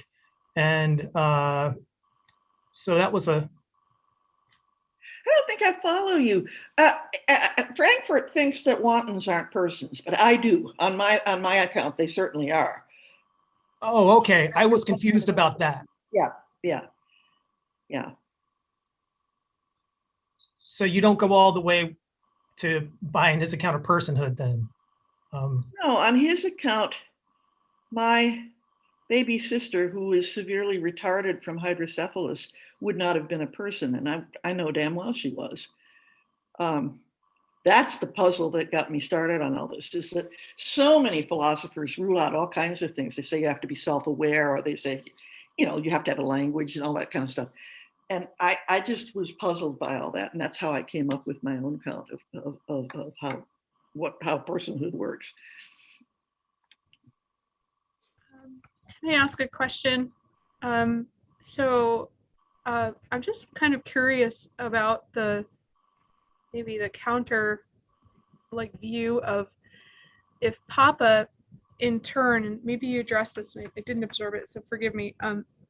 If Papa in turn is doing any damage to Emily's narrative by making her a thief, or if he's not damaging because maybe we look at him as a wanton. If I understand you right, you're asking whether Papa is damaging Emily's identity? I think he could well do, except that you remember she has Sonia. And so Sonia helps hold her in her identity, even when Papa's being an ass to her. And other people do too. And she's got her own resources. You know, that's the thing. Papa doesn't have very many resources for holding it together anymore. But she does. And Sonia can help with that. And people at work can help with that and so on. So I could see how maybe like on that perspective that some of my patients even who are very isolated, especially in this context of COVID, if they're, for example, a sole caregiver to someone with dementia, that their narrative understanding of self might be at grave risk. Oh, yes, yes. COVID is wreaking all kinds of havoc, and it's certainly doing narrative damage. It's hard for people. I live alone. And so for the most part, I've been in deep quarantine for over a year now. And it's very difficult to hold myself in all the ways that I would want to when I'm so isolated. And that's why Zoom is my godsend. But yeah, it makes the work of doing that much harder. Yeah, thank you so much. Yeah, agreed. It's been hard, and Zoom is helpful. I'm glad we can have this conference. Any other questions? I know we're approaching time here, but I think there's room certainly for a little bit more commentary or questions. Dr. I can try to slip one in here. Dr. Lindeman, you know, in some of your accounts of these narratives or stories people have, as you know, we can kind of parse that down to talking about practical identities, for example. Yeah. Or I think Dr. Walker was kind of going to character and autonomy. And tell me what does phrasing it as, or understanding it as a narrative offer that practical identities doesn't? Well, Chorus Guard says practical identities are the ones you act out of. And I say so too. Identities depict the self. They aren't the self, they're pictures of it. And hold, I just lost the thought. Oh, I said there was the recognition and response. That's me acting out what I see of what you've just said or done. And the whole thing is a practice. You know, that's the point of it. It's a very dynamic thing that we do by second nature without thinking about it. But yeah, so it's practical. Was there another kind of identity you also were asking about? No, not. I was just kind of thinking again how what extra things narratives can give us as we are trying to specify these kinds of concerns. Yeah, them better. Well, here's one thing: is some of the narratives that make up your identity are backward-looking stories that can tell you how you got to this mess you're in right now, or how your patient got into this mess, and then you and the patient can construct forward-looking stories that open the field of action so that the patient and you can figure out where the patient might go from here. And those are all practical as well. Thank you. That's exactly what I wanted to know. Good, good.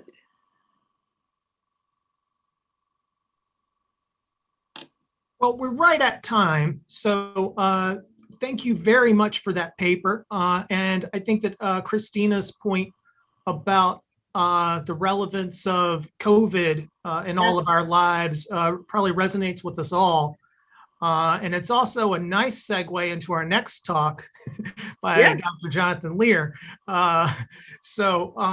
We are going to reconvene at 4 o'clock in 15 minutes, take a short break, and ask everyone to please mute and stop video during the time. Okay. Thank you.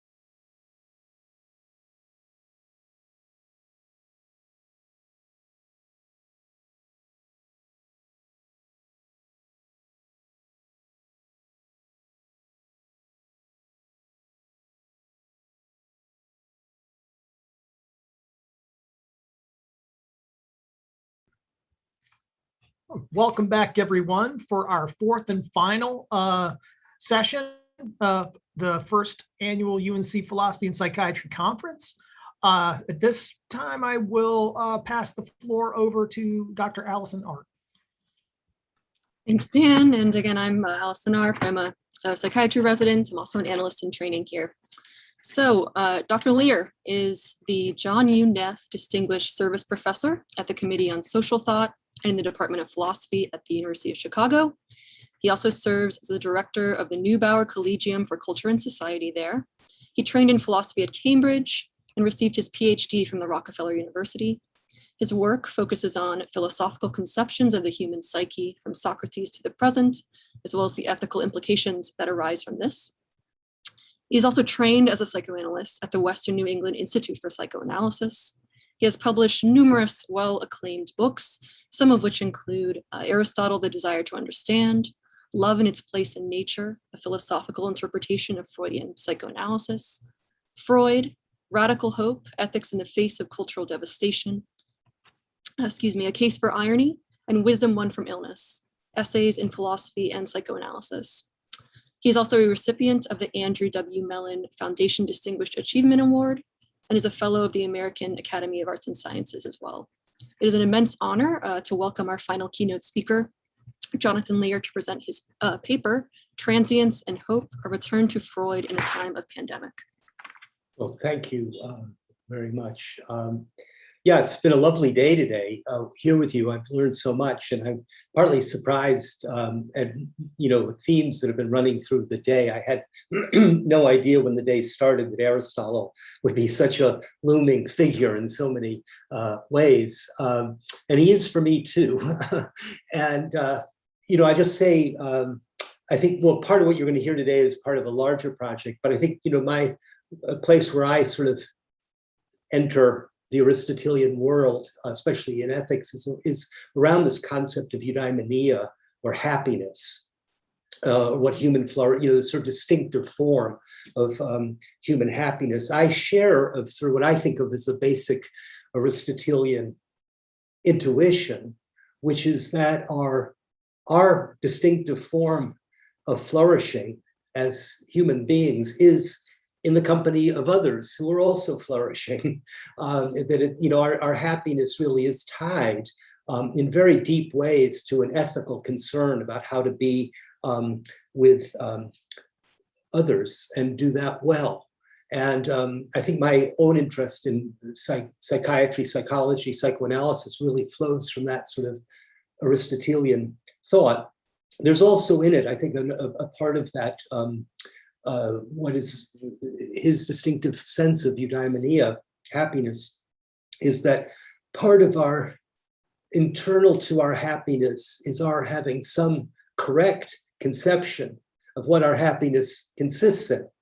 And he famously says at the beginning of the Nicomachean Ethics that, if we could use his book well, it would make a practical difference in how we live. It isn't just a theoretical, his ethics is not meant to be it certainly isn't meant to be a theoretical inquiry, purely theoretical inquiry into what our happiness consists in, as though he's like a biologist trying to understand our species. But he's really trying to do a kind of teaching that if we could adopt it in the right sort of a way, would be happier. It would make a practical difference to our happiness. And I think this is a very, very important thought about the Aristotelian approaches to ethics. And I'll say also, he's very worried about, what we might now call empty speech, which is, although it's very important to have the truth and be able to say what the truth is about one's happiness or what one's, flourishing consists in, having the correct story is not sufficient for the happiness. It's got to be incorporated in a life in the right sort of a way. And that's a theme I've been working on in various ways. And I've noticed I noticed in my clinical practice over the years, something I've noticed is that, although on the one hand, to be able to get things right and speak the truth is crucially important in a therapeutic movement. It's also true that it's been my experience that the truth is also the best defense against therapeutic improvement, that people can use correct stories about themselves as a way of defending against therapeutic action, as well as a way of moving through it. And so what's the difference? It's been an enduring puzzle for me. It's a theme in my thinking. And I think, what I've been working on here, you're going to see this is I've circulated the paper. I'll talk, I'll go over the headlines. Sorry, let me just get this for 1 second, just because it's, hold on 1 second, just 1 second.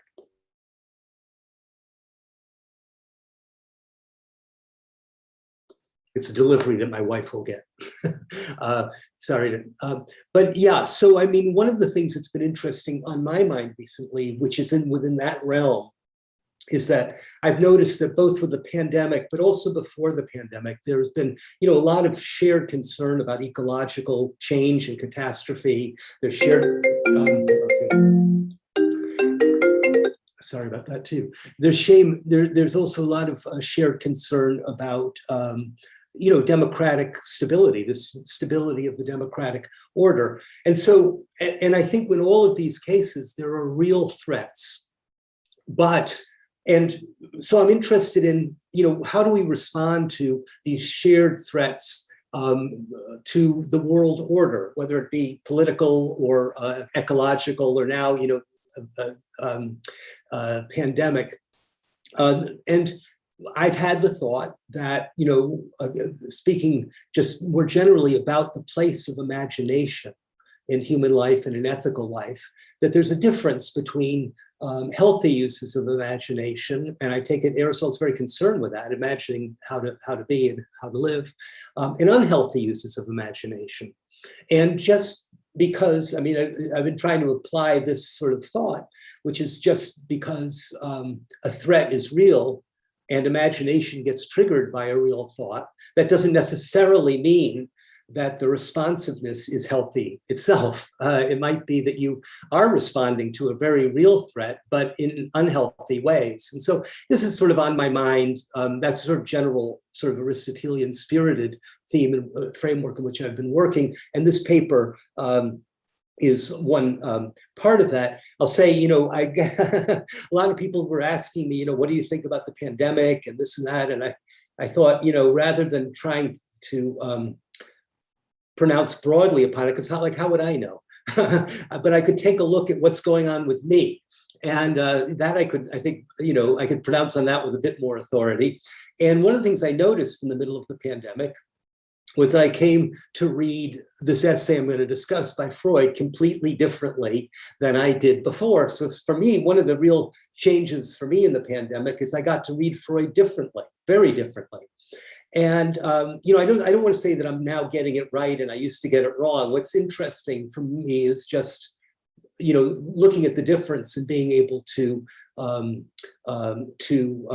think about what that might mean. And I don't know how it's a three. I'll say one more thing about my personal life, but I do think it's relevant to the talk, which is when I was a young man, I got, it's a long story and it's not important, but I got invited to participate in a theater event in New York City. I was then teaching at Yale. And it was a Freud evening. And it was, it's hard to imagine a Freud evening today. The culture has shifted. But in those days, there was a Freud evening, and it was the theater was some theater manager. I shouldn't put it that way. A very, very wonderful person, a dramaturge, had conceived of an evening where people would just read passages of Freud to the audience was packed. It was sold out. It was standing room only. And, in part of that, I think the people who were doing the readings were, actually kind of famous New York intellectuals. I was the odd person out. I'm just a young teacher from Yale, anyway, so I was handed On Transience, as I had never read it before. And, it was assigned to me. I didn't get to pick it. It's only 3 pages long. So and I was handed it when I arrived, it wasn't like I got a chance to prepare ahead of time. So there was this lovely evening, people reading out Freud, but the point I want to say is, for those of you who are clinicians, I think you'll get this. The first time I read Freud's essay on transience was out loud. And that's really different than reading it with your eyes only. And I was before an audience. And so it had to, I had to fill my lungs with breath and I had to belt it out. And it marked me, it marked me. It sort of laid it down in a way in the body that intrigued me, So anyways, it's been with me for a while. I've gone back to it over the years. And now I'm going to sort of give you this sort of different reading of it. And I'm going to try and screen share. I'm not Mr. Zoom boy, but I'll do my best. And let's see if this works. And tell me if it doesn't. How's that looking? Let me just see what I got here. So I want to do something over here too. Okay, hang on. Okay. Okay, here, this should do it. No, is that? No, that's not weird. Okay.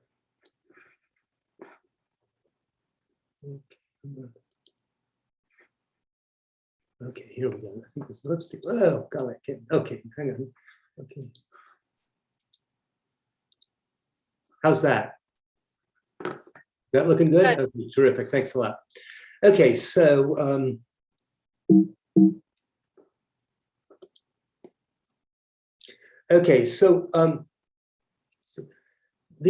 well, maybe I'll start here. The paper, I basically what I've learned from the pandemic is to read this paper in the opposite order in which Freud said, sort of writes it. And when I first read it, and I think the official way you're supposed to read it is of a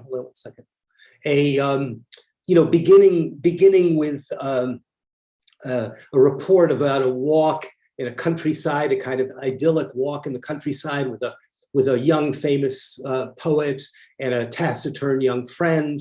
And they have Freud and the poet have this debate about transience. The poet surprises Freud by refusing to take any pleasure in the beautiful countryside scene, and he does so on the ground that it's all transient and it will all fade away over time, like everything else is transient. And then they have this debate, and Freud diagnoses him, and I'll go through it all. And then the narrative ends at the end of the paper. There's the kind of wistfulness. Some time has passed, and now they're in the midst of war, and Freud is looking back on that wistful scene. And that's how I read it. I mean, for decades. But what I have come to think in the context of the living through the pandemic is I've moved in my reading from reading it as a kind of timeless essay on the human condition to its expressing, it's both being about, but also expressing a profound struggle with intrapsychic consequences of living through world catastrophe and how to live with radical uncertainty in the midst of a world catastrophe. And so now I want to sort of read the essay. I'm basically going to, sort of read the essay from back to front and then to the very end. So this is the penultimate paragraph of the essay, where Freud says, he's described the whole scene, and he says, my conversation with the poet took place in the summer before the war.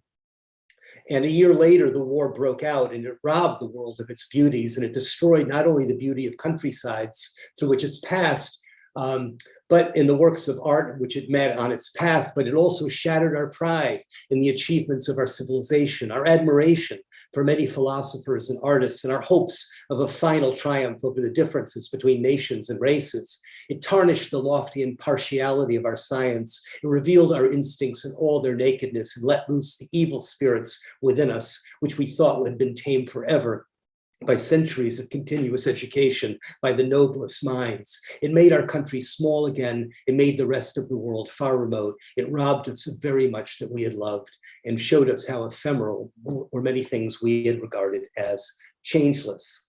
Now, the way I used to read this, I read it rather, I think I read it rather quickly, where I thought he was, talking about the ravages of war. It sort of fit a cliche that I was, sorry, just busy. A cliche of, a cliche of war and its ravages, a very familiar trope. But when I read it again, I had occasion to, again, the things that really stood out for me this time, which I didn't see before, was this issue of shattered pride and, and admiration. And, the questions really arose for me, and partly it had to do with my clinical work too, that, what I was seeing in a clinical situation. But what did, it's one thing to be, one might expect, lots of emotions to be arise in a case of, world catastrophe, in this case, world war, like really anxious or upset or angry or very sad, all sorts of emotional reactions. But what was with pride? That really puzzled me. What is pride and admiration doing here? It seemed as though Freud was expressing a kind of narcissistic wound, which I just hadn't seen before. And so, and it seems, when you start to look over the passage with the idea of woundedness of spirit, the issue seems to be, the issue I came to think about him was what he was, he was proud of and took pride in a kind of enlightenment substitute for God. It was a kind of atheist substitute, that there was a kind of progress in reason and of civilization, that history was going in a really good and progressive direction according to reason. And that's one part of the illusion. And then the second part of the illusion was that, one could hitch your own pride or, your ego ideal to this illusion, which is, by partaking in the progress of reason and moving, even if you were a finite creature, if you sort of hitched your own ego ideal up to this eternal forward moving progress of reason, that would be, something you could take pride in and also deal with one's own sense of transience and mortality. And that the war came as a kind of not only a destruction of the outer world, which it obviously was, but it, on this reading, there's simultaneously the record of a kind of internal upending, which shows itself in the shattered pride and a disillusion which comes, to one's sense of self and what one can hold on to and take pride in. And one of the things I noticed, it goes back just in terms of our experience, certainly my experience, that in our time, or I'm very vivid memories of the fall of the Berlin Wall in 1989 and the publication of that time at the end of history, which was a very big deal in popular intellectual culture. I mean, it's a very big deal, like in the New York Times, that the history has come to an end because we've just reached this kind of stable state of a kind of progressive stability that we could take certain kind of satisfaction in and pride in. And what I now wanted to reread the story with this sort of thought in mind and go back to the beginning and read the essay as a kind of activity of intrapsychic repair that I had not seen before. And so this is the beginning of the essay.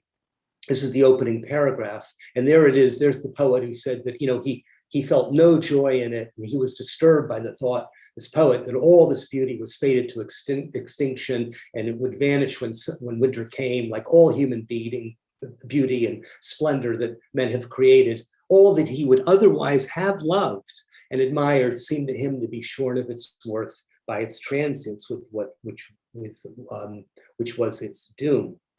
Now, one of the important features of this meeting is that, as far as we know, it never happened. It's reported as, a factual story, but scholars have a fair amount of scholarship has argued, I think, quite convincingly that the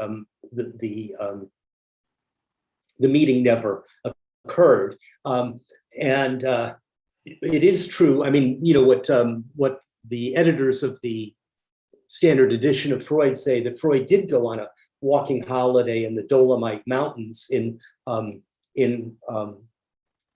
August of whatever year that was. I think it was 1913. And but there's no record of who was there. And then there was a record of him meeting in a month later in September. There was an international congress in Munich, and where he met his friend Lou Andrea Salome, and she brought the poet Rainer Maria Rilke with her, and they did have a conversation in Munich during the conference. And so scholars have, sort of been at least arguing that, that was what was really happening. That was what Freud really had a conversation with Rilke, who must have been the poet, and the conversation really happened but it happened in Munich. It was displaced, and somehow, for rhetorical, writerly, creative reasons, he put the official conversation back into that Dolomite walk. And I'll tell you, I mean, I've had fantasies about writing a book where each chapter is a different reading of this essay, because I have, I used to, but before the pandemic, I was busy trying to think, well, what did they say? What was that conversation? And I spent an enormous amount of time reading Rilke and thinking about what the person who wrote that lovely poetry was said, that, that what Freud was, was his conversation really like? And one of the, I feel, liberating moments of this moment with the pandemic and rereading it is I realized, I had been going down a sort of rabbit hole of what was the real conversation, but, why think that there was one?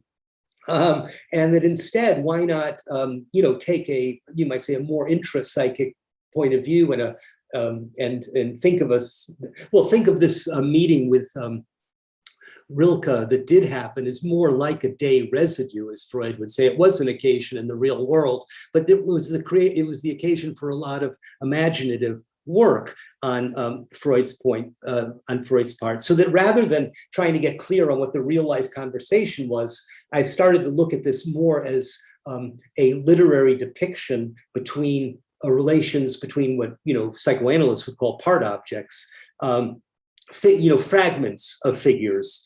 They didn't have to be whole objects or whole figures.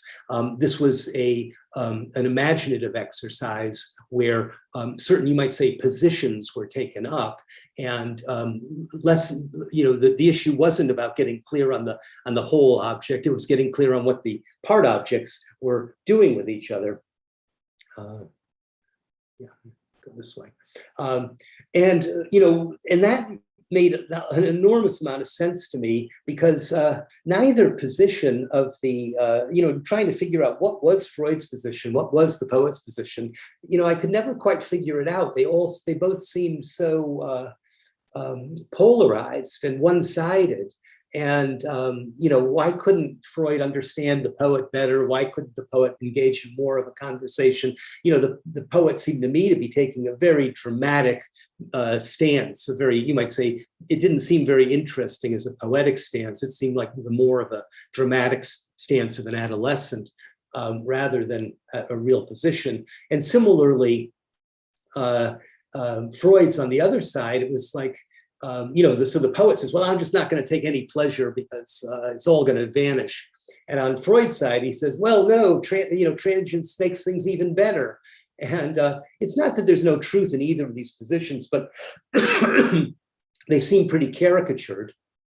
And then I realized that's the point. They are caricatured, that this is another way to look at it is this is a kind of a picture of a schizoid world in which you have two completely unambivalent, I mean, each figure is completely unambivalent, and the attempt to express ambivalence is expressed in the standoff between these two, caricatured figures. And so this, I mean, just trying out this thought that this is now what you get is this polarized standoff between the poet on the one hand and Freud on the other.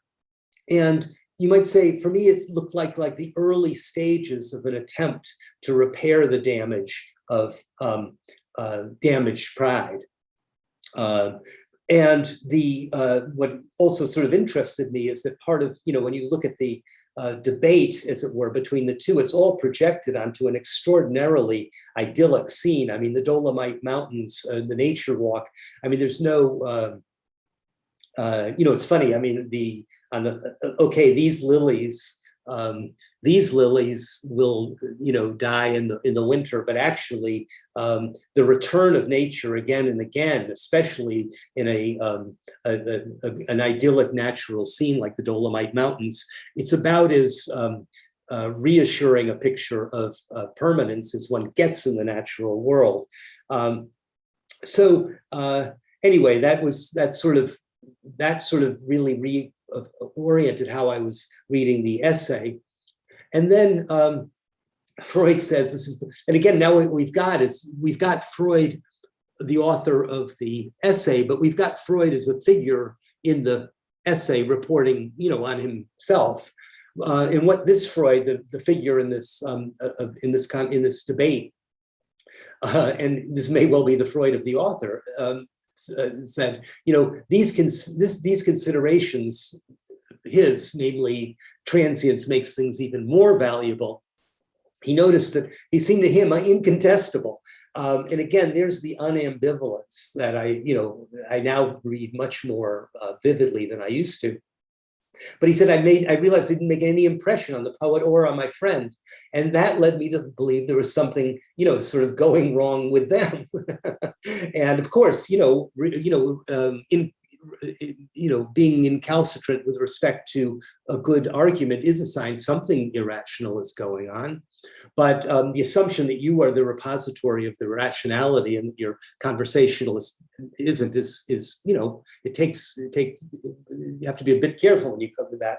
And then Freud comes up with this incredible, this is an incredibly famous diagnosis, and it's had a long history since. He said, what spoilt their enjoyment must have been what he called a revolt in their minds against mourning, that the foretaste of the destruction of the beautiful mountain scene led them to sort of leap ahead in time. They have that sense of it's going to end badly, and so they attack now any attempt to enjoy the current scene by anticipating the future scene. And that was what he called a revolt against his mind, in their minds against mourning. That has had a long history in certainly in psychoanalytic diagnosing. And I think many of you are familiar with Bion's work on attacks on linking. This is seen as a very prescient diagnosis that leads to this idea of a revolt and attack on linking. But now the thing that I've lived with for a while. But now if you think about the whole scene, which is Freud, the author, constructing this scene of Freud in the story, again, fighting off, as it were, disagreeing with the poet. What you have here is quite an unambivalent. The scene itself is a scene of unambivalence, of an attack from two partial positions. In short, what's missing here is precisely in the diagnosis of a revolt against mourning. What's missing here so far in the argument is the kind of mourning that would deal with the lack of ambivalence that's being portrayed right here. And at that point, Freud turns to mourning. And he says, as you see, mourning over the loss of something that we have loved or admired seems so natural to the layman. He regards it as self-evident. But to psychologists, mourning is a great riddle. And it's one of those phenomena which cannot themselves be explained, which other obscurities can be traced back. A number of things about this passage seem to me, I mean, on one hand, he starts to talk about mourning. It seems to me now in this reading that he is actually, in talking about it, he is beginning the mourning process himself of a kind of psychic recovery from the threats to the ego ideal. And he comes up with this figure of the psychologist here. And here is a figure that I'm interested, he doesn't use the term psychoanalyst, he does use the term psychologist. And what he is portraying here is I think what I'm trying to try out is the establishment of a more robust and durable ego ideal, one which can sustain the catastrophe he has been living through of what the Great War means. And one of the features, I think that there are a number of features about what makes the psychologist, the figure of the psychologist, a candidate for being a robust ideal, but it's somebody who can turn the problem of mourning, you might say, into mourning, into a riddle, be able to sustain a puzzlement in the face of loss, separation, or destruction.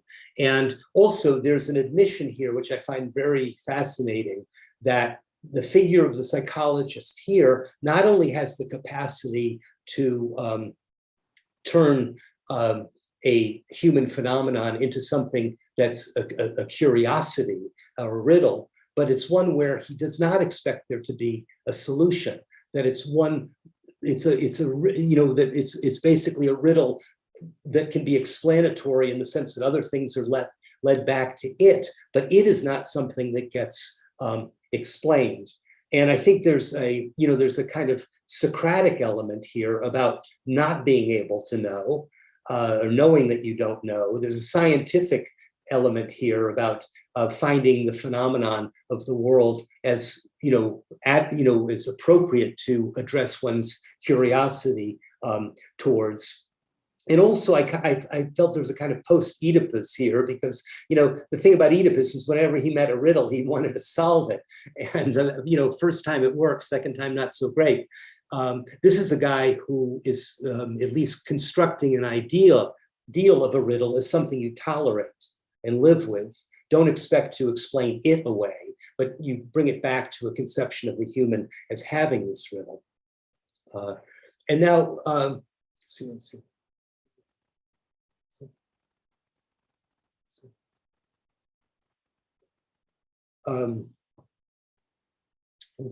Just one second.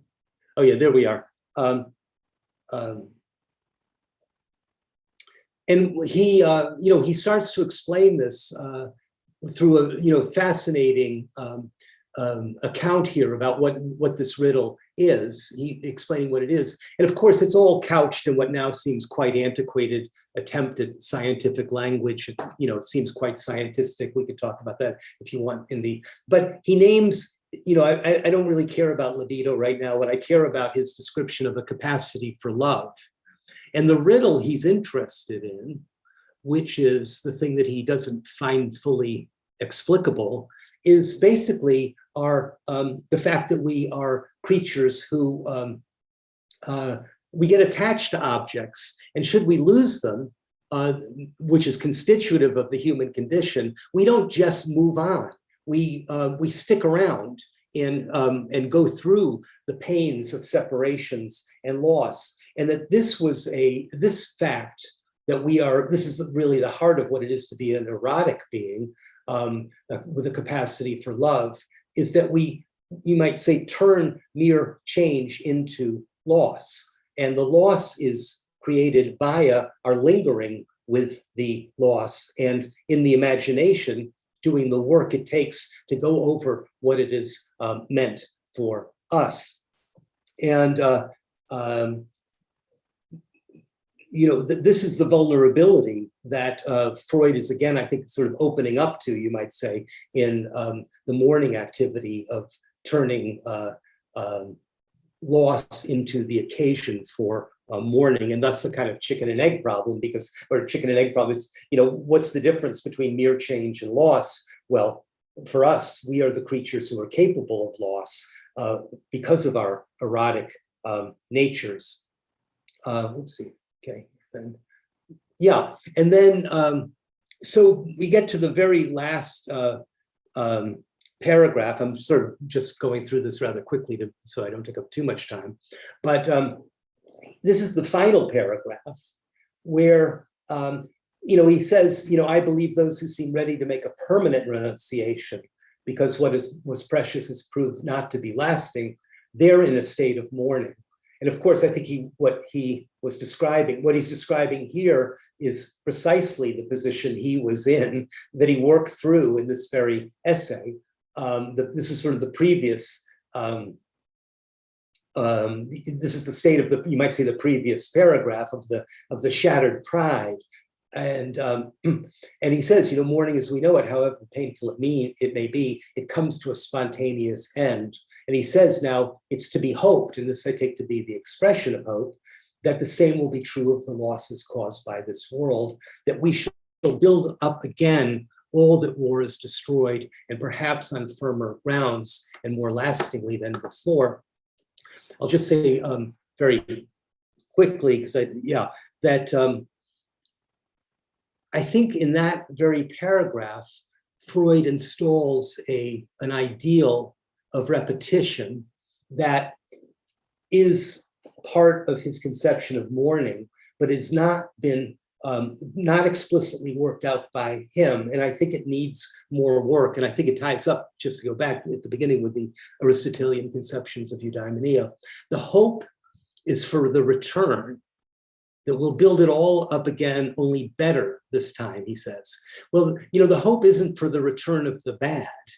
Good riddance. There was a lot of pre-World War awfulness and injustice. Nobody's hoping for that return. It's a hope for the return for the better.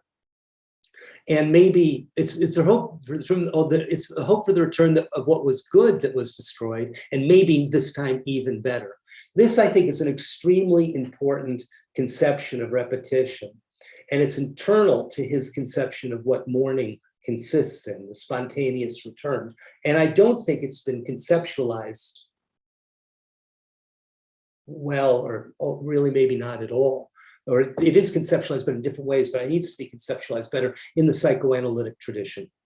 I'll just close with this thought, which is, for Freud, the hallmark of neurosis was repetition. That's the bad. That's when things are not going well. That's what you want to help cure people of. I think that what Freud called repetition is actually a failed repetition. It's the breakdown of repetition. And that's what you keep seeing over and over again in the neurotic situation or in the analytic situation. It looks like repetition if you don't have a healthy conception of repetition. Once you have a healthy conception of repetition as a form of health, then the neurotic repetition turns out to be a failed repetition, not a repetition. And this isn't just a matter of nomenclature, that I'm calling repetition one thing and Freud called something else repetition. It really arises from a needed conception of the difference between ill health and health. Once you have I think what Freud assumed a background condition of health, but he didn't really interrogate health. He was looking at pathology as though you could look at it in isolation. And, if you do try to look at it in isolation, that's what you see. You see repetition of the neurotic sort again and again and again. But once you have a conception of what human health consists in, and you bring that to the forefront, against which you try to conceptualize pathology, then you can see that, there's a form of our flourishing which is repetition. It's what Freud hopes for at the end. It is mourning properly construed. And in that light, neurotic repetition, which is the hallmark of, the center issue of the psychoanalytic form of treatment, is not repetition. It's a failure of repetition that shows up as repetition if you don't have that sense of health.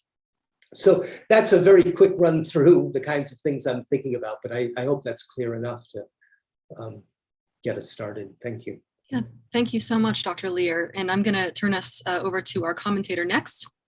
We have Dr. Ryan Preston Roeder, is an associate professor of philosophy at Occidental College.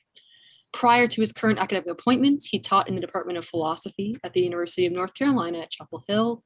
He was also a Martin Luther King Jr. visiting scholar at MIT and held a faculty fellowship at the Safra Center for Ethics at Harvard. Dr. Preston Roeder earned his PhD in philosophy from NYU. He specializes in moral and political philosophy, moral psychology, and philosophy of religion. His recent publications consider ways in which faith, trust, and other attitudes draw us into valuable forms of community with other people. His current research explores meaning in life and the problem of the absurd, the nature and significance of the religious outlook, and the moral and political significance of love. Thank you so much. And thank you, Jonathan, for your paper. I really enjoyed reading and thinking about it. And thanks, Dan, also for inviting me. Really, it's been great. I'm learning a lot and getting a lot to think about here. Okay, so I'll get started. So in Transience and Hope, a return to Freud in the time of pandemic, Jonathan Lear begins by characterizing a source of anxiety that many of us have felt during the pandemic. This is how he begins the paper. He alluded to it in the talk just now. In light of this characterization, he revisits and reinterprets Freud's classic essay on transience. And finally, Jonathan appeals to this reinterpretation of Freud in order to gain insight into how we might approach living in the midst of world catastrophe. So in the first section, my comments, I'll summarize these three elements of Jonathan's essay, and in the second part, I'll raise some questions and comments about each element. And all of the questions and comments are really in a spirit of just kind of getting clearer about some key ideas in Jonathan's paper and understanding how they might apply to our attempt to kind of live through global catastrophe. So first, life in a time of pandemic, and like I said, Jonathan alluded to this, but did not describe it explicitly. But I think it might bring up issues that we want to discuss, or that Jonathan might want to go into further. So I'll just briefly describe it.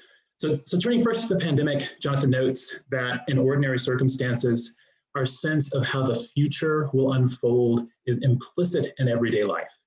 For example, we assume that we will engage in certain rituals in order to mark certain holidays or life events, or that certain political institutions will structure our lives. By contrast, in a time of pandemic, the future becomes uncanny. Our shared assumptions about how the future will unfold are shattered, and so, insofar as the meaning of what we do now is shaped by its future significance, the meaning of what we do now must be called into question. This, Jonathan claims, is a source of the anxiety that many of us feel. So from there, these reflections lead Jonathan to revisit and reinterpret Freud's essay on transience. And I'm grateful to you and your paper for introducing me to that classic essay. In the essay, Freud recounts a summer walk through a smiling countryside during which he and his companions debate the significance of the transience of beauty and goodness. The essay concludes a year later in the midst of the devastation of World War I.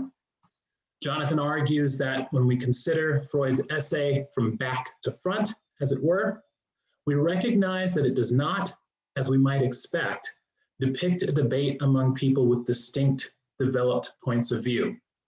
Rather, it depicts an attempt to respond to the disruption within a single psyche brought about by living through world catastrophe. So Jonathan's interpretation runs as follows. At the end of the essay, where Freud discusses the devastation of war, Freud identifies the problem. Prior to the war, Freud embraced ideals according to which European civilization is on a kind of endless progressive journey. And by participating in that journey, one can take pride in oneself because one thereby partakes in something that's both eternal and good. But living through the war led Freud to abandon these ideals. The war not only destroyed beautiful countryside and works of art, but also, quotes from Freud, shattered our pride in the achievements of our civilization, shattered our admiration for many philosophies and artists, tarnished the lofty impartiality of our science, and revealed our base instincts. When Freud experiences the loss of these ideals in which he was invested, he loses something of himself, and this leaves him with the problem of repairing the damage within his own psyche caused by living through the war. On Jonathan's reading, the beginning and middle of On Transience depict Freud's attempt to address this problem. The debate between the narrator and poet, recounted at the beginning of Freud's essay, is actually a conflict between mere fragments of Freud's thought. One fragment states that the transience of things we cherish drains away the significance of those things, while the other fragment insists to the contrary, that the transience of these cherished objects actually heightens their value. Both fragments emerge as Freud struggles to determine what he might cherish and who he might aspire to be, now that he has abandoned his ideal of participating in an eternal and good European civilization. This struggle ultimately leads Freud to adopt as a kind of personal ideal the character of the psychologist. But briefly, the psychologist recognizes that when we care about people or things, we become attached to them. And when they are damaged or destroyed, we therefore suffer. Nevertheless, with time, we regain our capacity to become attached to other things that may become equally precious or even more precious to us. So unlike the narrator, the psychologist accepts the pain of mourning and the loss of cherished ideals, and so the pain of losing some aspect of himself. And unlike the poet, the psychologist recognizes that he will someday overcome his pain and come to find other objects of concern. It is hoped, Freud writes, that the same will be true of the losses caused by this war. When once the mourning is over, it will be found that our high opinion of the riches of civilization has lost nothing from the discovery of their fragility. We shall build up again all that war has destroyed, perhaps on a firmer ground and more lastingly than before. And finally, living in the midst of world catastrophe, Jonathan concludes his essay by characterizing an ideal of repetition, which is manifest in Freud's hope of building back up again all the good that catastrophe has destroyed, perhaps on a firmer ground and more lastingly than before. And Jonathan offers this ideal as a kind of Freudian substitute for the ideal of eternity that the war has demonstrated cannot be sustained. And so I want to raise some comments, questions about one kind of main comment or question about each of these three elements of Jonathan's paper that I described. Following Jonathan's lead, I'm going to work my way from the end of his essay back to the beginning, not because I think that's going to reveal some kind of intrapsychic conflict that Jonathan is experiencing, but my main comment is really about his conclusion, and I'll kind of return to it as I raise some other points. So first, I want to consider this ideal of repetition manifest in Freud's hope of building back again all the good that catastrophe has destroyed. So we can distinguish between, we can draw a distinction between two different kinds of devastation that Freud discusses in his account of living through the war. So first, Freud observes that, of course, beautiful countryside and valued artworks and so on are destroyed. And also, this is part of the first category, still part of the first category, that valued social institutions and achievements that Freud apparently believed to be changeless are revealed to be ephemeral. So things are in fact destroyed, but also institutions that Freud might have thought were eternal are revealed to be fragile and ephemeral. And so here, I think it does make sense to seek to build back up again to the extent that this is possible. Those things that members of Freud's community believed to be good, and to try to place them on surer footing. Second, as Jonathan notes, Freud claims that the war, quote, shattered our pride in the achievements of our civilization and our admiration for many philosophies and artists, that it tarnished the lofty impartiality of the sciences, of our sciences, and it revealed our base instincts, Here, though, it seems that Freud is not merely pointing out that his society's valued institutions and achievements, ways of thinking and artistic productions, and even character traits were revealed to be ephemeral, but also claiming that they were revealed to be unworthy in some way. In other words, that the dimensions of the form of life that led to the war must not have been so good after all. But this second dimension of the devastation of war actually seems to call for a very different response than the first. In fact, in light of it, Freud's final comment about, let me see if I can find it really quick. Freud's final comment about our opinion of the riches of civilization has lost nothing, and we seek to build back up again, actually struck me as a little odd. I mean, the second dimension suggesting that our values have been tarnished, or to my ear, it suggests just very natural to say shown to be unworthy. It seems that Freud's society should not simply build back certain institutions and practices and so on that they previously valued, but rather that they should respond primarily by inventing something new, perhaps radically new. That is, create new institutions, develop new ways of thinking about the good and about how to live, develop new styles of art, aspire to be very different kinds of people, and so on. So in other words, it seems that one dimension of the devastation does seem to call for repeat and rebuild, but there's another dimension that seems to call for fashioning a new world. And so just my first question is just how this activity of invention or creation relates to the ideal of repetition that Jonathan's describing. Okay. So on to second part, working our way toward the beginning, Freud's on transience. So second, as I mentioned, I'm new to on transience, but I wanted to get clearer about the identity of the fragments of Freud's imagination that clash in that essay. So Jonathan characterizes the debate about the significance of transience as a contest between two views. The first, represented by the poet, states that the transience of things we cherish drains away the value of those things. The second, represented by the narrator, states that the transience of things we cherish augments their significance. But Freud's actual account of the debate mentions three views, not two. So Freud writes, the proneness to decay of all that is beautiful and perfect can, as we know, give rise to two different impulses of the mind.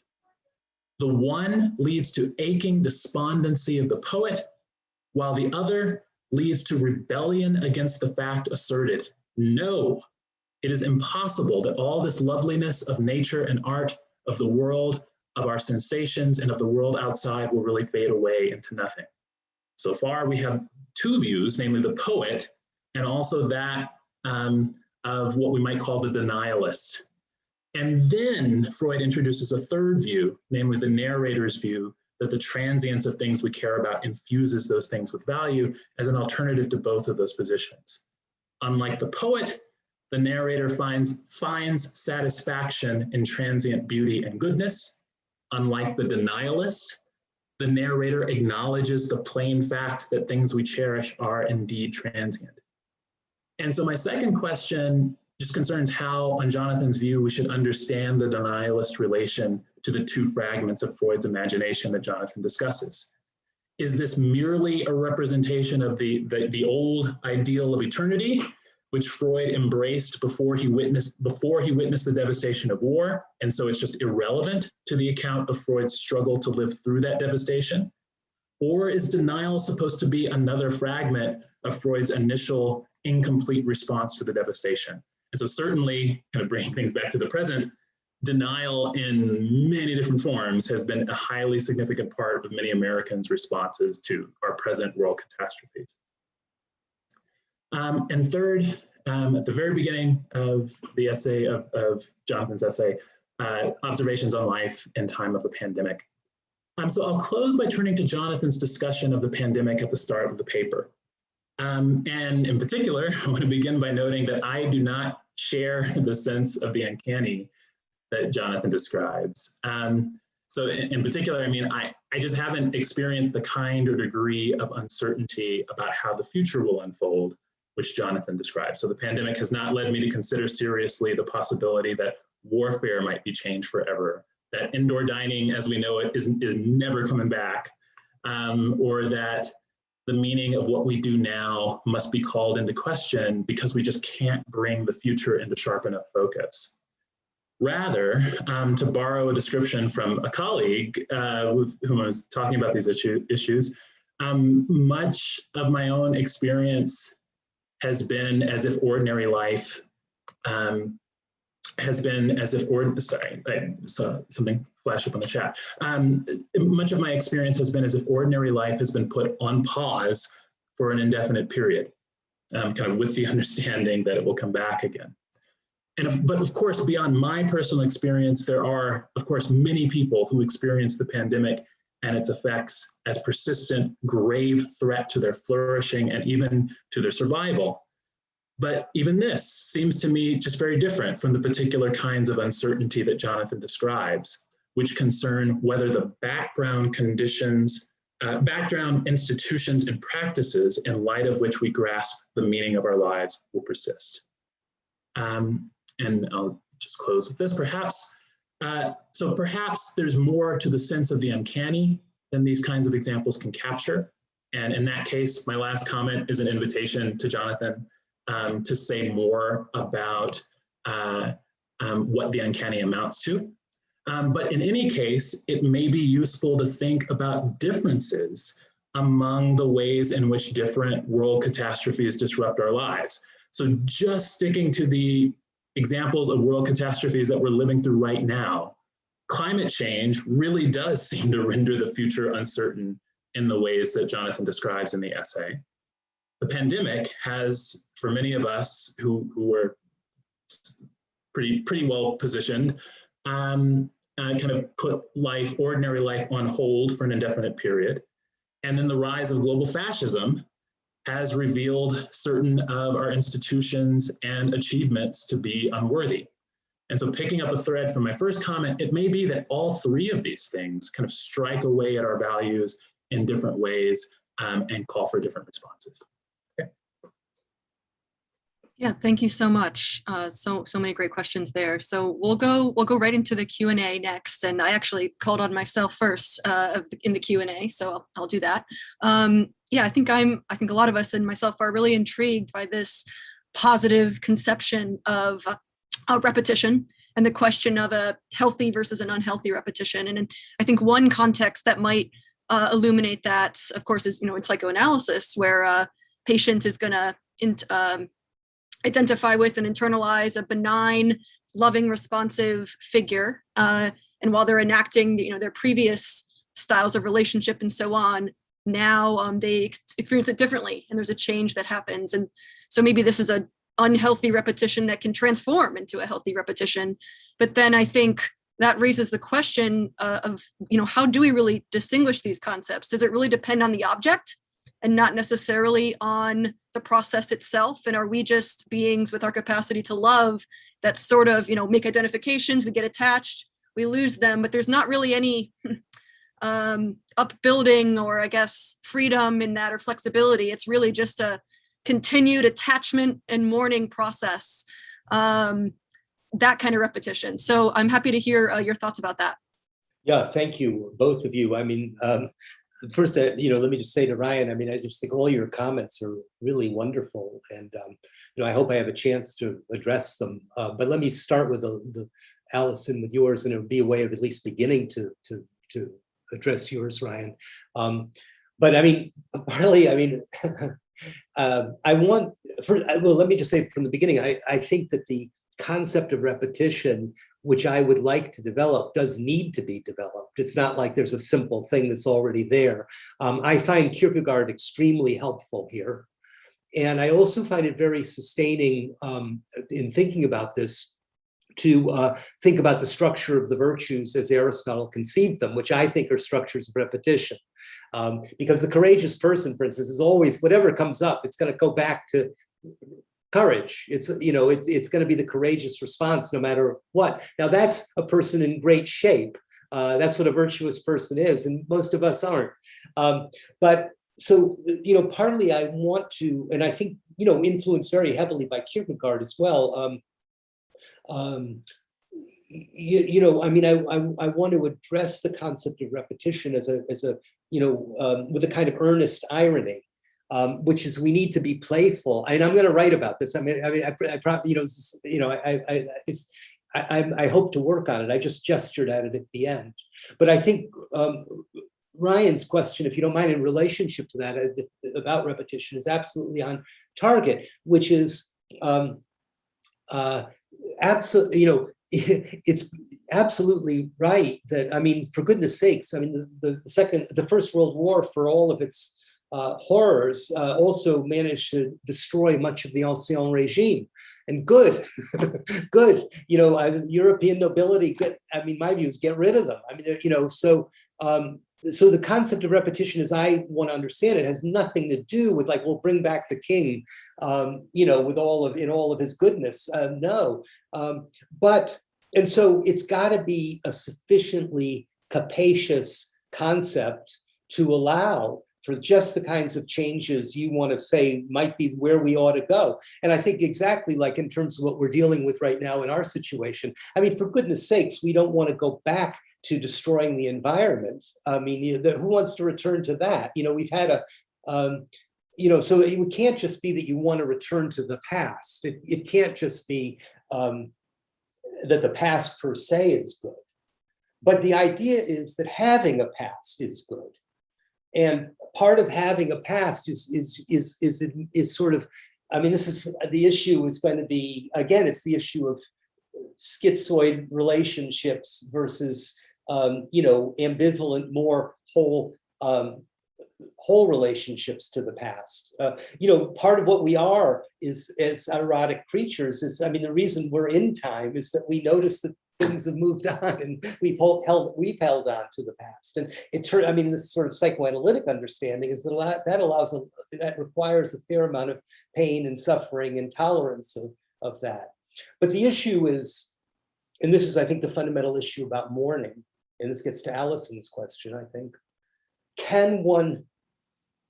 is it part of one's, I don't know, suffering, loss, whatever, that one has or can develop? And this, I want to say, Allison, repetition, I think, is about the process, properly understood, it is about the process. But is one overall in the project of returning to life and engaging it with sufficient affirmation as to engage?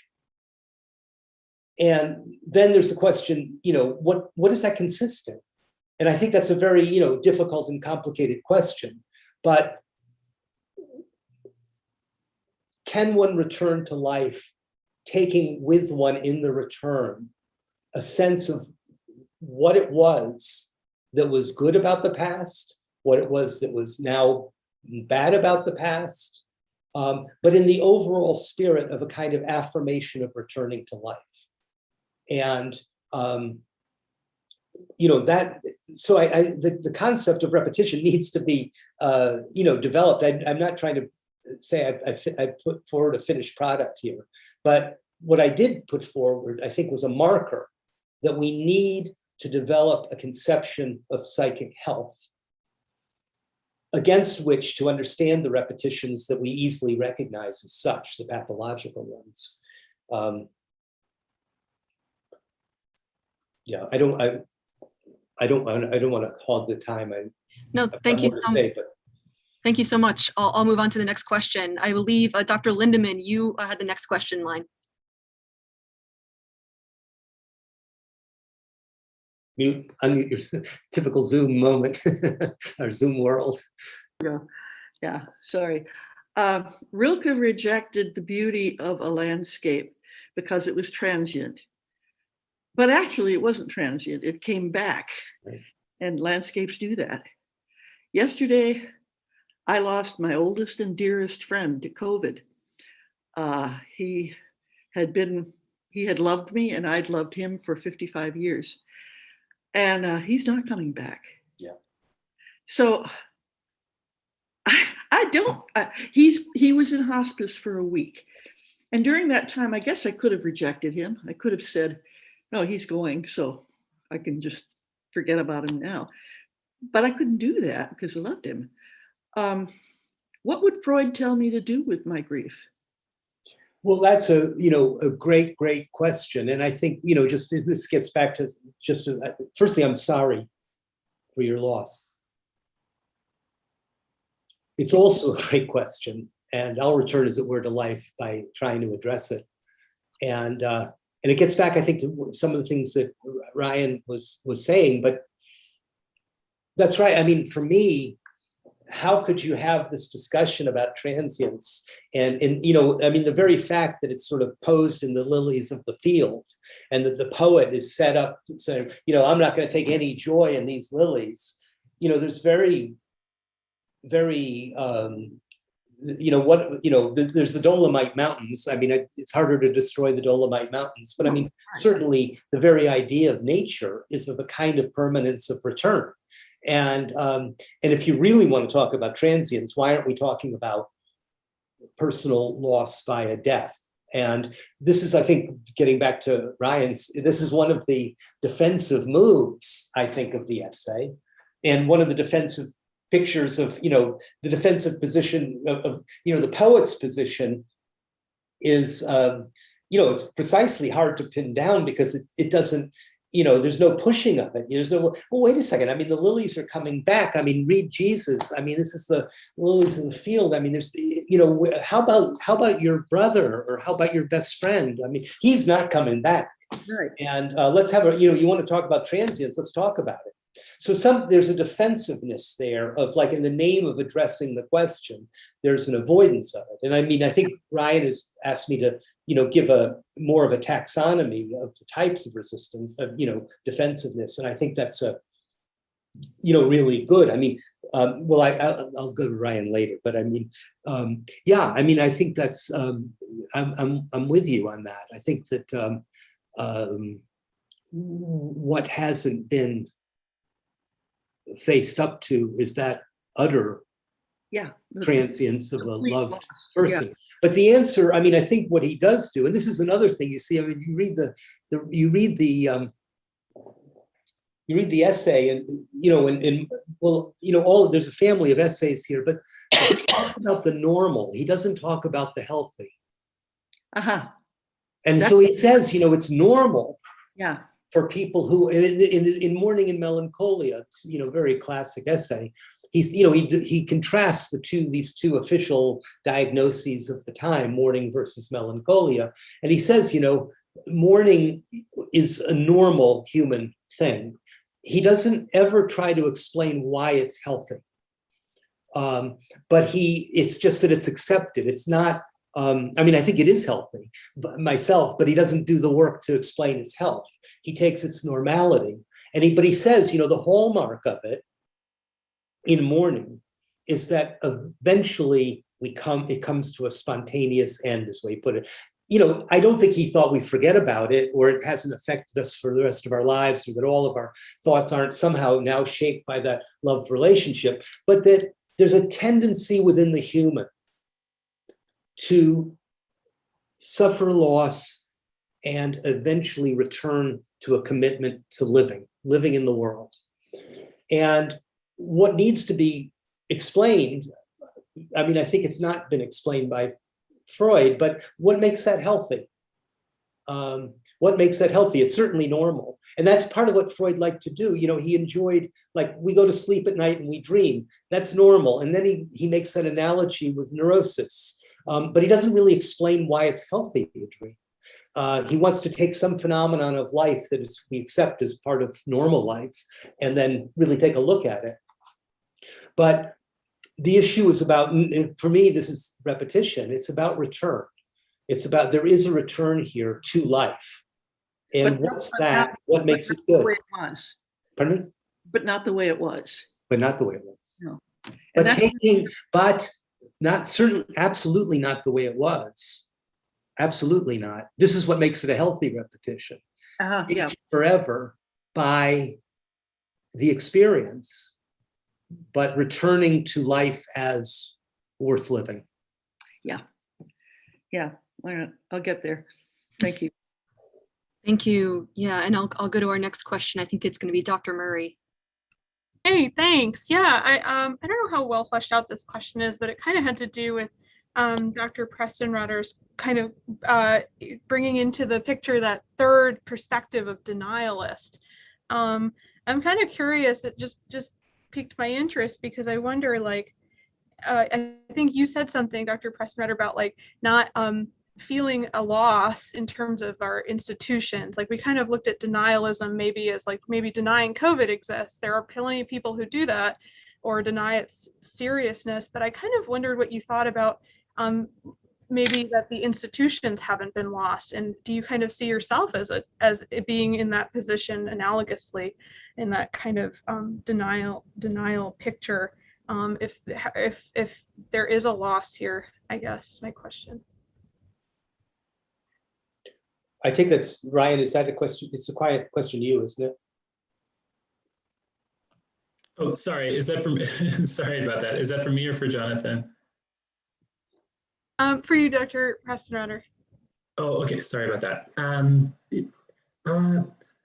Okay, but now that I'm on the spot, I'm not sure what I'm not sure if I. That's okay. I can also reserve it for later. Maybe I can just email you because I know Dan, I think, also had a burning question. So okay, let me. Okay, then please do follow up. Like, yeah, because I'm not sure what I'll say now, and I don't want to take further time from the queue. Sounds good, Dr. Mosley. You want to ask your question? Yes, thank you for the talk and for this reading of Freud. And my question is kind of a comment, and I was wondering how the reading of Freud that you provided sort of bears on this sort of data point. There was a really excellent talk here yesterday. It was our annual Merrimon lecture given by Vikram Patel on the topic of the effects of the pandemic on America's youth. And I was looking at youth worldwide. But one of the really striking data points from this talk was in a survey conducted, I think it was around February 1st, and it's looking for self-reports of symptoms of depression and anxiety. It was young people who had the highest rates of, it was over 50%. It was something like, it was close to 60% of the people, I think the age group was 18 to 29, were reporting the highest rates of depression and anxiety symptoms. And it looked like for every age group bracket after that, the rates went down, just got lower and lower and lower.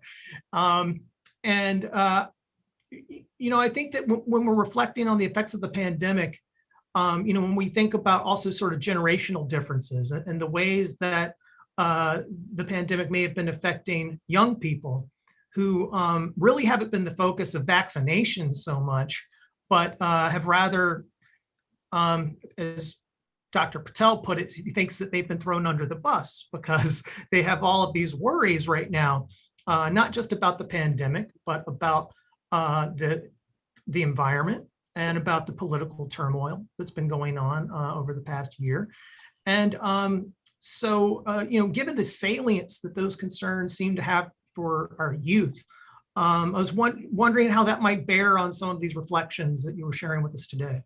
It's a great question, and I know we're running out of time, so I'm going to be as quick as I can. But I'll say, one of the great things about Vikram Patel's work, which I've been following, closely, is, he's just got a lot of empirical knowledge, a lot of, really robust empirical knowledge, which I do value. And I think that the pandemic, I don't mean the coronavirus pandemic. I think there is a pandemic of youth health, and it needs understanding in very serious intervention. It's something that concerns me and matters to me a lot. My knowledge is quite derivative, and it's and what works most powerfully for me is what I know anecdotal. I know the work that I know the empirical work, and that grounds my sense that this is really serious. But the anecdotal part of it, which is what goes back, to just say to Ryan, if you don't have a worry about the uncanny, that's, good. Then, there's a limit. I'm happy for you, and I'm happy for all your friends.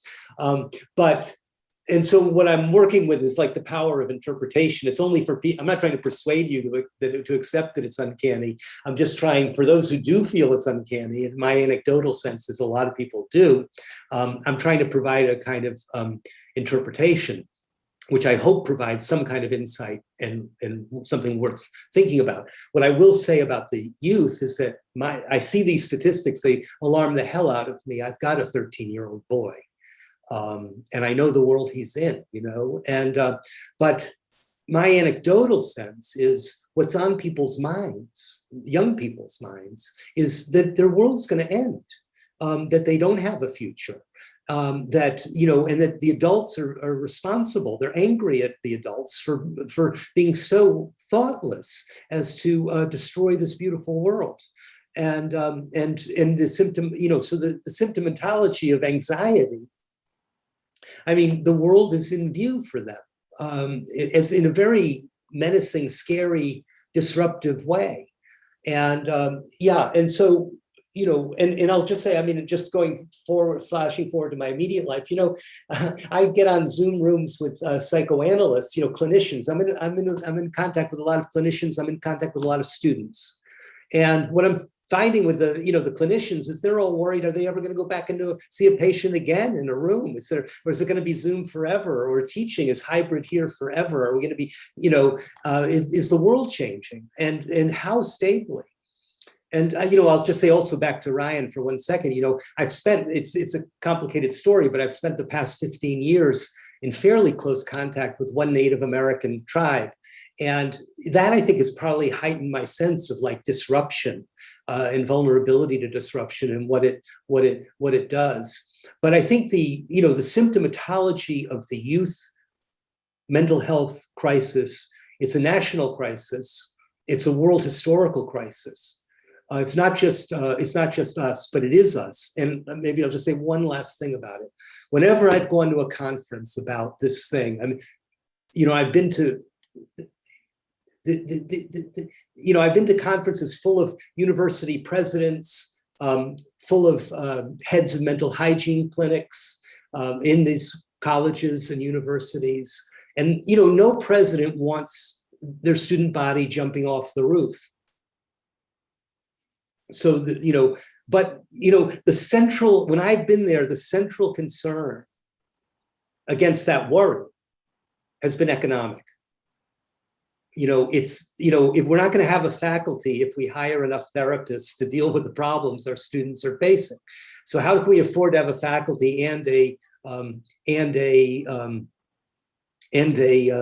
mental health clinic that will stop, that will do the triage, figure out who's about to jump off the roof and stop that person, and the people who are just sort of, guilty and low self-esteem, let them, muddle through. We just have to stop the suicides or the serious cuttings and self-injuries. But none of the conversation, none of it has been about health. It's about preventing effective, empirically testable, measurable ways of intervening soon enough to prevent real harm. But the thinking that's required about eudaimonia of our next generation, I haven't heard it.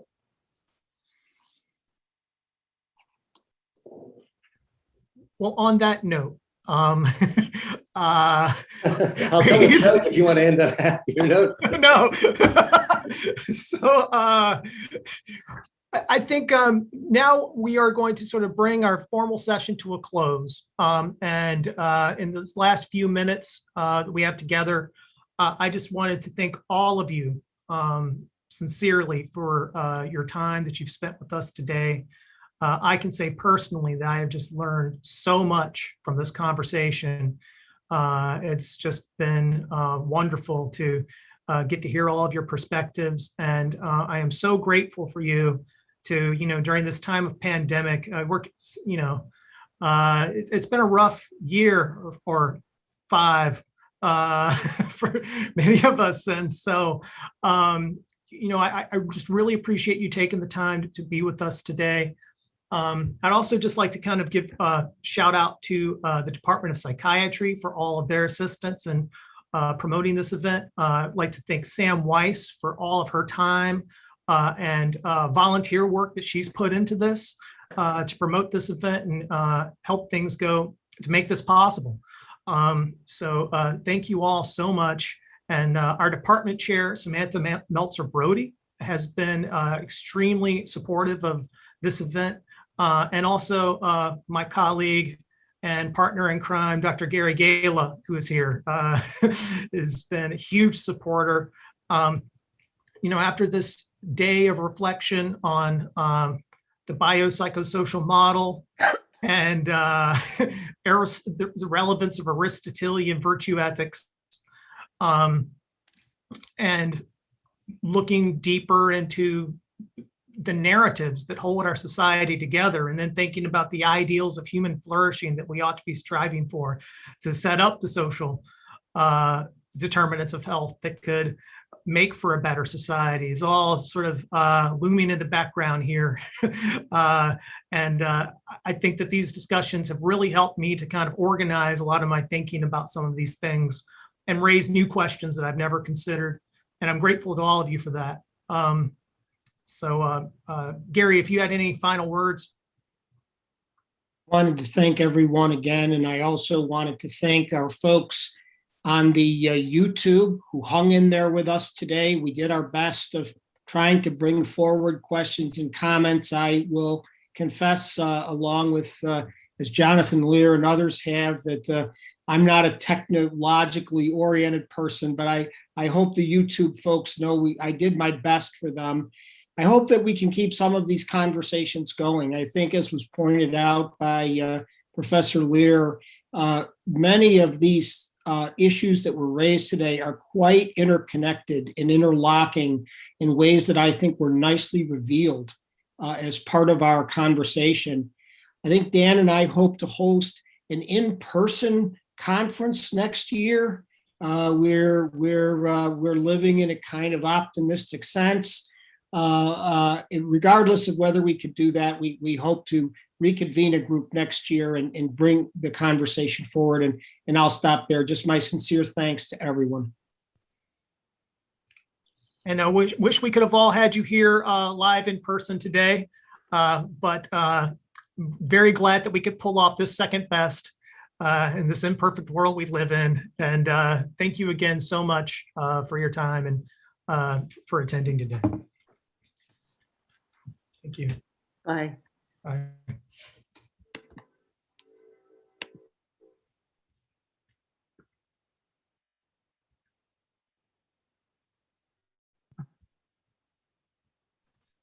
Well, that went well, guys.